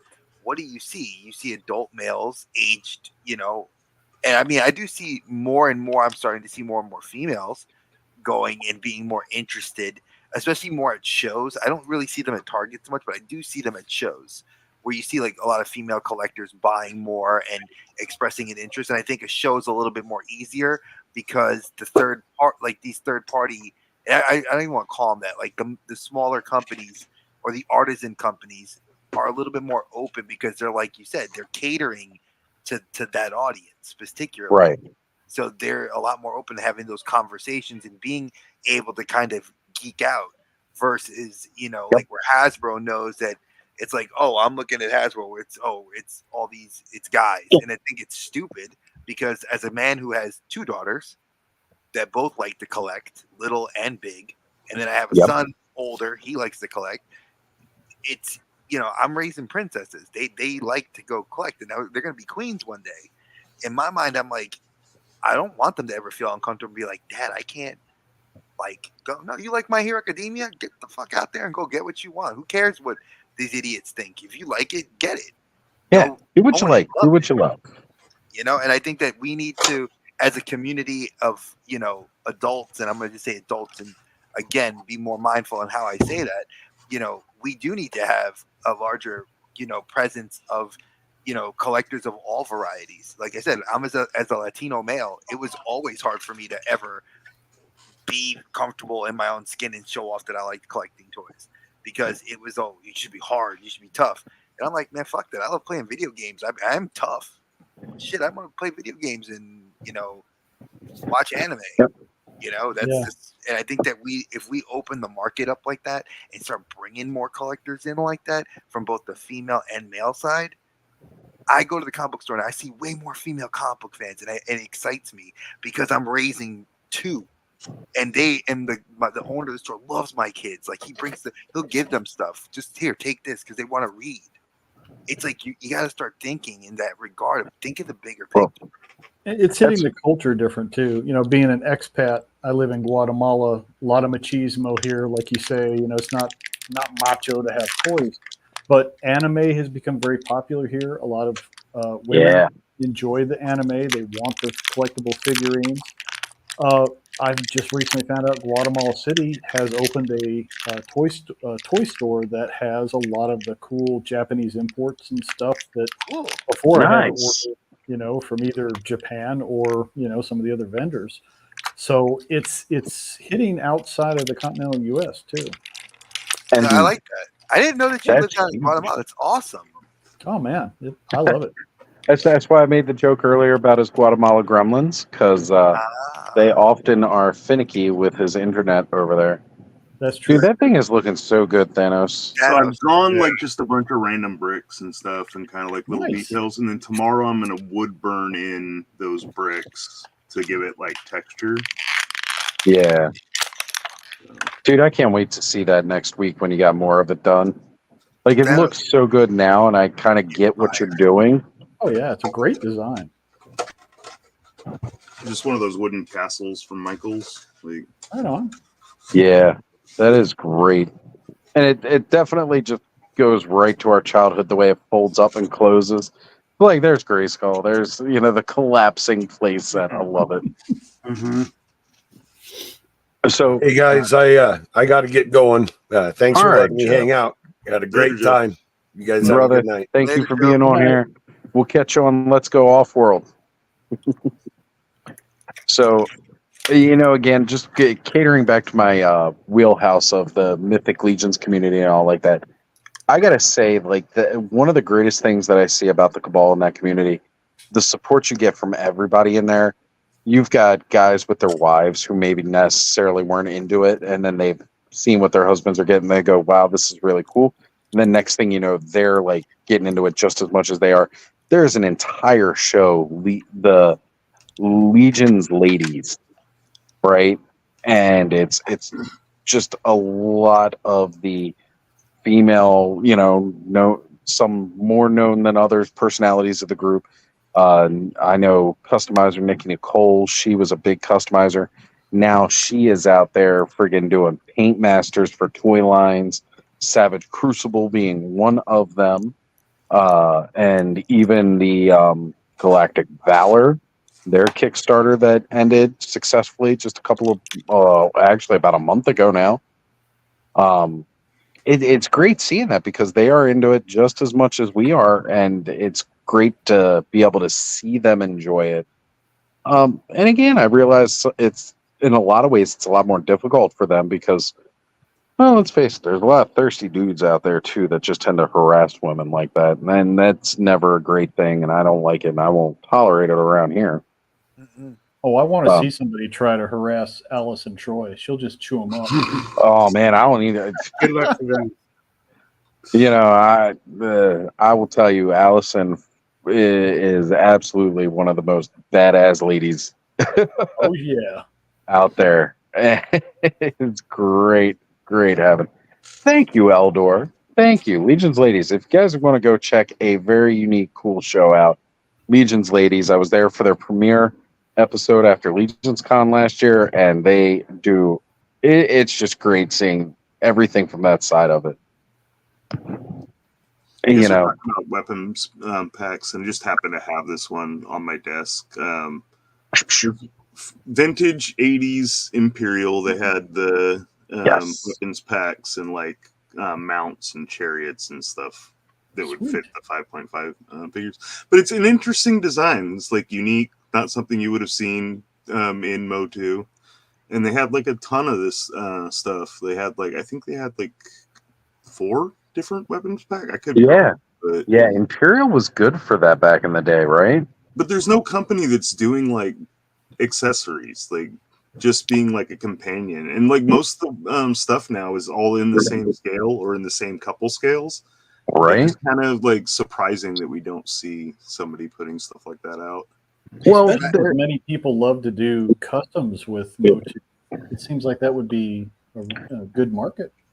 It'd be great for them to do You that do with, like, find a little bit of it with Etsy, right? Like you can find some Etsy stores where guys are selling, but you're right. There's no company that's like doing it outside of, and again, I'll bring them up, Gridiron, right? Like that is a legit family-owned business. Like that's what they do. Like all year round, they are making those accessory packs for 6-inch scale military line figures. I'm not going to say G.I. Joe classified, right? Right. Because it's not just classified. For them, right? Like it's a much more like big endeavor. Like they have to charge more. It's a more They do. process. But if like a company that was already producing stuff was just like, hey, weapons, it would be super cheap, and you could have them like even in like grocery stores and like, you know, like just something that again, like. Well, you know, find it like a dollar store or something like that, right? Like, here's a little weapons accessory pack that'll go with your Power Rangers, your Ninja Turtles. We saw that with Final Faction. It was a budget line, and they had accessory packs, and they were did. They had specific loadouts for different characters. Like, here, you get your base figure, $1.25 here, comes with these couple of weapons. Now, here, you could buy this accessory pack and add on to it. And they did it beyond the figures. They did it to the vehicles, right? Like, you could add an accessory pack onto their not their crawler. What do they call that? Kind of thing they had? Yeah, the ATV. And then also the like an alien chariot thing. The alien one, too. Like, add, like, an extra, like, scorpion-type tail to it. And oh, man, so cool. And those vehicles were cool and like super cheap, and they would work with your like vintage GI Joes or stuff like that. When I opened my Delta 17, I popped it in. Yeah, when they keep the price point where kids can take their pocket money allowances and go get toys and play with them, or adult collectors can army build, that's a sweet spot, man. I'd love to see bigger companies do more like that, and that is kind of the heart with what Steve's doing with Delta 17. He wants to make it accessible to kids and adult collectors. It's like, he does. It's just being able to find the right audience for kids too, right? Like, the way the media consumption is these days. Yeah, I think if he goes digital with the comic and he's able to launch something like a cartoon or a webisode series, I think that'll bring in a younger crowd. I'll say this, when I first started getting into Toy Tube and all like that, I was thinking a lot of doing my own toy line. I developed some stuff, I'll just go put the whole business plan out there. I wanted to create and make a toy line with a storyline to it, right? Kids today may not be going and picking up physical comics the same way we used to. I know with the comic book movies becoming more prevalent, it has gotten more popular again, right? But like, again, one of the biggest ways that kids consume media these days is YouTube, right? I want to do a YouTube channel putting out 20-minute cartoon episodes. Now, mind you, finding an animated animation studio that would be willing to do that so that I can put it on YouTube, where we all know you're not going to get crap back from YouTube about it as far as monetary goes. Too, right? They had like episodes you could watch on Final YouTube. Faction, yeah, they had the website, the comic. Like, they had the one comic, and then everything else was episodes on the website. But like, that was like kind of like my idea. I wanted to do a cartoon or something on YouTube that complemented the story. Like, I even incorporated that into the idea of the toy line, calling it Tales of Arterra, and then being able to like, okay, here's a wave of figures, and this wave of figures all catered towards like an episode, right? Basically, it's like, you know, you got four main characters or whatever like that, the bad guy, blah, blah, blah. And then another episode, because like I would end each episode with a chronicle, somebody who was chronicling these tales, and they were different books. So like, each episode would start off going into this tower full of books. A book would come off the shelf and it would open, and that would be the start of the episode.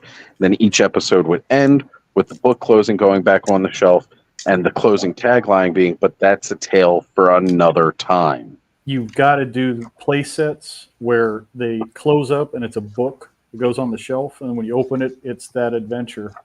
Exactly.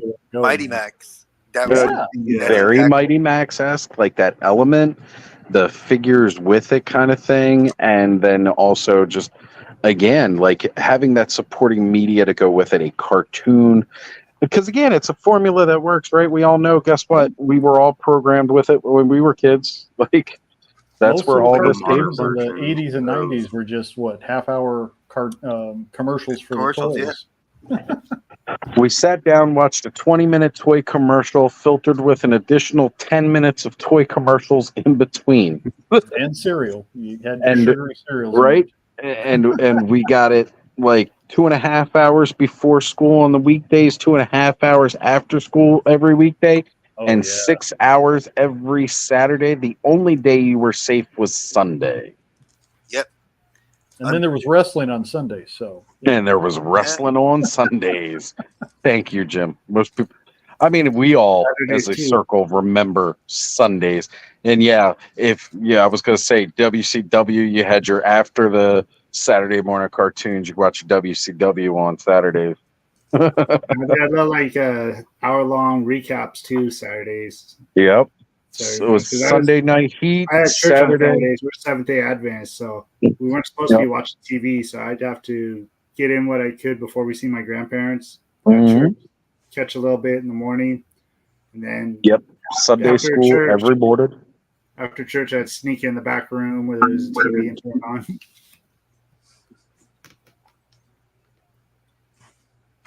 Would we want classified weapons packs right now in their gummy state? And again, that's kind of one of those things I will put out there again. If you want a little bit more solid plastic than what Hasbro's giving you with the gummy or weapons, Gridiron's a good place to go. If you don't believe me, check out Punk with Toys. He's reviewed several of those. He does a great job reviewing that stuff. Some of their earlier stuff I bought, and they were a little soft because they are 3D printed, but they have improved. Their formula has definitely gotten better. Thank you. Because they learn. Yeah, and I like the Valiverse weapon packs. They're hard plastic. They're real well done. Mark II Design does a lot of their stuff. They work great. They're priced well. Yeah, again, they are pricey because it's not as mass produced as we could find out. You got to pay. You're going to pay $1 for it, but I mean, again, if we want something bad enough, we find out how to get the money for it. But Yeah, Figma ones, like the Figma weapon sets, which look amazing, and the amazing Yamaguchi sets. Those are like $70, but you're getting like 40 weapons. They give you multiple guns, then they give you effects. So you're like, man, I'm paying $70, but I'm getting weapons, weapon effects, blast effects, and these are modular. They can be put on any kind of figure that, as long as they have a gun hand. Oh, that is freaking awesome.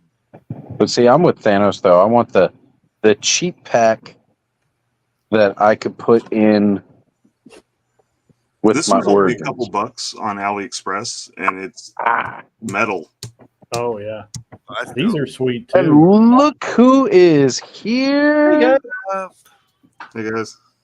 Yeah, these. We got Ken and Mega J. Guys, how Just goes like the I Delta came with 17 Father. team? Yeah, brother, we're here. We're Mega here. J, you look like you're about to pass out. Both God, of you we're do. You doing both look beat.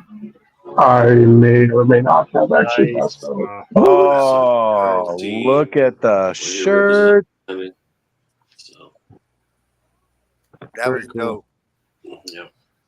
Wilhelm did that. That's the Wave 1.5 figure. It's called the Hailstorm. We're going to try to get it out either December of 2024 or January of 2025. Largo, take all the notes. You can. I've told Wilhelm everything, but take note anyway. So, we'll do. Thanks, Eldor. I was going to say, I was watching Wilhelm's Friday night pre-show coverage where the two colorways were both represented.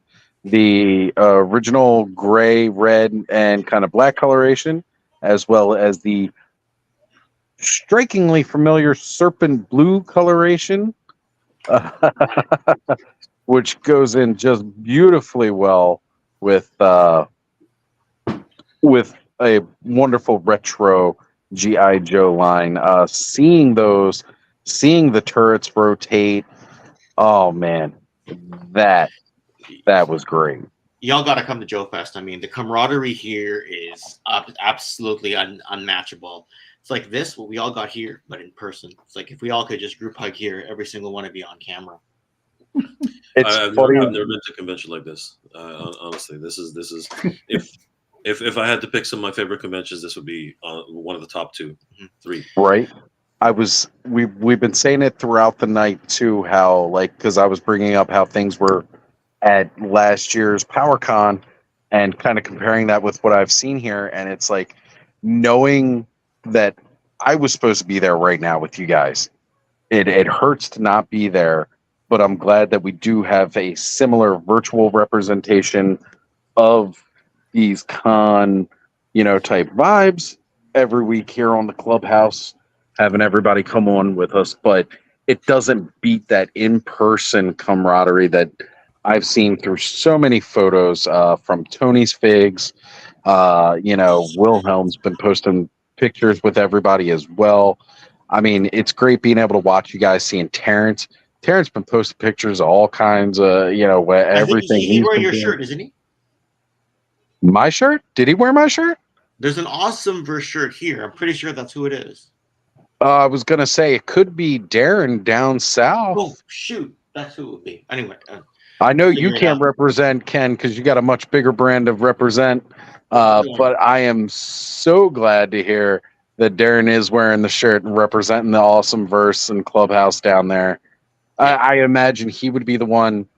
I'm trying to remember who else ordered a shirt. I know Eric Perryman, amazing individual that he is. I know he had ordered the shirt. Ken, you ordered a shirt. Oh, here it is. Hold on. Nice. That's Darren for sure, and he's wearing that beautiful. He introduced himself, and I'm just so tired. Clubhouse represent. Oh, I just saw him with I don't know if it's a Lawrence's shirt or not, but it says a punk with toys, but the punk's crossed out and it says dog. And I think it's it's one of Punk's designs for. That's what I thought. Roman. Yeah, I just seen down south with that on too. Yeah. I know that some of you wanted to be here, and if you couldn't, that's why we thought it was important to log in and at least say hello. Largo, this one you'll appreciate. complete. Oh, You tell me what nice. this is. Yeah. Oh, wow. And it's got the weapon. That is our, Dude, So the man. weapon there that's just commander. Coming out. Yeah. And With the weapon. talking action works. Oh, that's Oh, Talking action wow. works. It's a 1970 exactly that year, right? Right, Lars? The talking commander, yeah, I think it was He froze. either 69 or 70 when that was released. Sweet. How is 69 was Adventures of G.I. Oh shoot, talking may have come a bit later. Yeah. So I thought has you'd appreciate the that. comic book been going for Delta 17? People really digging it? It's been going good. Like, you know, the people who are interested in the comic, they're very, very excited about it. A lot of people want.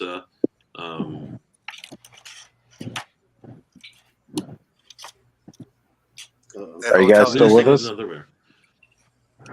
Yeah, we're here. We're here. So yeah, a lot of people are still very, very interested in the whole thing, and people are excited about the book. Steve is very, very happy. You know, in terms of like everything that's been going on this weekend. A lot of camaraderie, as we said, and a lot of people just having a lot of fun. And the biggest thing for me is definitely hanging out after the fact. I've never been to a convention where 6 hours later, people are still hanging out downstairs, drinking, having a merry old time. They're probably still down there right now. Like we came up like an hour ago. Like what time is it now? It's I've 2 a.m. Well, we had 1. Adam had popped in, highly articulated, popped in a little bit earlier. He was there. And I kind of figured, knowing Adam's similar personality myself, like I kind of figured he might be the first one to trickle in after. Tony's Figs, he's popped into the chat, and Emerald Knight was here as well.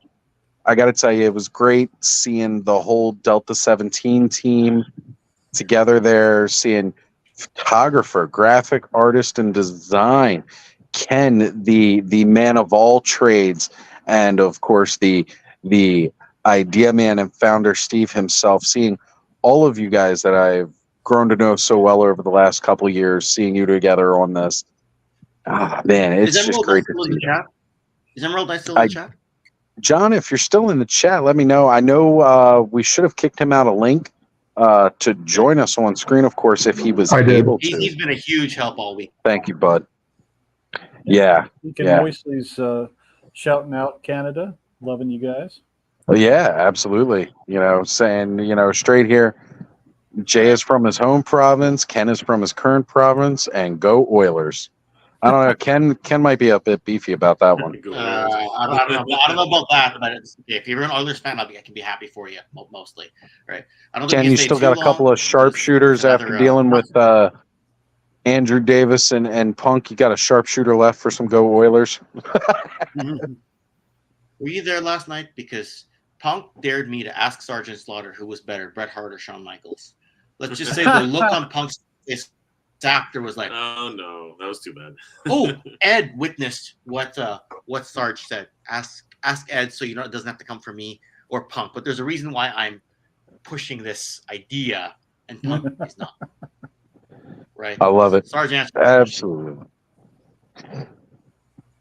I'm going to go digitally Photoshop myself into all of the group pictures.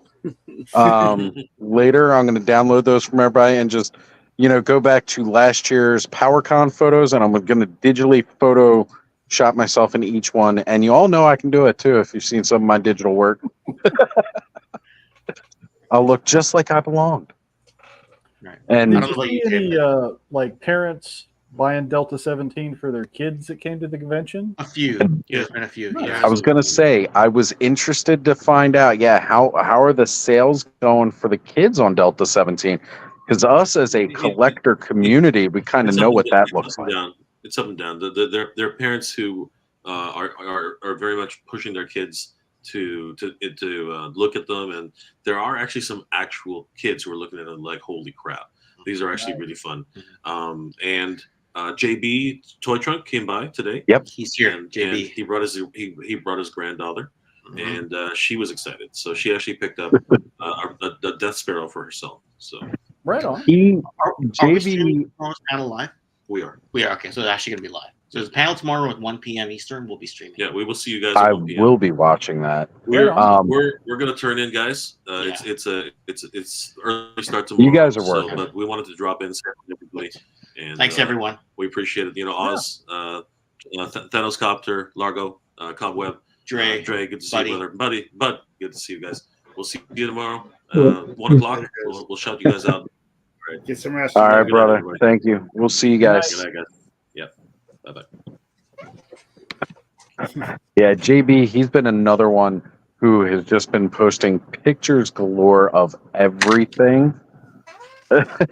I don't think we've gotten that confirmation yet, Stanley. I do not believe we've seen that. Andrew right here.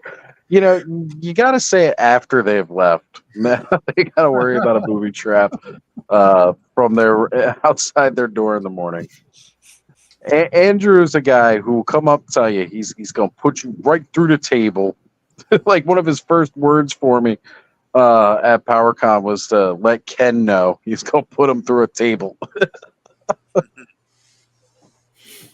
Yeah, it's great to hear how much, the camaraderie's going and everybody's just kind of, really enjoying meeting people that they've kind of known like this through the camera, but not seen in the flesh. So, right. I wish I could go to.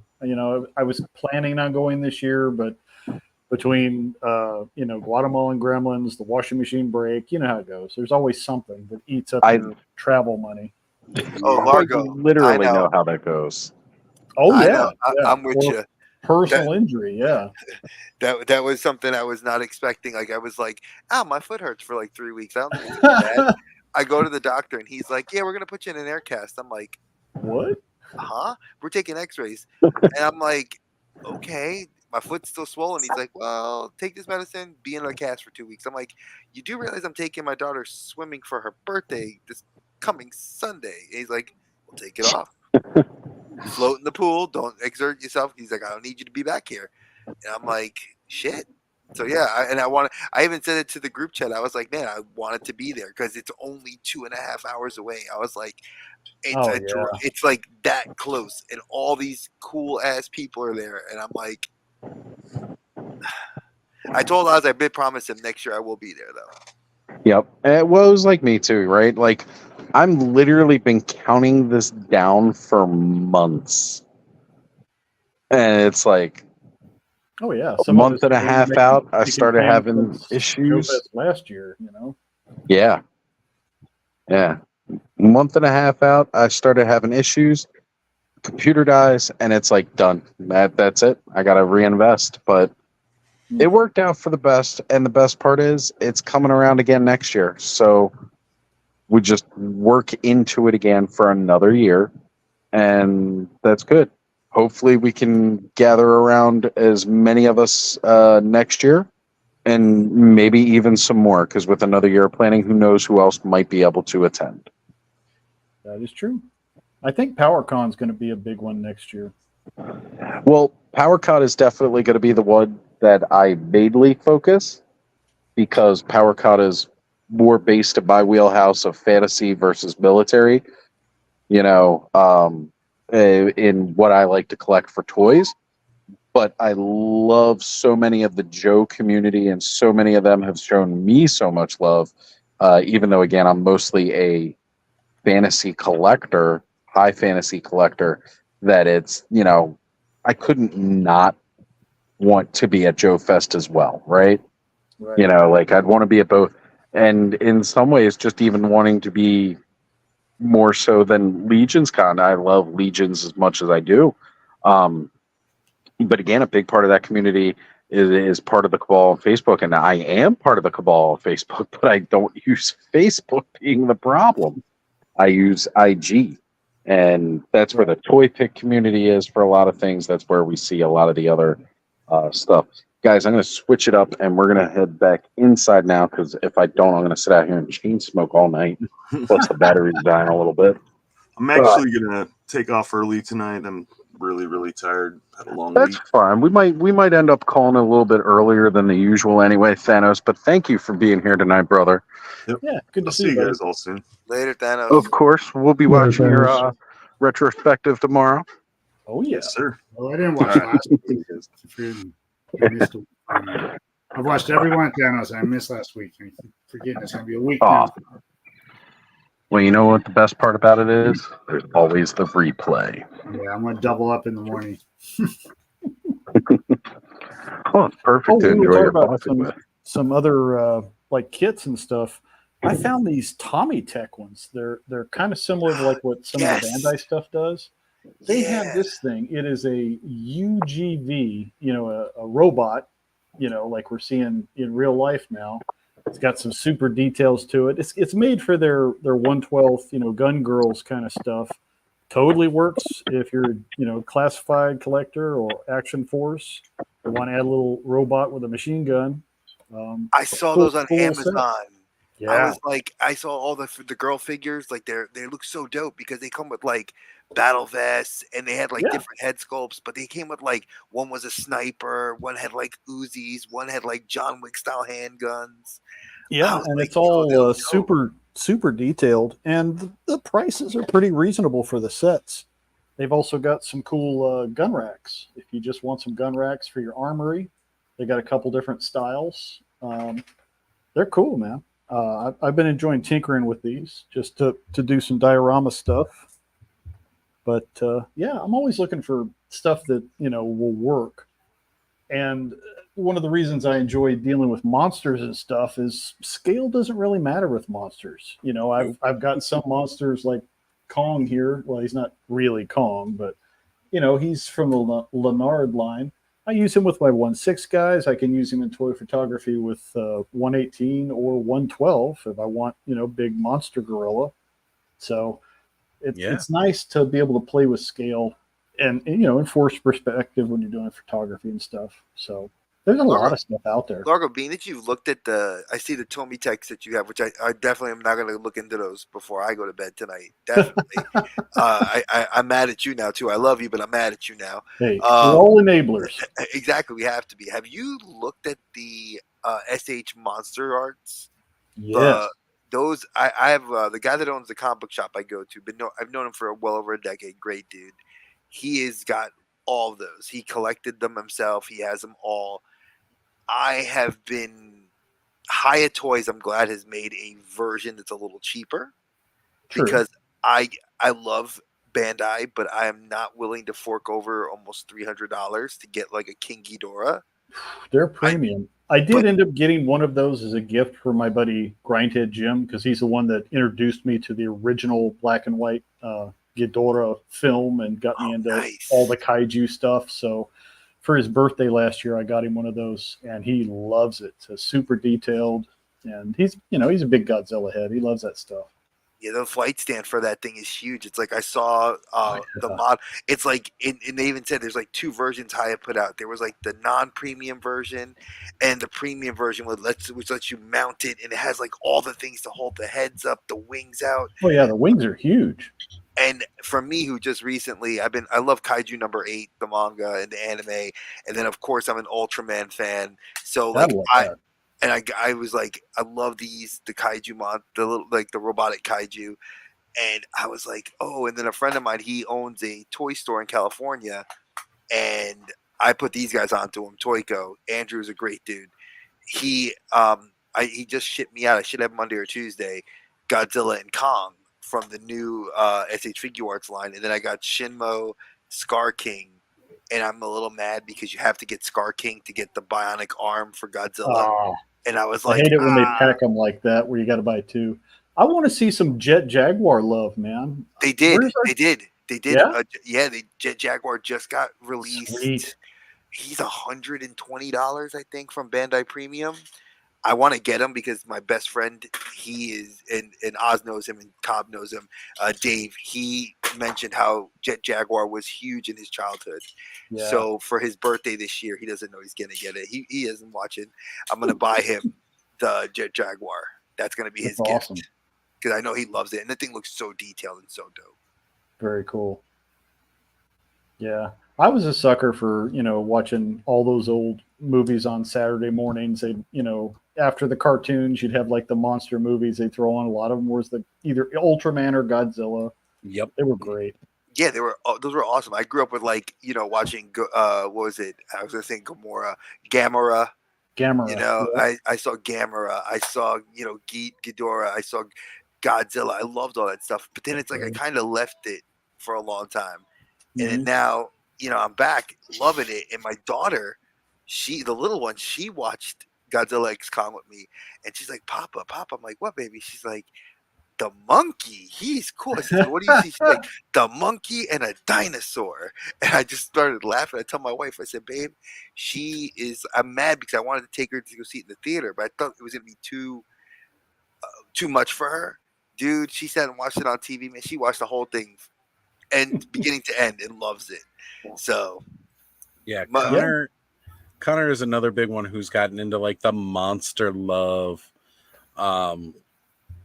Him, I grew up again watching those Saturday features. That's where my love for it was. My dad wasn't into it. He just thought it was dumb watching these guys in suits, kind of thing. But like he never,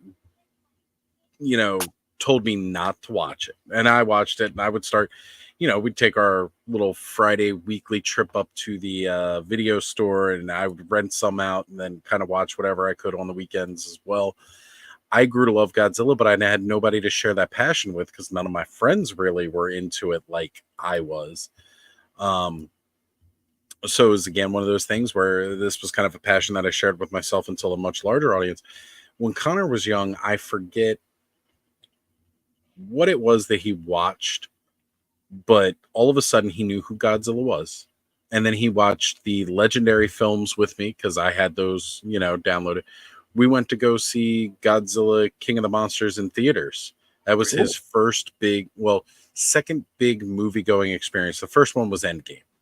And the Endgame was the test for could he handle watching King of All Monsters. And I got to tell you, he was so excited. I've still got a picture of him standing next to the giant display that they had at the movie theater. He was so excited to see that movie. It was a great experience going out. It's what helped fuel the movie going today that we did, see an Inside Out 2. Great movie. And, oh man, fantastic. I loved it better than the first one, and the first one I thought was phenomenal. So true. One thing with the Legendaries, they really are the kind of films you want to see on the big screen. You want to see those kaiju filling up the whole screen. I will give though Monarch the TV series Apple Plus did was great, and I can't believe I'm glad that we're getting a second one and we're getting a spin-off series.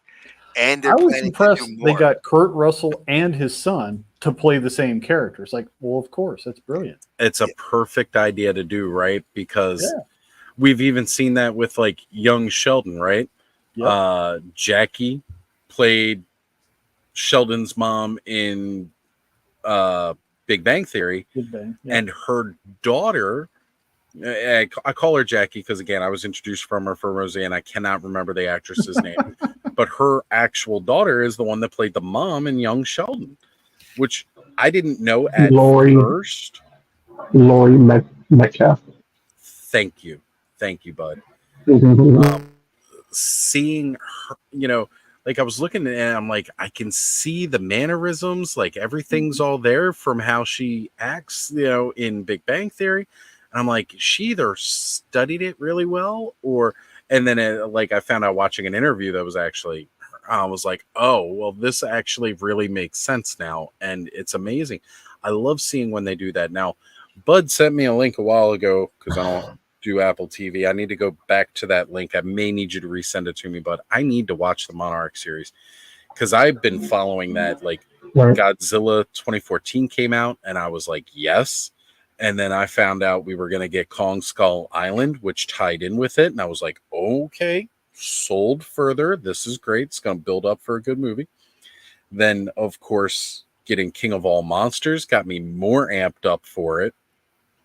And then I love when we got like Godzilla. Was it -0? You know, it's like it's a completely different. Oh, that's so good. So beautiful, and you can love that and the legendary, and it's awesome. Way before that, it was like when King of All Monsters was coming out, they had Shin Godzilla, which is another really awesome, terrifying Godzilla movie.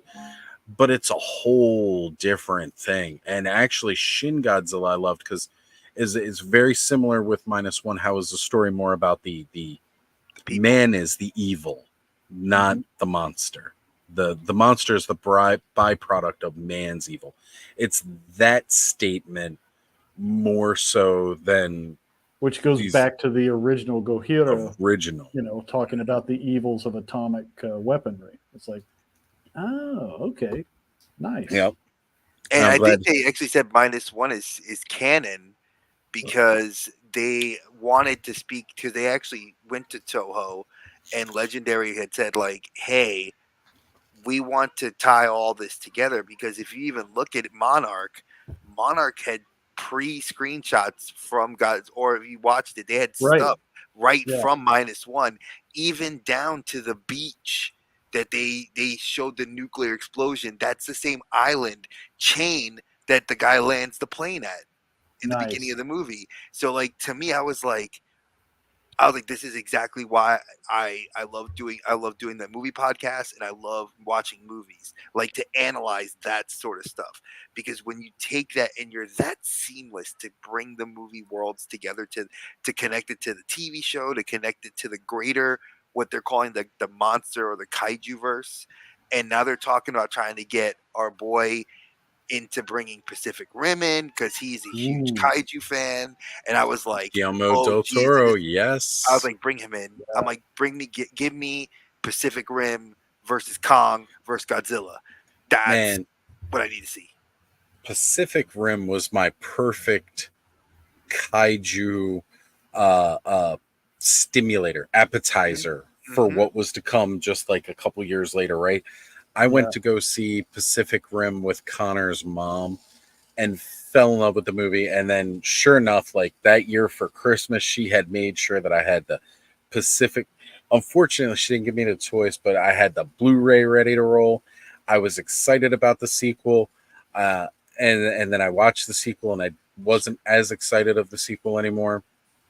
And not necessarily because who was in it, but the way the story went with it. It was I was just kind of like they went left, and that's where it's like if you followed if you just kept with your story from the first one, you could have changed actors, done whole different pilots. I would have been fine with that. Yeah.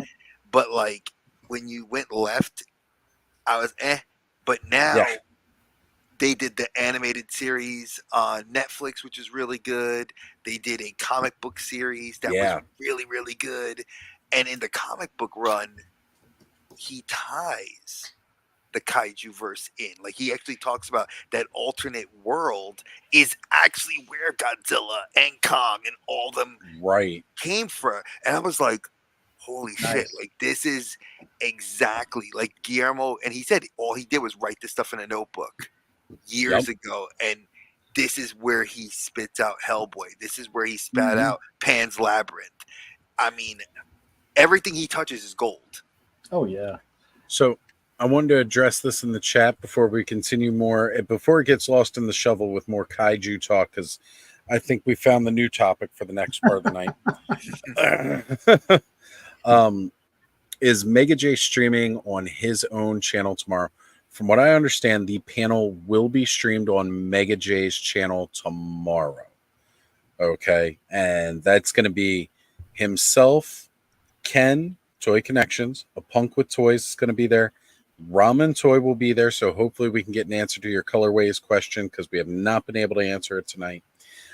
We will also be seeing Emerald Knight Photos. John, he will be on, him representing the Geeked Out Click, which is an amazing group of toy photographers you can follow across IG. They also have a Discord.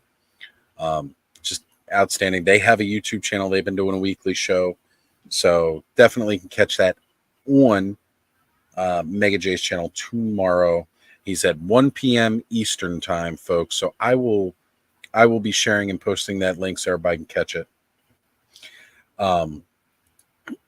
But yeah, John, Brick, you guys both had the link. If you want to jump on with us and continue more kaiju talk, Brick, I know you're on vacay, so I can understand if you don't want to, but you are more than welcome to be joining in, because I love talking giant monsters. Been a big fan. Like, that was why I got so attracted to Power Rangers, when I was a kid. Like, giant kaiju and robots fighting Voltron in a live action form is how I felt, because of course I knew Voltron prior to Power Rangers. Oh yeah, Dude, we're old school '70s guys. We had Shogun Warriors, we had Mazinger, got into all of those after the fact, but yeah, it was right up my alley. But I know this is also something like you're a huge fan of. Cobb, you're about to get schooled. You're about to learn all about all this stuff. It's such a. I'm gonna tell you something, and I say this because I love it, and I know it's so good to be around people that are interested and have that same touch, because it is so hard to. And Cobb knows this. Like, I had to get Dave into the fandom. Like, he already loved Godzilla, but when I knew he loved Jet Jaguar, that was already my in to keep him going and to keep funneling it in. Like, dude, check this out, watch this, check this. Now he's watching stuff in Japanese, and he's like, oh, Dre, I love this. And I keep like, hey, dude, I downloaded this, watch this. Hey, look at this, I got this. It's so good to have people in our friend group and in this That's Clubhouse like, to do as a it. I love kid, it.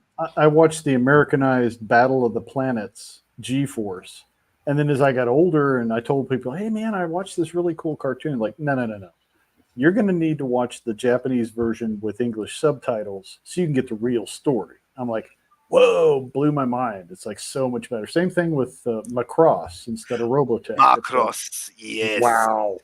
When you watch the original Japanese with the subtitles, it's like, it's a whole better story. It's an Lin adult. Minmay, her song, Yeah. it means more. The love between Roy and, oh my God, I can go into why I hated the Southern Cross, even though Southern Cross was technically still canon to Macross, but then really it was the Invid invasion that people more cared about, because that was way better with Mozapita.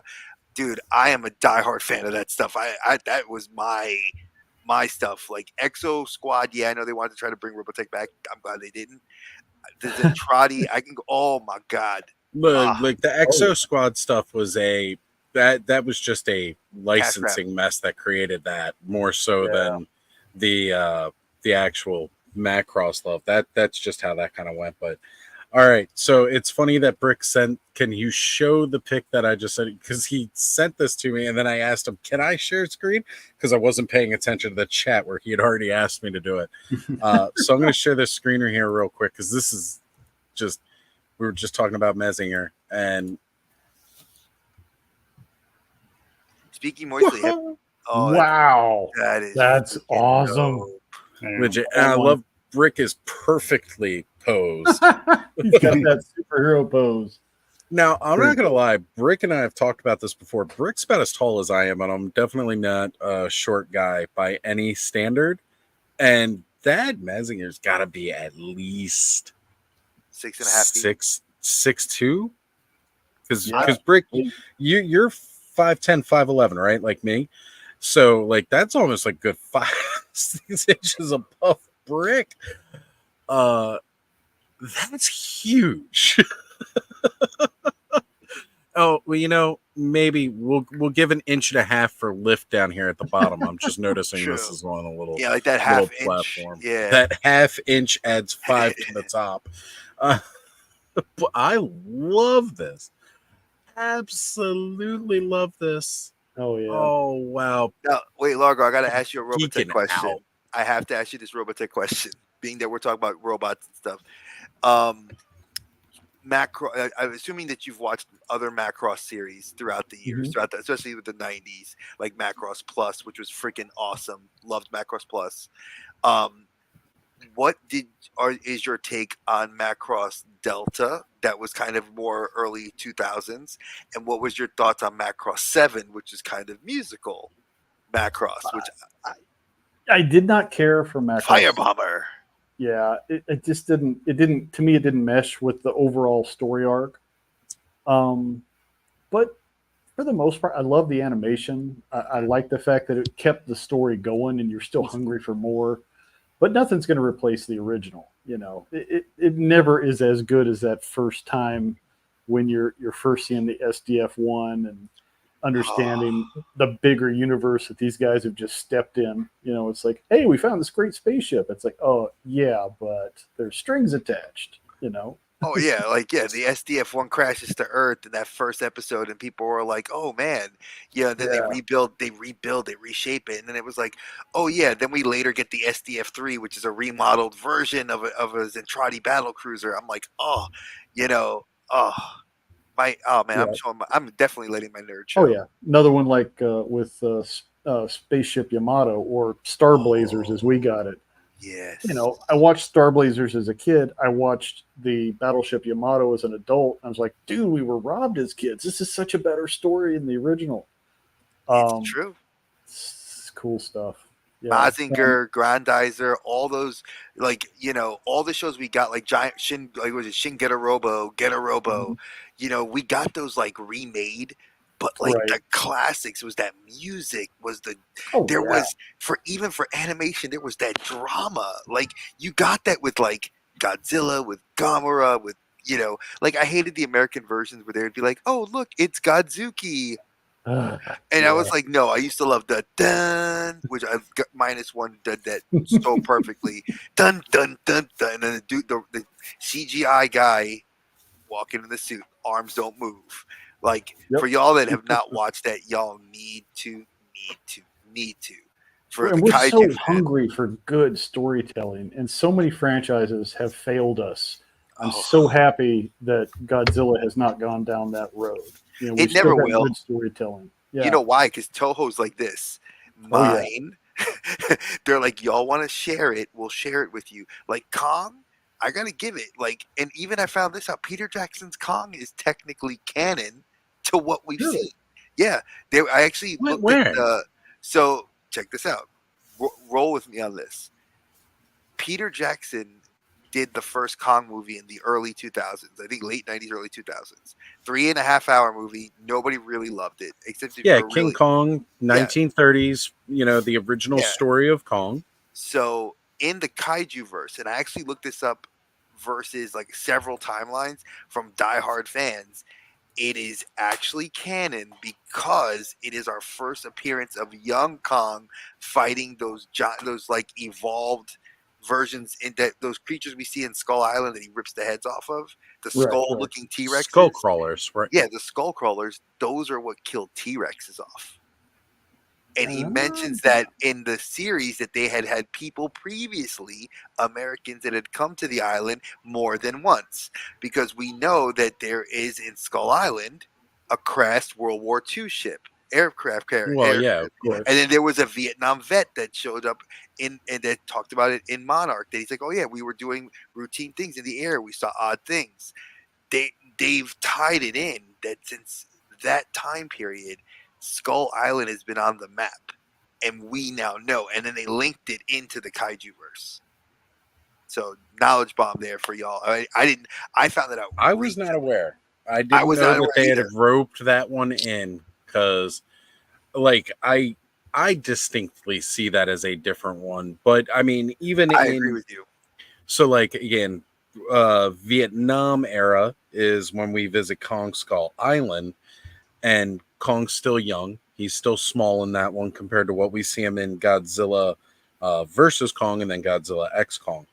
Oh, yeah. And then, if you think about it though, right? 1930s Kong with how slowly they ate, or how that growth goes.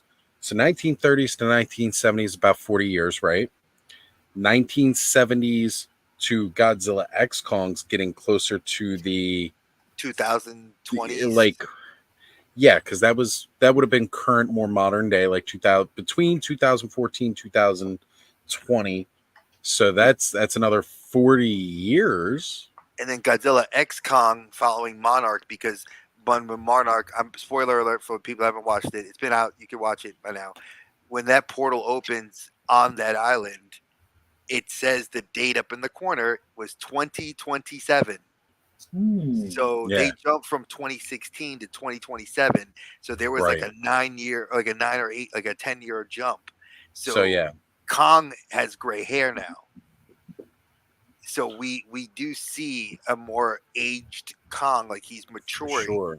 And Godzilla even was getting, his scales were changing to like that darker shade of green. Oh and yeah, it, even just from 2014 to Godzilla King of All Monsters, there's a drastic difference in his look. So who knows how that really goes? And then of course, anytime they absorb radiation and such from the Hollow Earth, how that alters the growth. Brick did bring up there is one black eye on the Godzilla. Oh God, Godzilla 2000. The Matthew Broderick iguana thing that was not Godzilla. I was tried gonna to say block that out of my memory, but that's what John's saying. He loved right here was that '98 Godzilla movie. to each their own, man. But it doesn't fit. Not I loved it when it was 1998. I had a bunch of the toys. I had a 6-foot blow up Godzilla I had set in my room. But like as soon as like I started seeing like Godzilla Tokyo SOS and all that, I'm like, screw this. This is better. Toho specifically squashed Zilla. I thought was cheeky and funny. But I will By the say way, this the link I put in the chat, the YouTube, it is a 24-hour Godzilla movie channel. Sweet. It plays I'll with allow those. it. Check out that link in the chat, folks. I believe right now it's Godzilla versus Vegan. Monster. I'm about to say we need to end this stream right now because I gotta go watch that. I like where you're going with this. I would have liked it if Kamen Rider Amazons could have grown to the same kaiju level height. But like I know they've done like Jet Jaguar, which was like kind of like their, I don't want to say knockoff Ultraman, but he was Ultraman and he was an Ultraman brother. We'll put it in that category. Distant cousin. Yeah, distant cousin. And I think that I would love to see, especially now that they animated it, Ultraman Rising, and my daughter loved that too. I liked it. It was good. I love Blazar. I I watched it. Out of that. That movie was great. The figure looks awesome. SH Figure Arts figure looks dope. I pre-ordered it. I was like, yeah, want it. Yep. I think if we can get Ultraman from like the modern era and have him go with the kaiju, because they did say the next big threat is going to be Space Godzilla. And if that's the threat, I was like, oh my God, please bring Ultraman, bring an alien onto Earth. Here's the thing. Here's the thing, right? If we're getting Space Godzilla, then we know we've got to be getting Biollante soon. Oh, see, I want Biollante. But see, I'm also Biollante should happen before Space Godzilla. I agree with you. Because it was the spores from Biollante that created Space Godzilla. So, I mean, let's just get that. And Cobb's I have no freaking clue what you guys are talking about. He-Man, what? Battle Cat Roar? Just you look like you're falling asleep. I needed to bring you back in. It's hard to go wrong with giant robots or giant monsters. They're all great. It's fun, right? It's just all fun. And John's bringing this up here. He's saying, "Hey man, 98 Godzilla got me into Godzilla. Yes, there are better eras of Godzilla, but without 98 Godzilla, I wouldn't have the love I have for Zilla." And I totally get that because I was really amped up for the Godzilla movie. I loved like the premiere stuff where they had Godzilla squash the T-Rex from Lost World. Yeah, that was great. The Taco Bell commercials, we can all remember those Taco Bell commercials. Lizard. This is so great. I love that Chihuahua. Gidget. It's got a fond place in my heart, although it is not. It's my least favorite of the Godzilla movies. But it's still got a fond place in my heart because there were some really cool toys. You know what redeemed it more in my eyes? Cartoon. The cartoon. Yeah, the cartoon was awesome. The cartoon was great, and I liked that cartoon much better than the old Godzilla cartoon. But they did pay an homage to the old cartoon. They did with the radar, because every time they had to call, like they were like, we got to call Godzilla. Boom, boom, boom, boom, boom, boom, boom, boom, Break and out that Godzilla signal. Yep. and They did. that was the one thing I will agree with you 1,000% that they redeemed that. But you know what? I'm gonna say this as an American fan, and I think Largo was saying it too, growing up watching anime and then seeing the English dub, and then you watch the Japanese version, how robbed we were. Yeah. I will say, listen, what's Collecting Brothers? You said his name's John? Yeah, John is normally the one who mans the socials in the chat. Gotcha. So, John, I'm going to tell you this. I love the fact that you said that that's what brought you in. I respect you for that, because I think without that in, that if you didn't have that in, you would have stayed kind of like a peripheral and never gotten involved. And I think that I'm glad to hear that, as regarded, like, as much as me, I think most of the panel here, we're pretty much diehard kaiju fans. Yeah. It's kind of like, yes, towards the older stuff. But yeah, we could push 98 aside, but hey, I respect that it got you in to go watch SOS, Shin Godzilla -1, you know, and Yeah, like I had seen some of the older films here and there, but 98 really got me into liking it to continue watching. Huh? have you watched the animated the Oh, yeah. Netflix, like that those are fire. Yeah. Like, I can't lie, like Yeah, those they're really, really good. They need to do more of them. Make a King Kong one.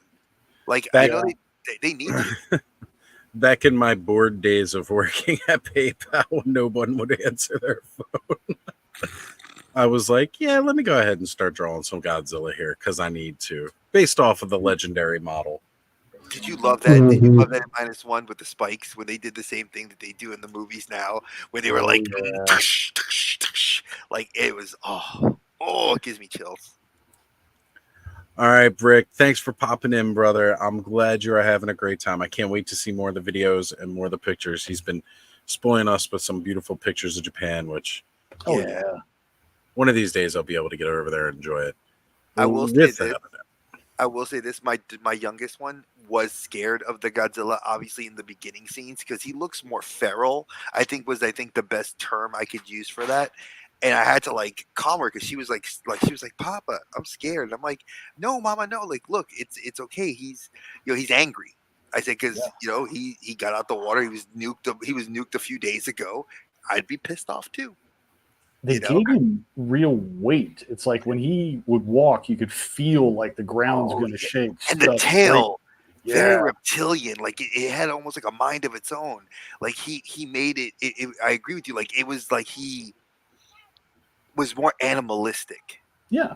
Like a T-Rex, like the actual T-Rex. Like if you modeled the T-Rex after that feral Godzilla, I would shit my pants. I would be like, I'd be like those guys when they were there, like when the guy's like, Ute, like shoot.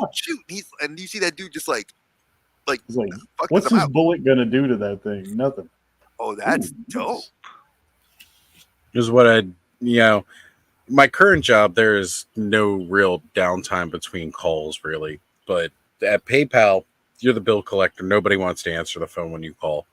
So there's a lot of downtime between calls. And this is what I spent a lot of that downtime doing, is I'm dialing, waiting for somebody to pick up the phone. Just got bored, and I would start drawing this stuff. And a couple more through here. Because my dragons. And the first thing that really got me in after the 98 movie was seeing pictures online of the Godzilla versus Destroyer. Destroyer, yeah. He, like, that creature looks so freaking badass and scary. Pure demon energy. Pure demon energy out of that. I think out of all of them, I would say Biolante and Destroyer were probably more of his, like, probably some of Godzilla's scariest fights. Like you knew, like Mecha Godzilla was like, they made Mecha Godzilla seem more of a threat in the legendary films than freaking Ghidorah. I was like, nah, dude, like the Scar King was like, they hyped. As much as I love the movie, Scar King was hyped up and he was a bitch. I was like, Shinmo was scary, and yeah, a guy riding the mount of a legendary monster, yes, scary stuff. But like, he was more of a threat to Kong than he was a threat to Godzilla. Godzilla was scared of freaking Shinmo and shut that shit down. But then you think about it, like, what's a bigger threat? Because you heard in the movie, Godzilla's territory is Earth. Kong stays down there. You don't want the two to meet. Kong was smart enough to realize I need backup. But then they go back to their hunting grounds and stay separate. I think if you get like you bring something like Biolante and you bring in, I mean, I want to see far worse things like Destroyer come in or like a Mecha Ghidra.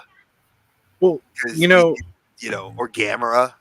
The funny part about this is, right, like, because now that you built such a pedestal of Godzilla and of Kong now, right, and both being heroes in their own separate right, that you've got to go for the megalithic like the true megalithic monsters now. Otherwise, you've got to invent all new. Like, there's no room for the lesser monsters of the franchise. Like, there's no point to bring in a King Caesar, right? Because he was never like a huge threat to anybody. I mean, again, mind you, he's like one that helped Godzilla more than, opposed Godzilla, right? Oh, what was the one that looks like an ankylosaurus? It was like Godzilla's buddy. He could like roll up in a ball and. Yeah, and I was about to. I can't remember his name. Say Anguirus. Yes, he should show up. Definitely. They had one of him in Godzilla King of All Monsters. It wasn't him necessarily, but there was a skeleton in the ancient ruins that they visited. I was going to say, yeah. So he was around, but he is not there. Yeah. That would have been a good place to have him show up. I mean, we got Rodan love. We got Mothra. It's like, yeah. Rodan was so good in that, too. That fire, the wings of fire, and how they tied it to. Good. And the great thing is, a person of Hispanic, I'm Puerto Rican, but I mean, he was like yours. Yeah, like the fact that they were like, and they based it in lore, like Mexican lore, like because they were like Quetzalcoatl. Yeah. I was like, oh my God, like it blew my mind. I was sitting in the theater, I was just like, this is exactly what I love about this, that they tied it even deeper. The historian in me was like, you took it to that level, like this, like you said, Largo, this is storytelling. This is what gets me to spend money.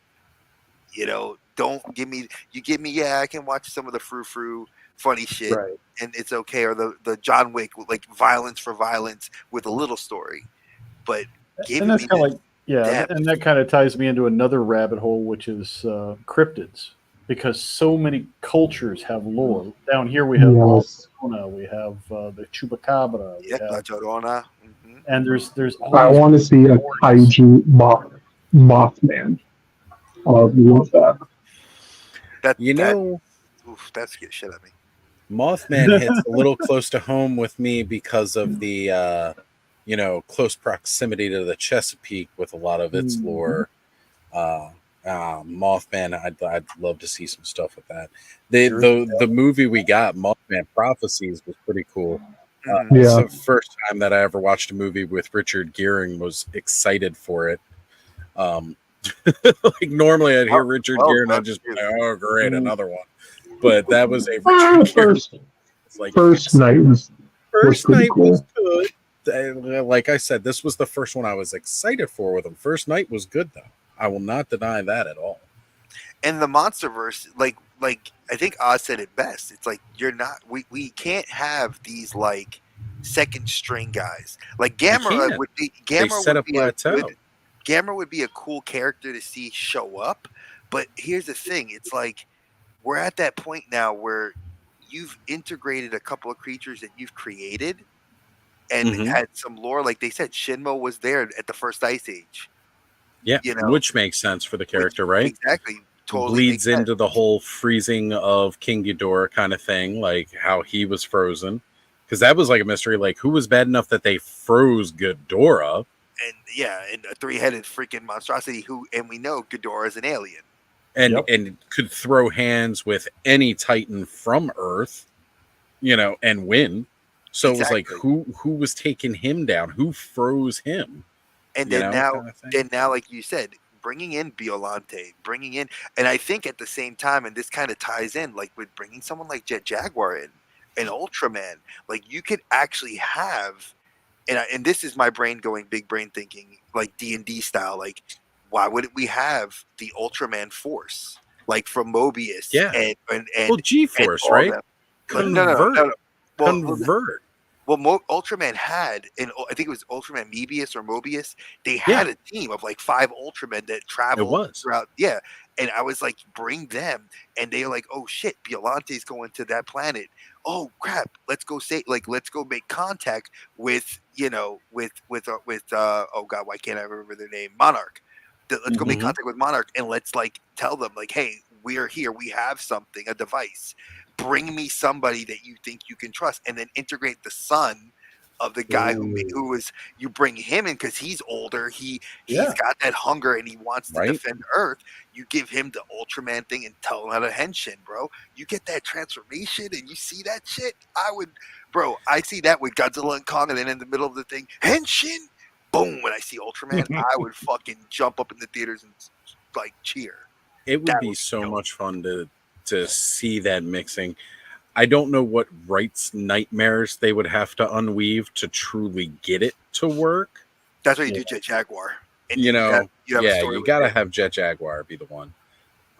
Because again, Toho that's like owns Jet Jaguar. They can do whoever they answer want. Because I can't remember which film studio Ultraman was.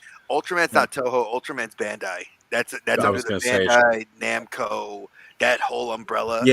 Non-Toho.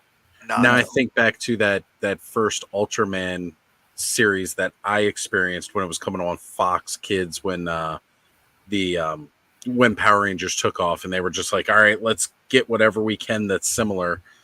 Man, I loved that, like the different kaiju that they brought into that, which were not necessarily all the kaiju from that Ultraman series they were taking footage from.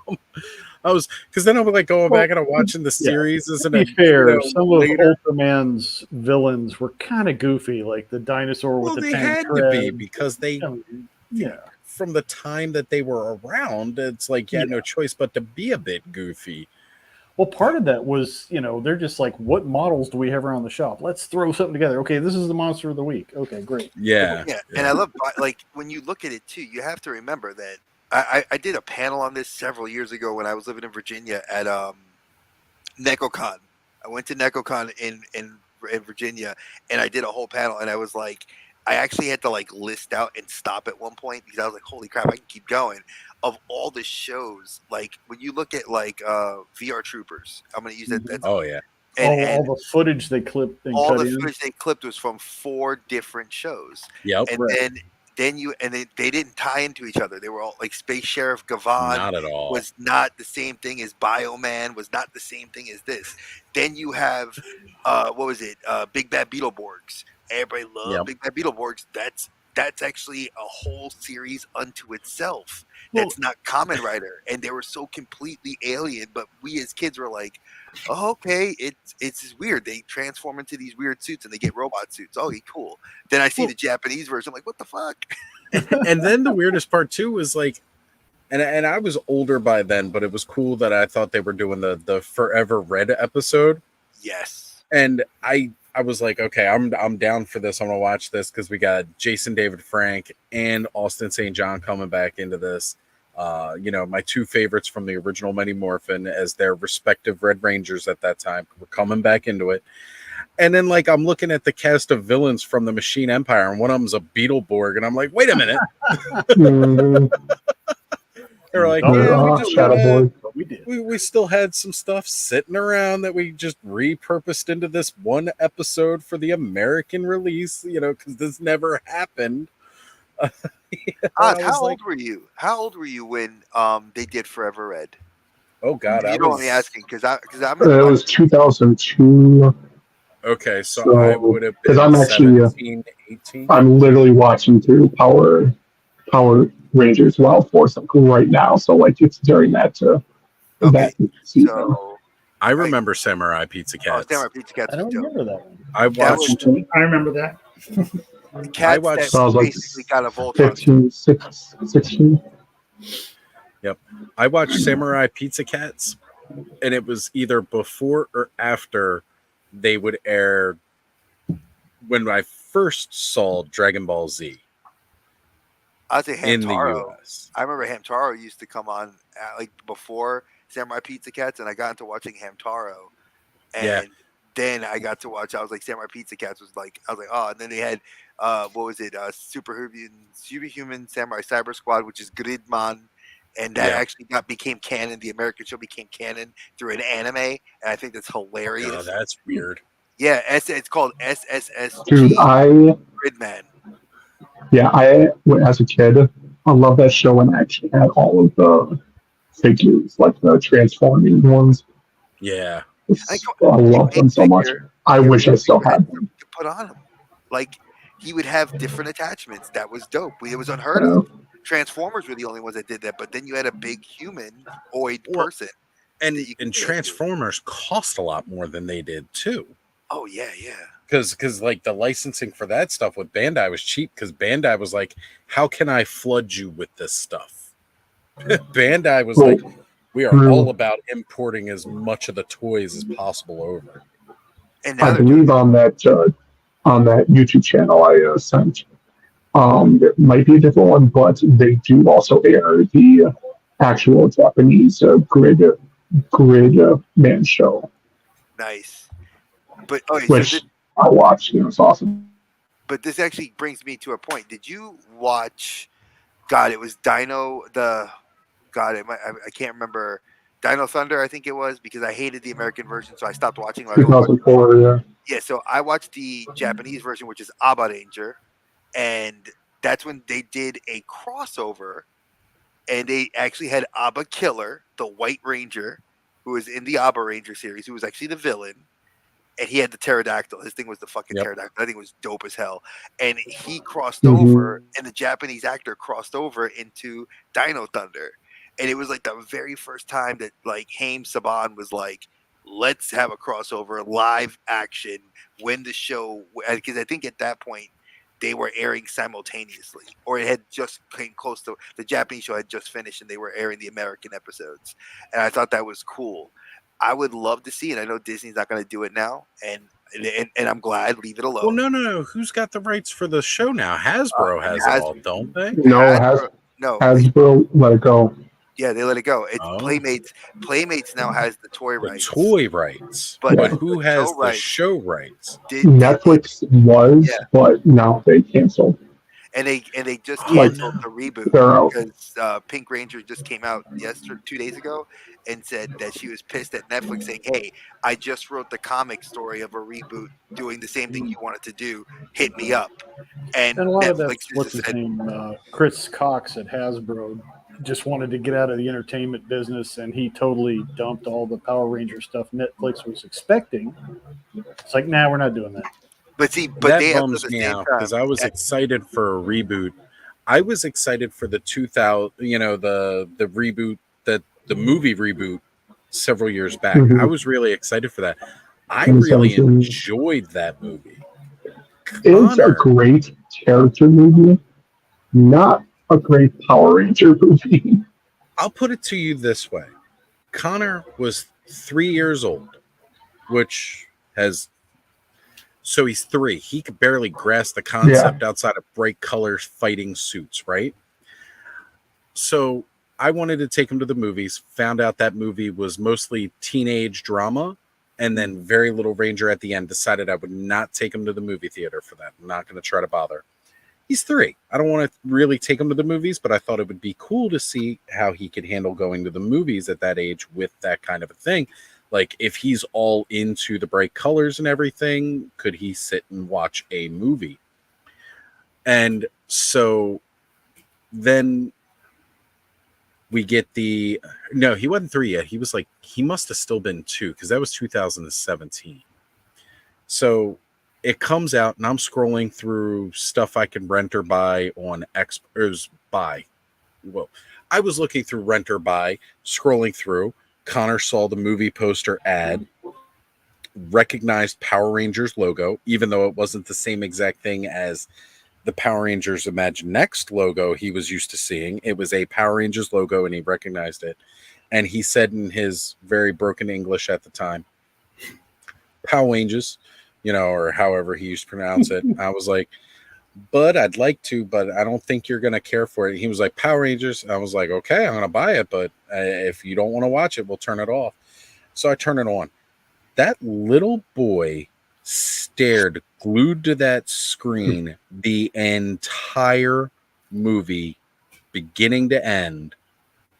And again, I'm not sure how much of it he was truly getting, because I know he just really couldn't understand the concepts of a lot of that teen drama. But even without them being changed into the Power Rangers until the very end, he was into it from the beginning all the way to the end of the movie. So, like, anybody can say what they want about that and how kids wouldn't have liked it. Give your kid the chance to appreciate it before you judge whether or not they will. Because if a 2-year-old who has the attention span of a 2-year-old can sit and watch a bunch of regularly plain dressed people and stay glued to it through all of that drama that means nothing to him, and then at the very, very end finally does the Power Rangers morph and actually do any kind of fighting. And even then it was that formula that Power Rangers got into here in the US, where it was like, all right, we're gonna morph for like 10 minutes, or not even 10 minutes, because I'm thinking the episodes of the shows were only 20 minutes, but we're gonna morph into the suits for like 2 minutes. We're gonna fight a couple of things, then we're gonna call on the Zords, and then we're gonna form the Megazord, and then we're gonna win. Now, mind you, the Megazord portion of that battle was a little bit different with that version of Goldar, because it lasted a little bit longer than the, all right, we've got the Power Sword, we're going to do the move, and then the show's going to be over. Because that's what got me out of watching Power Rangers as the seasons went on, right? Here in the US, those Power Ranger episodes, like, it was literally like, all right, we're going to fight the putties in our colorful suits. Now we're going to tag team on the big bad guy monster of the week. We're gonna knock him down on his butt. The boss is gonna make me big, and now we're gonna summon the Zords, and we're gonna swing our sword, and end of episode, all problems resolved. Whereas if you watch the Japanese versions of the show, there's so much more than that going on, which is where I got my appreciation of it there. Because again, I just wasn't getting what I needed from the American versions of it. It just funny. wasn't there. It was The a Japanese formula. version, Ugh. the Japanese version of freaking Mighty Morphin Power Rangers. The first time I saw it, so evil. There is an episode where their Zordon and his gnome friend were running around with machine guns trying to shoot the other person's grandchild. The one with Like, the one with the gnome monster that had like the garden rake, as I can't remember what the gnome monster was, right? Like, he's trying to round up these kids to eat them in the Japanese version, like straight out. We're not hiding like the American version. No, we're not going to talk about eating children on a child's no, it was like programming. And they're just like putting it out there. Toy doll. Yeah. And just That her, like Uncle gave her. Eber Sneezer. Yeah. Like, one thing, just straight up eat the kids. Like, one thing I love about Power Rangers that I think is really, and I don't want to say Power Rangers. One thing I love about Tokusatsu out of Japan is that they call it the superhero power hour. So like you get 3 different shows, and they usually do it like the Power Ranger, like the Ranger show.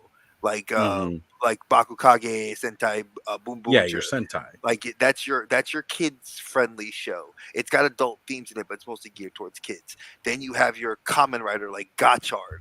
That's your more adult teen show. And then you have your like what was back in the early 2000s. They had a show called Garo.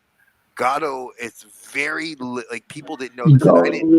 Garo is fire.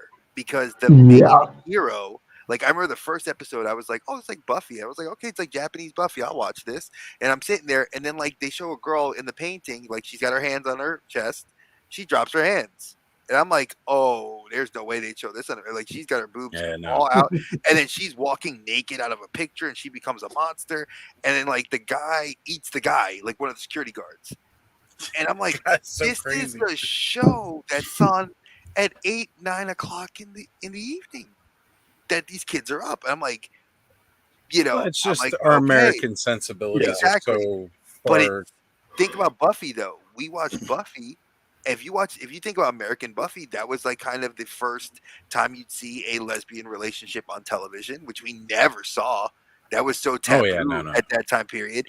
Angel introducing, you know, his son and all the different relationships he had with like Cordelia, and that he had with oh god, I forgot the blonde, the blonde, the vampire. She was the vampire. Like shit, I can't remember her name. I can't think of her name. Darla, you know, and you know, things like that. We were trying to get a lot more adult out of a teen show, and that's why I love that Power Rangers now, or like the Tokusatsu out of Japan, is now all J drama.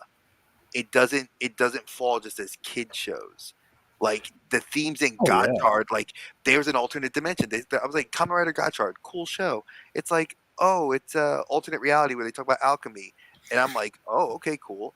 And then these 3 evil demons show up and they're trying to kill the guy that created the belt because he's trying to save the world, and they're like, oh no, we just want to torment you and kill you. And I'm like, oh, you couldn't have that here in America. They'd be like, you can't show children that. Gates, the show before that, a world tournament a la kill your friends, kill these creatures, play horrible games against each other to survive, and whoever wins gets a wish to whatever. Basically, saying Kamen Rider Squid Games. Yes, Kamen Rider Battle Royale met Squid Games put together. And that whole 6 degrees of Kevin Bacon kind of thing. Yeah. Super Saiyans actually came from the fact that Marvel was broke and Japan's like, hey, we want to use Spider-Man. They're like, sure. So we get the Japanese Spider-Man, who's nothing like the American, except the suit. The suit looks similar. He had one of the first, you know, giant robots that was, you know, and he had the supercar and all that kind of stuff. Oh, and Spider-Man. Spider-Man. Yeah, that was a cool show, man. It's so trippy to watch. So crazy to see that. Like, And then they reused some of that image in a 1970s live action Spider-Man show. Yeah. That was like 2 seasons. Then there was what, Jack, Queen, Ace. All those characters were one of I think Jack was based on Captain America because he had a shield, and instead of the star, he had like a J. I mean, it was more like Stan Lee always said he was a huge fan of it. And then I was like, man, it's like they did that Ultraman comic series, miniseries recently, and I just saw. I think I posted it on my IG. There's Ultraman is coming back this fall, and it's a team up with the Avengers. I'm like, that'll be neat. Yes. And it's, you just see his head, and then you see like Spider-Man, Blade, Captain America, Captain Marvel, all just flying like such a weird grouping too for that. I'm like, this is awesome. I cannot wait. We had Godzilla in the Marvel universe at one time. Yep. Hanging out. Actually, he's in the current DC monster where they just did DC. What was it, Godzilla versus Kong versus Justice League? And I showed my brother pictures. He said, "Dre, please send." I had like 2 copies of the first issue. He's like, "Send me that." And I was like, "All right." He saw Godzilla just shoot that atomic ray at Superman and wipe Superman out in one hit. Took Superman out for 7 issues. That you took out the most powerful man on Earth. One attack. Right. That was dope. I was like, win. This is what I love, and I'm glad that we're now seeing like Power Rangers versus Godzilla, round 2, Turtles and Godzilla. They're starting to like mix the fandoms, and I'm like, it's weird with some of them. Like I thought like Turtles and Stranger Things was a weird one to mix, but for Power the toys, Rangers, I felt that was a little awkward, but yeah. I mean, I feel it's much more fitting for the Motu and Stranger Things, at least due to the fact that He-Man made an appearance in Stranger Things. But it's also tied to Dungeons and Dragons in a way, like, and the A whole little bit, yeah. Stranger Things is also Exactly. very much. Well, and I say D&D, and I'll correct myself because all the Motu fans will probably hate on me for saying that, but it's the lore. There's Yeah. a universe that there's like The another sword and multiversal. the Yeah. sword and sorcery. You know, there's this great power and there's a great evil, and you know, the two are fighting each other, and you know, there's alliances and you know that sort of thing, mystical monsters, and you know, I For think sure. that's where I can see, and I agree with you that. But when I saw like one of the covers of the Power Rangers second books, the second series they're doing, it's got Jet Jaguar on the cover. Nice. It's them and Jet Jaguar. I was like, what? This is exactly what we need to see. More I'm of just them. saying, you know, toe-to-toe, Dragon Zord versus Godzilla. Oh man, see, I'm biased. JDF would have to win that fight. I didn't say JDF. I said Dragon Zord.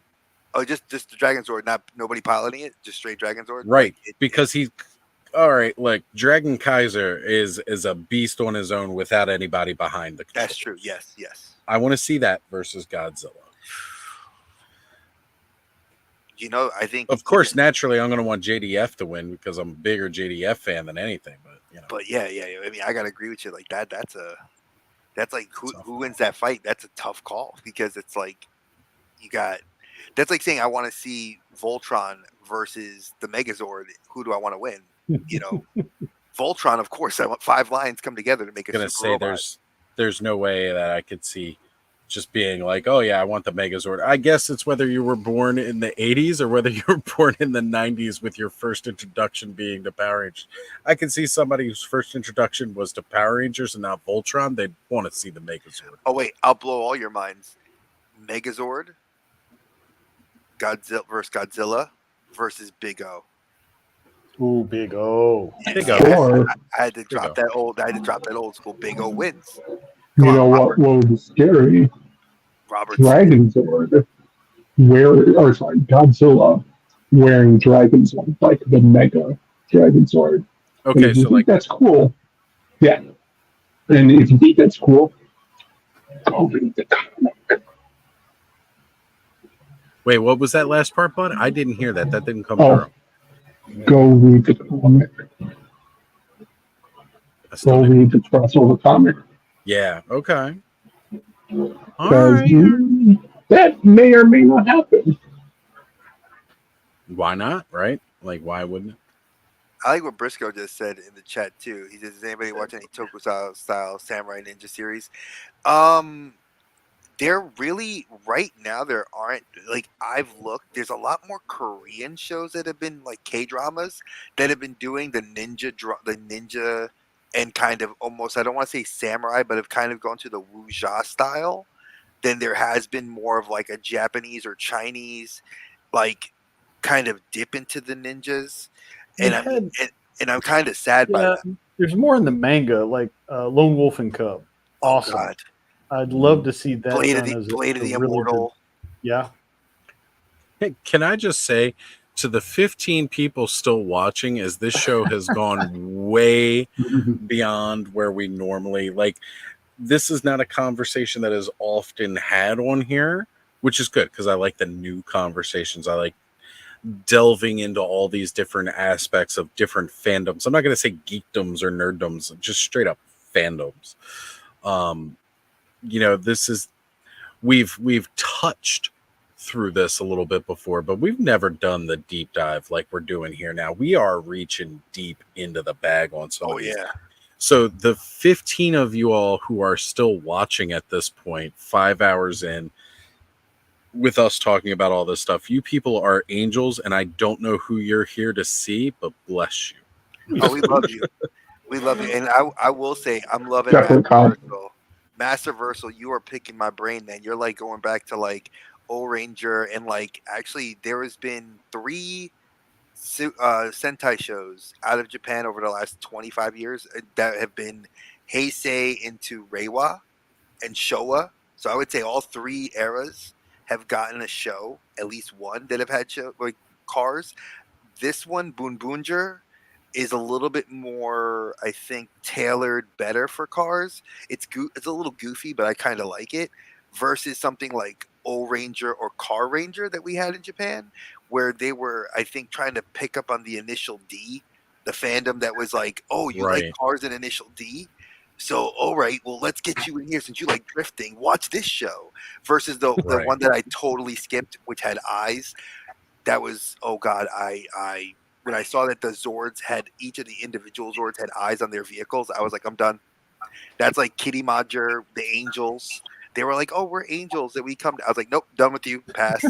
You know, like Maji Ranger was a stretch, but I liked it because they had Excalibur. Then you had King Oger, which is like, you know, 5 Kingdoms, a la like something you would see out of like, what was it? Attack on Titan. 5 Kingdoms all battling for control. And it was like the one guy that didn't want the sword, Excalibur, gets it. And he's like, oh, you're betraying the people. He took the sword and ran and becomes a criminal and then takes the sword with them. Like, great concept for a show. You can never do that here in America. It wouldn't take anywhere. And that sucks because there's such an American audience and I'll even say a South American audience, North American audience, European audience that hungers to see that stuff brought here and translated. Netflix needs to do that more because they did it with Godzilla. They've done it with Kong. They've done it with Gamera. They've done it with anime.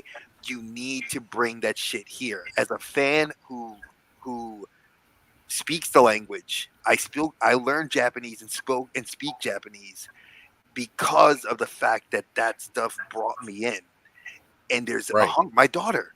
She practiced wanting to write hiragana katakana because not only me, because she watches My Hero Academia and the fact that her and I bond over that. She and I were talking through text today. She's like, hey, did you see that new chapter? And I'm like, yeah, I did. Oh my God. You know, that's the stuff that as a parent, you want that bridge, but look at what it does. The culture, how many people don't know that culture? Because again, we watch Squid Games and I guarantee you 0 people in America that do not understand Korean culture could get half those things. Oh, Alice in what was it? Alice in Wonderland, the show which is fucking, or Alice in Borderlands, by far a great show. Great show. Or even The Ring. In the Japanese. So different.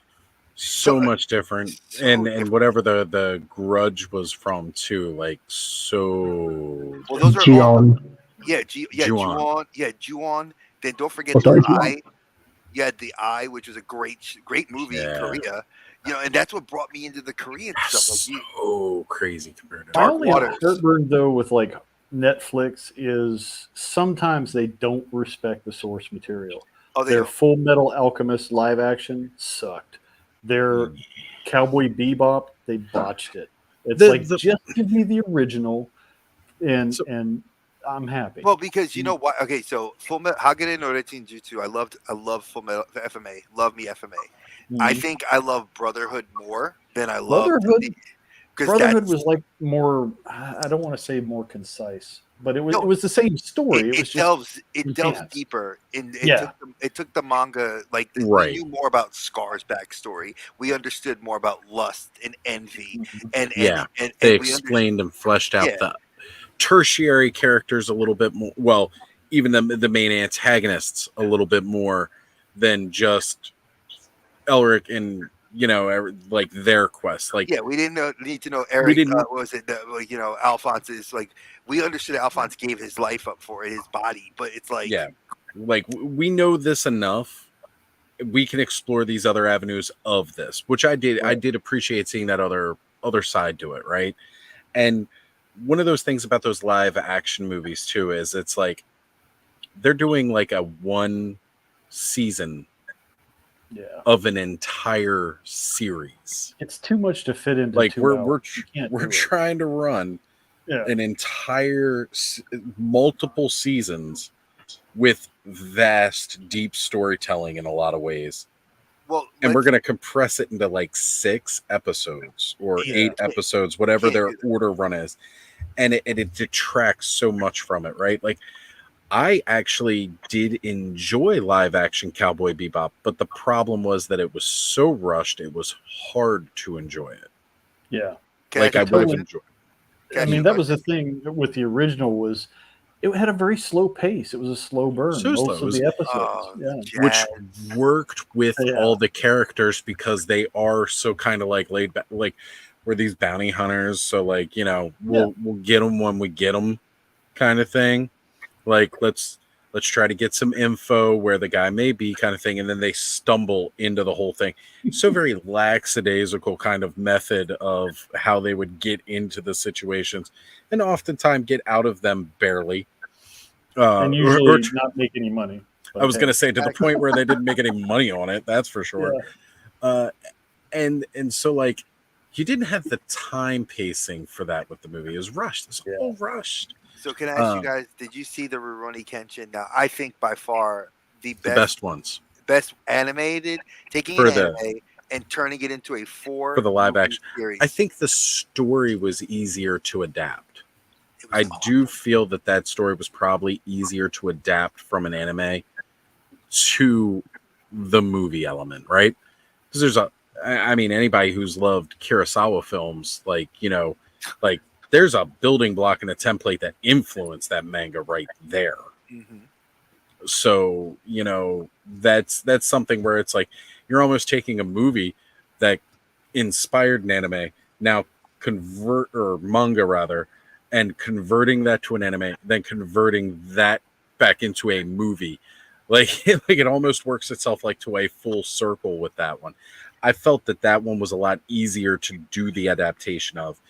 Do I still feel that they could have done more? Yes, but the fact that they did more, like we're talking multi-hour long movie, multiple series out of those movies, right? Like, you know, you didn't just have the one and done aspect of it. There was the beginning, the end, you know, like. Oh yeah, they did 3 Was it movies. 3 movies, yeah. They Three did, movies. they did the Shishio arc in the 1st Mhm. movie. They did the second movie. No, first movie was just the backstory where it was him and getting all the team together. Yeah. Then the second movie, with the first movie, led into Shishio, which was like obviously if you watch the first season of the anime, he's the main villain. And Yep. Sojiro, I loved Sojiro in that movie. And then you get the third movie, which is like that finality, which ties into his personal backstory as the Hitokiri Batosai. And then they gave you the prequel. They said, oh, wait, did you watch the prequel movie, which is how he got the X scars? Well, we're going to now make that live. And just for you guys that didn't know That this, was odd. Kenshin, the guy who played him in the Japanese movies, is a common writer. He's Deno. Kamen Rider Deno, which that actor's range is so good because at Deno is he plays like 6 different people in the show, and all of them are like drastically different. And he does so good. So imagine a guy that had spirits put inside of him, like that are like these that they can't exist in our realm. So he has sword form, which is like the only one that can exist in our form in our world. But then he gets like rod form, which is kind of like this, like, oh, I'm just super chill. Then he gets axe form, this samurai, like he's very like samurai. Then he gets gun form, this crazy wild, like break dancer. And then he gets the wing form, which was like a character from the movie that made it to the TV show. Like that was the first time they ever did that, was take something that was in a movie and directly put it. And then Deno had 4 movies, the first common writer to ever not to have multiple films based in his own universe. Not bad. Yeah. Good stuff. Maybe to give Netflix some credit, though. I mean, Cowboy Bebop wasn't that well received, but they did way better with One Piece, I would say. Yeah. I still haven't watched One Piece, but that's only because I never had any interest in the manga Actually, or really in the Me too, in but the it anime came, either. it came with the live action instead of with the cartoon. So One Piece is one they did really well. Maybe I'll have to check it out just so I can see it. Again, I was never drawn in, so it was one of those I've only things where I watched was the first episode, and I will say this: is watching the first episode of the show, it was not bad. My daughter watched all of it and she loved it, but she's never watched the anime. I've read the manga. I know the characters in the anime. I think the reason why I can see the appeal for the One Piece live action as a live action in English, I think because they paid true homage to the source material, because they actually got him to come in. Oda Sensei came in and worked with an American producer and writers, and they did something that they did the same thing with I think with Watsuki. Nobuhiro Watsuki-san, who did Kenshin. Like, he had his hands into the actual source. So the directors of those movies, even though they made original kind of side characters and stories, it still paid true homage to the work. And I think that that's what helps. Like Cowboy Bebop, you know, you didn't get Yoko Kanno to do the score because she was awesome. Why not get her in there? I met her; she's amazing. You could have brought her in. No, you didn't even get the voice actors to even try to do any sort of like involvement or cameos, which would have been cool. You know, you didn't pay. Granted, I know John Cho's an anime fan, but he was the only one. Like the other actors, you could tell were just kind of like Madam Web. Like, I'm here to get a check. They're not involved in like the depth of like how Marvel got people involved that knew the material and wanted to be the character and wanted to do the story. And that's why we said good storytelling will win out. Exactly. It will always win out. Yeah. That's guys, the thing. I'm going to be wrapping this up here a little, pretty soon, because I'm actually getting pretty tired myself. I did want to go back and look at this here. So our good friend Eldor, the Masterversal Toy Hunter, is mentioning that he did work a few years back on the Zordon of Eltar fan film. No way. He redesigned and built the Dragon Dagger prop, as well as redesigning Saba and the Dragon Shield. And he has sent me over numerous photos here, and I'm going to share these real quick. And I think we're going to tie it up and call it a night. That's awesome. So this is an actual. Also does some. It's just incredible work. That Dragon Dagger looks fire. So a little silhouette. We'll look at that. Scenes from the movie. Here is that prop in person. And again, a little bit bigger. You can see more of the detail. Eldor always does absolutely amazing work. Yeah, it looks alien. That's what makes it look so dope. Yeah. And the actress out of costume with the hair. And then playing the flute. Did it do the same song, Masterversal? Did it still do that? Like, I'm sure they had to use that same. The tune is iconic. You can't not do that. That's true. That's dope, though. So I'm not. Do you know there's a whole second part of the Dragon flute theme that never got played in the American version? Secondary. Like there was a like the do do do do do do, and then you had like we used missiles on Dragon Zord do do do do do, but there was more to it. Like there were more notes in the original. Never got heard. In the original airing of those episodes when they first released here, I do remember there being more. And then when I went back and watched it later, it wasn't in it.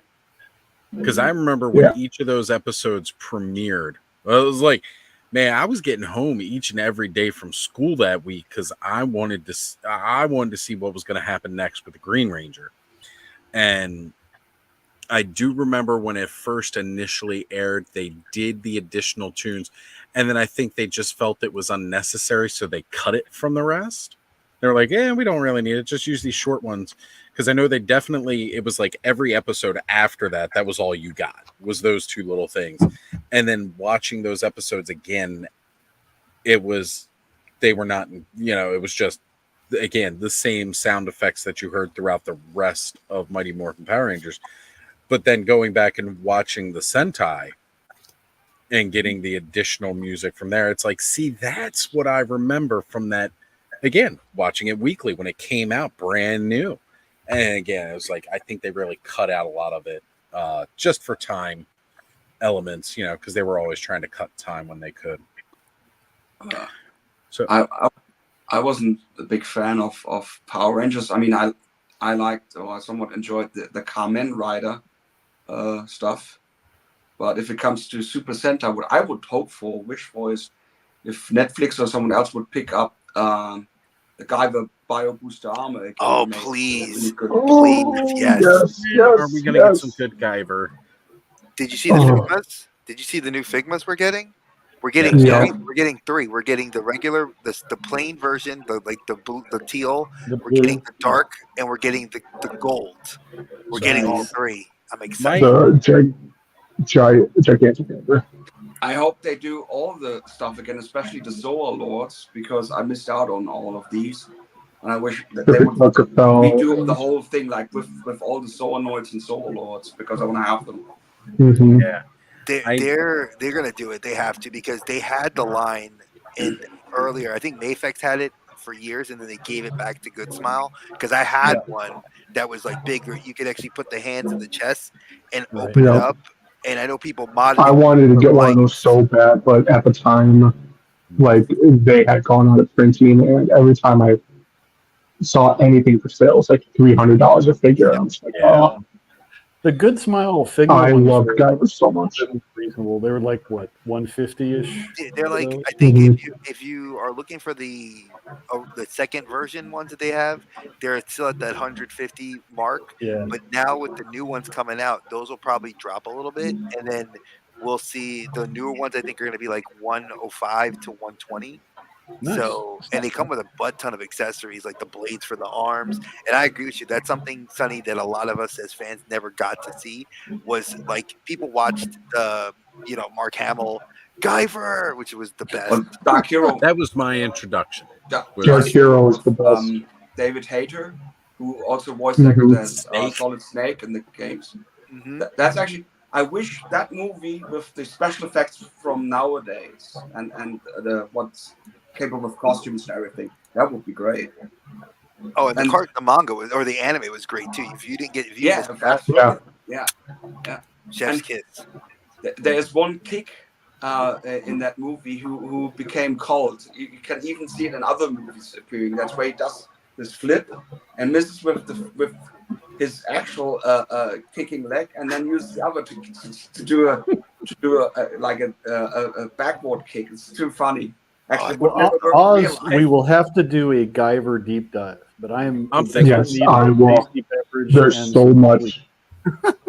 Oz, I just want a quick ask. We had to make it happen. Did any of you guys what I like frequent about in my opinion, exceeds most of the other stuff like Power Rangers, the amount of armament put into this armor, the weaponry and everything. This is just too crazy. Oh yeah, even the creators were scared of it. But go ahead and finish your thoughts. Did anyone ever back in the day frequent the Warrior Guyver things or know about them? No, I don't know about. It was warriorguyver.org. It's still around. They had a whole bunch of fanfics, and not like the porn ones, but like actual stories and stuff. And so many artists did like their own versions of Guyver and created like a whole bunch from it. I like 1999ish. I was glued to my computer reading all of those, and so great. By the way, are those other versions released yet? Because so far I didn't see anything on Hobby Link Japan, and Big Bad Toy Store only had the regular Guyver so far. I think because they just announced it today that we're getting the new Figmas, and because they announced, what was it, Geralt. Mafex put out 2, which is going to be Dr. Fate from Black Adam and Spider-Man from No Way Home.